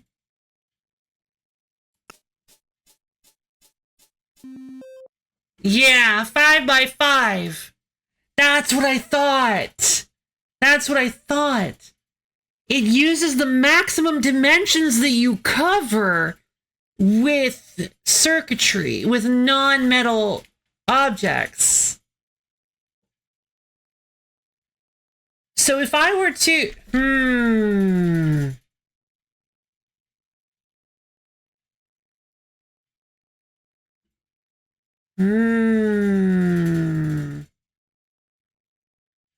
Okay. So if I were to instead do this, like this, and put the capacitor here, it should only be 4 by 5, which would be okay. And then... I don't think there's... Is there another way? Is there a way to make it skinnier? And that's no, because there's only 9 here.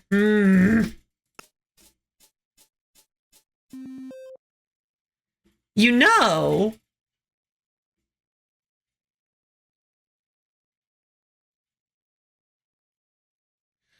Couldn't I put some of the capacitors here? I think I could put some of the capacitors here because no, we want the signal to, right, we want the signal to keep going. I see. We want the signal to be there fully until, yeah, okay. Well, all right, then we learned a little bit. Okay, well, you know what I want to finish this stream off with? I want to finish the stream off with a little bit of food court. 20th century food court, baby. Zymatics presents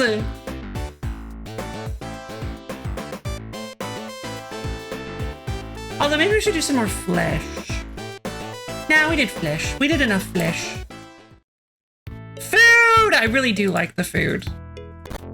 Okay, so I have been more okay, so I do have a little bit of progress on the right. So this is a big weirdness that we're gonna have to work with, is that I need the cup to come out immediately and be loaded and be kind of and painted immediately. I did not realize I need the cup to be painted before it hits the stack. So the cup needs to be painted before it gets put on the tray. And then once it hits the tray, we put it under the soda. We put it under the soda dispenser, and then we send it to the stack again. So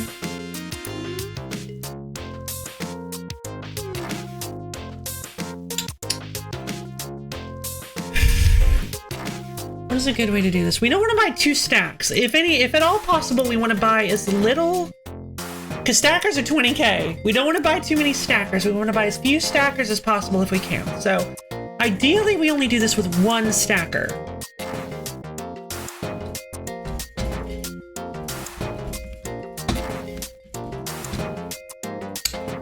So I can think of some ways off the top of my head to program some logic in using numbers and stuff to make it so it does what I want.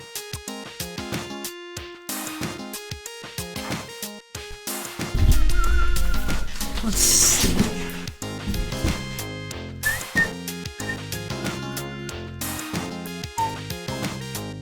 Oh, you know what?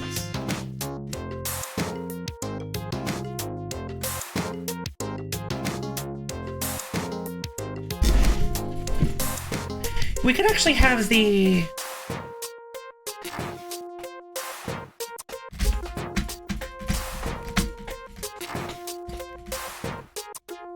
Alright, let's see if we can set up an actual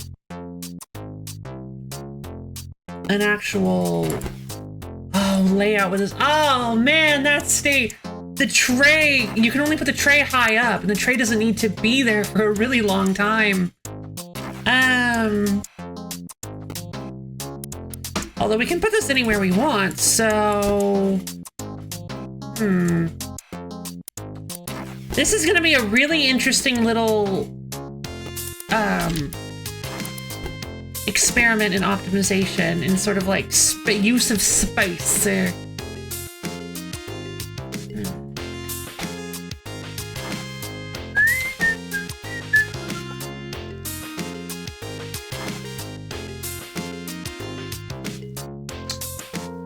So we're gonna need to buy 4 painters. I cannot believe this, but we're gonna need to buy 4 painters.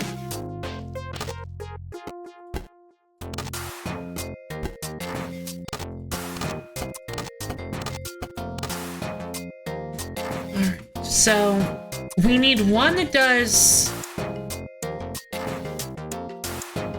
You can switch back to mobile, be a noise! Enjoy your mobile! We need one that does the Coke logo. We need one that does the Coke up top. Yeah, Coke is both, actually. Up top, so Coke is up top and bottom. Diet Coke is... Oh, hold on. We only need 3.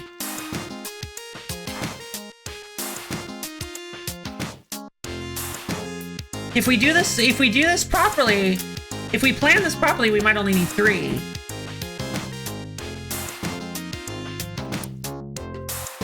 Pepsi is red top, blue bottom, and Diet Pepsi is blue bottom.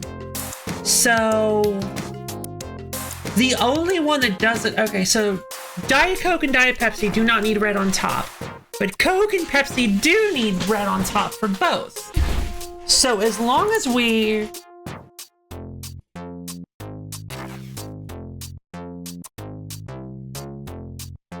Okay. That should be... Yeah, Coke and Pepsi both need red on top. So we'll have red on top, red on bottom, and blue on bottom. Blue is only ever on bottom. Wait. Oh, I see what the... Because you can repaint it white. So you can paint over certain stripes if you want to, but I feel like that's a waste. We can do this much cheaper. Let's see, blue on bottom. So, Okay, so for...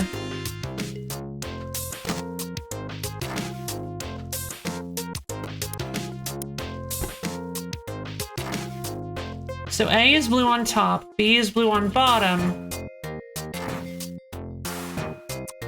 Sorry, red on top, red on bottom, blue on bottom. Okay, cool. So I'm gonna do this.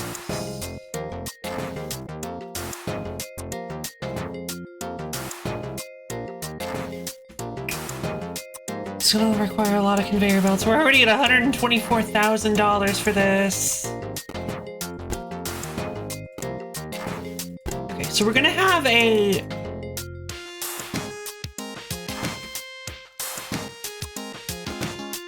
We're gonna have a cup coming out of here through the painting thing.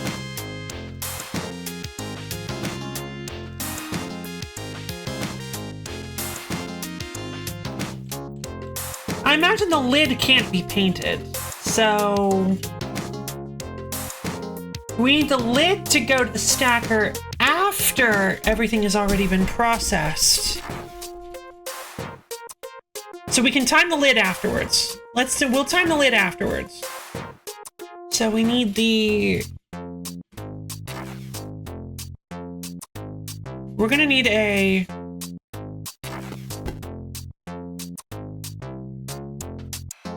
We're gonna need a sorter. This can still go here. Alright, so we're gonna need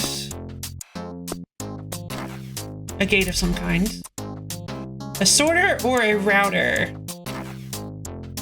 I kind of like router. I think router is actually better here, because routers allow us to pulse and decide where they go immediately. And for this, they don't need to actually stay at all, so we can just immediately route them through. So I'm going to say, let's set up a multi-mixer. Bing. I like the soda music, it's real good. So we know that for,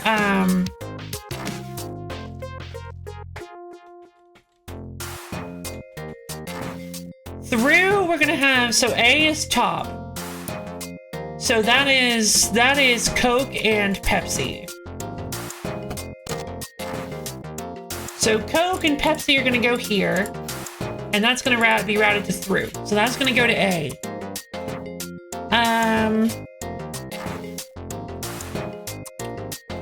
Let's see. We need left to be...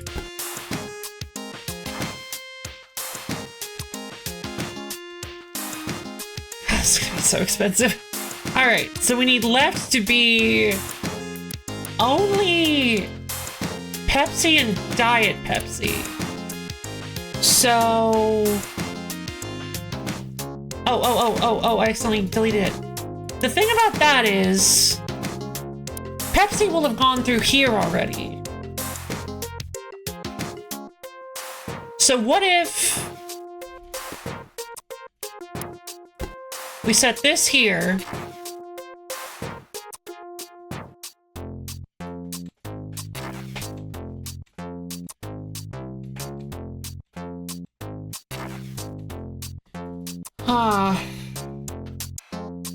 So Pepsi, I think, is gonna need 2 then.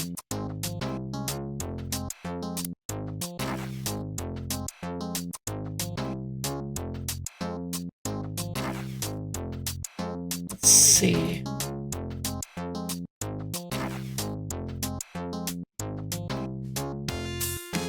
Gotta be a more compact way to do this, but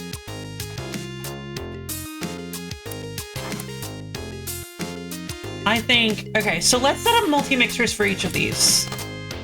And then we'll see whether or not that's actually necessary. So we want anything with blue on bottom, which is Pepsi and Diet Pepsi, to head through the left. Go this way. And then depending on if it's... So this avoids the top stripe. This avoids the top red stripe.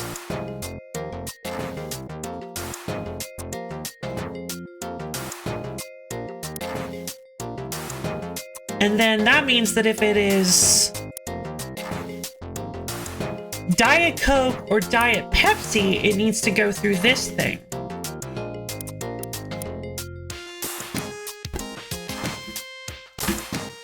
Okay. This is gonna be very interesting. So let's move these to the right a little.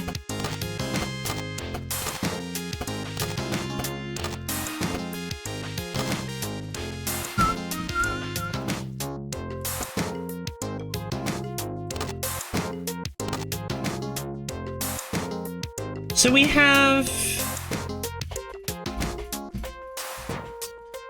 A needs to be, so A through needs to be,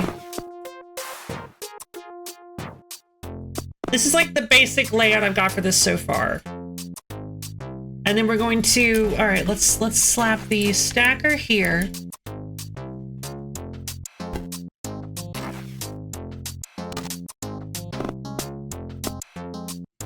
Okay, there we go. So that's the stacker there.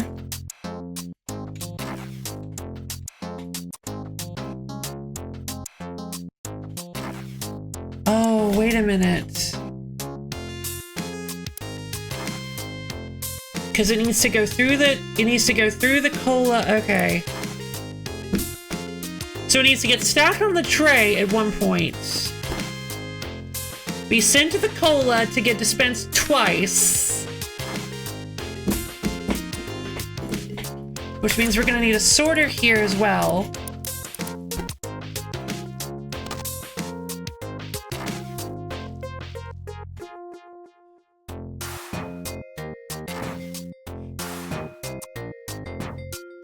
But then we need the lid.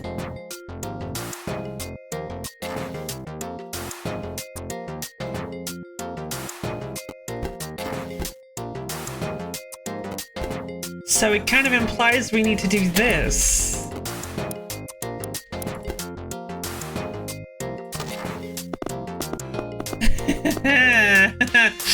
Oh, geez, that's a lot of money. This is quite possibly the most expensive I could do this. Well, maybe not the most expensive, but there's probably a better way to do this. A way to optimize this. But for now, this seems like a pretty decent way to do it. So it will, so when it starts, we've got Coke. Okay, so we've got two options for A, either left or through. We've got two options for B, either, what? Oh, either right or through. Wait, no. Huh? Uh-oh.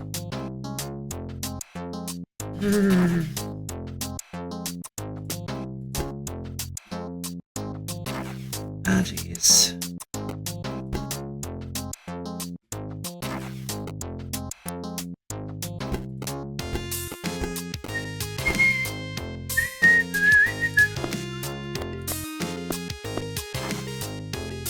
Does that work? There. Yeah? Does that work? Okay, so either through or right. So B only, bottom red stripe only is for Diet Coke. So let's grab A and B. Let's see what we need to do here. So A through is, there isn't one that needs both.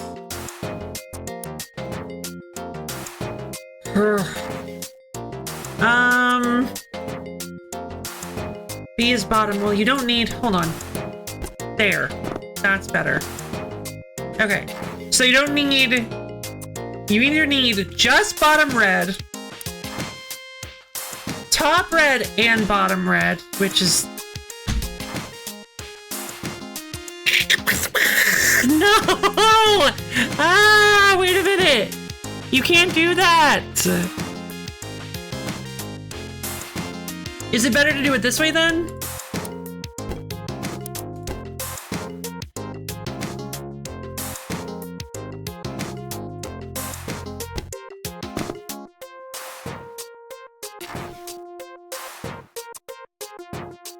No, because I can't. Uh-oh. I've messed myself up. My brain is failing. I think I've over-puzzled myself today, you guys. I might have reached my puzzle limit. Because I know this isn't a difficult one to solve, and I know I could solve this really easily if I just kind of gave it a little bit of thought. I'm sure I could give it some super duper thought. But I think I might need to take a break, you guys. God, there's so many more. I'm so excited to see what other kinds of foods we can make. It's so exciting. And we still need to do more flesh. Ow. Thank you, Borb. Well, hold on. Wait a minute. Yeah. Flesh. We still need to do more flesh. And some Dungeons and Dragons, and we have to download the final boss of Sawayama of Last Call BBS, and that is the Kabufuda Solitaire. We haven't played that one yet. I've been avoiding it because I want to save it for, I don't know, eventually. I'm excited.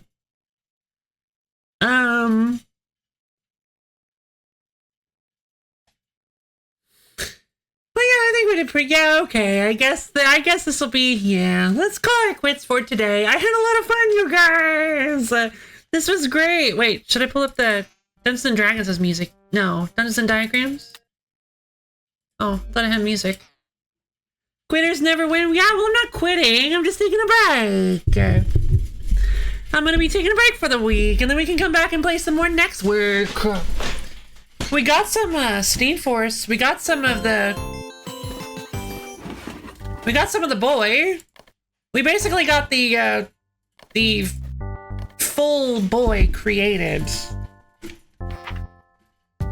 I'm actually really nervous about how exactly we're going to. Oh, it looks like generally speaking that that they kind of colored each bit about the same color. Oh geez, how do you do that? How did they color the eyes green? But winners didn't do drugs? Yeah! That's what Far Cry Blood Dragon taught us! Winners don't do drugs. Sorry, ma'am. Winners don't do drugs. I'll be here. Oh, I get it, quitters. I like it. So they basically, like, for the core version, they just painted the entire helmet gold. And then they did like this thing where they taped off the eyes.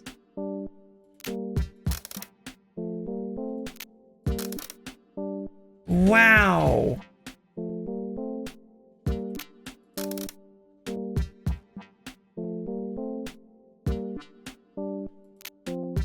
And they painted those green.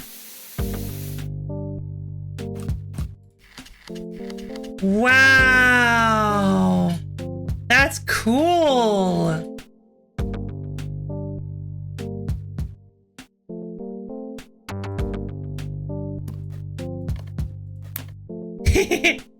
One green eye. We could give him heterochromia. I could give him an eye patch even. I'm sure I could figure out how to do that. Like a scar? Ooh. Scar might be difficult because of the readability of it, but Actually, I really want to try this now. Hold on.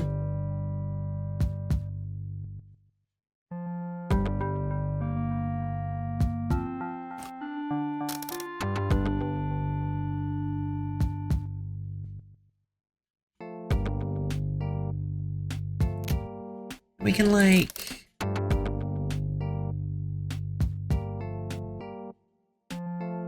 maybe move it a little bit more over to the center. Like this.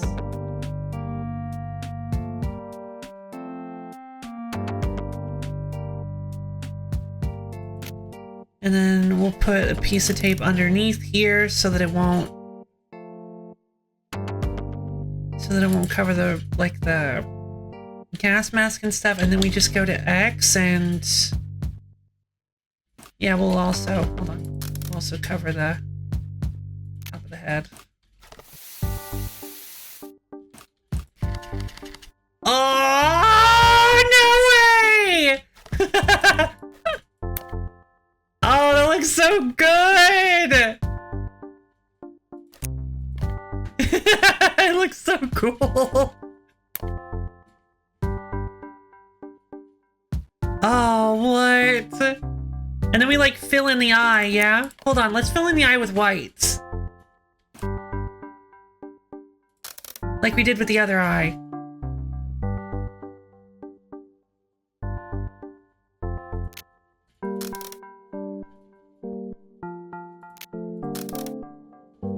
Okay, like this.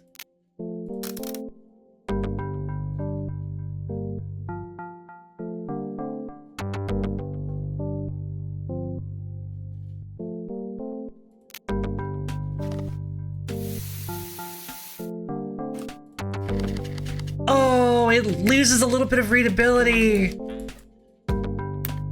Oh, it loses a lot of readability.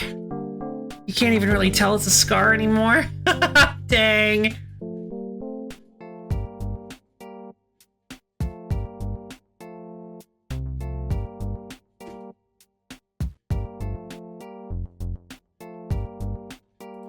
Yeah, fine detail like that, it's a little difficult to... Yeah, it looks like I did spray a little too far down, perhaps. Maybe if I go for a horizontal scar? No. You want me to tell you how I got these scars? Yeah. Just like a long red scar down the whole thing. We could do like... Yeah, but like machines don't get scars is the thing. I just thought it was a really cool concept. I fell into Minecraft. Oh no! My condolences. Although we were planning on doing like a red and green motif, so we could just do like... We could do like green antenna, red helmet. Ooh, that's bright.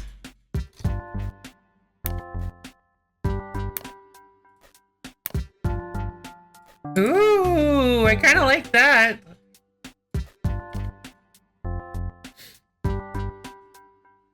Maybe we could have like the gas mask filters be gold? I wonder how that'll look. Ooh.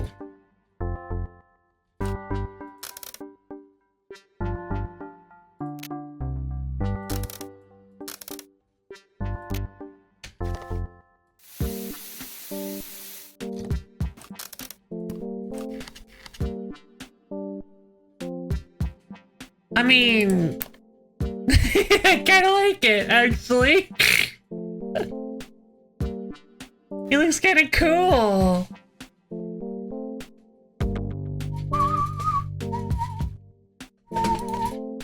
So I'm actually curious about what happens if you, like, paint this silver and then you do the pin wash here. Ah! You can use the pin wash to darken the lines here, so it makes those a little bit more readable. Interesting.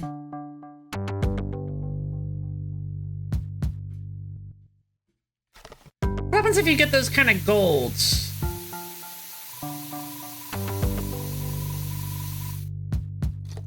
I should have just used the tape.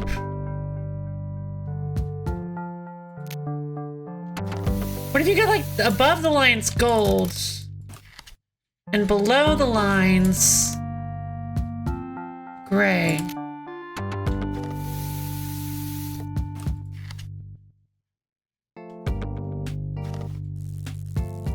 Ah! The pin wash makes the distinction a lot clearer. Very cool. Very cool. Well, I say that, it actually does still look a little difficult to tell, doesn't it? Where they meet up, it kind of looks like it's not really highlighting much, isn't it? Oh. Interesting. I guess if you use like different colors for them, you don't really need the pin wash.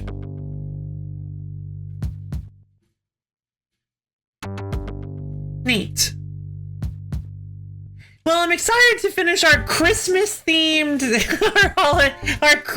our red and green, I guess I'll say red and green, our red and green robot. I don't know how this happened. This was just kind of like a weird joke I stumbled into.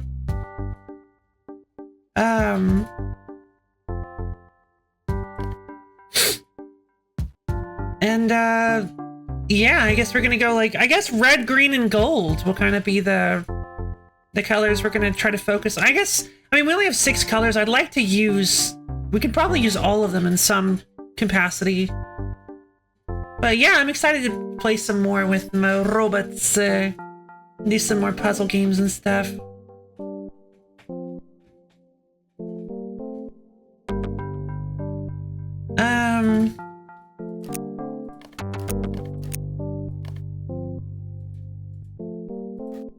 Yeah.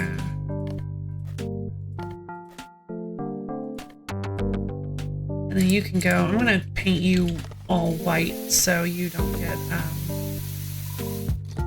you don't look too weird connected to the unpainted pieces.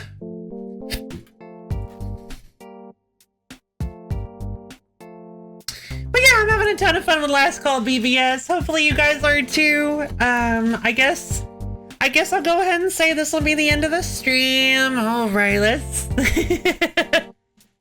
Definitely seems like everybody's winding down a bit, so yeah, I think I'll go ahead and call it. So, thank you everybody for coming. Tomorrow we're going to be playing some... Thanks for that stream. Thanks, Sport, for coming. We're going to be playing some Dragon Quest Monsters 2. It's going to be super duper fun. We're going to have to cover some ground that we already did at the beginning of the stream, but we'll get there quickly, and we'll have some fun with some monsters. Yeah, hopefully you guys will be able to make it. So real quick, if anybody doesn't know, maybe in the Phantom audience, I have a Discord server. I just posted the link in chat. It's a wonderful place where you can get access to my schedule, as well as times when I go live and hang out with me and other low fans.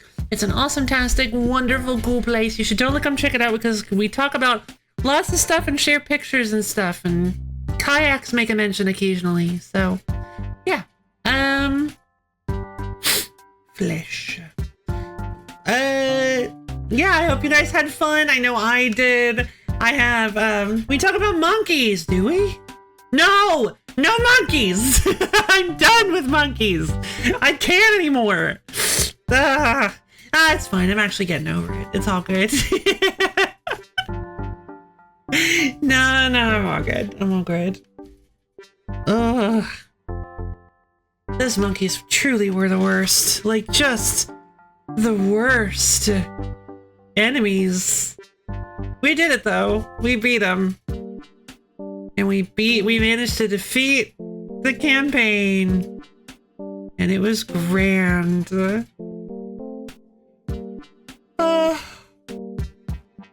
Sorry. But yeah,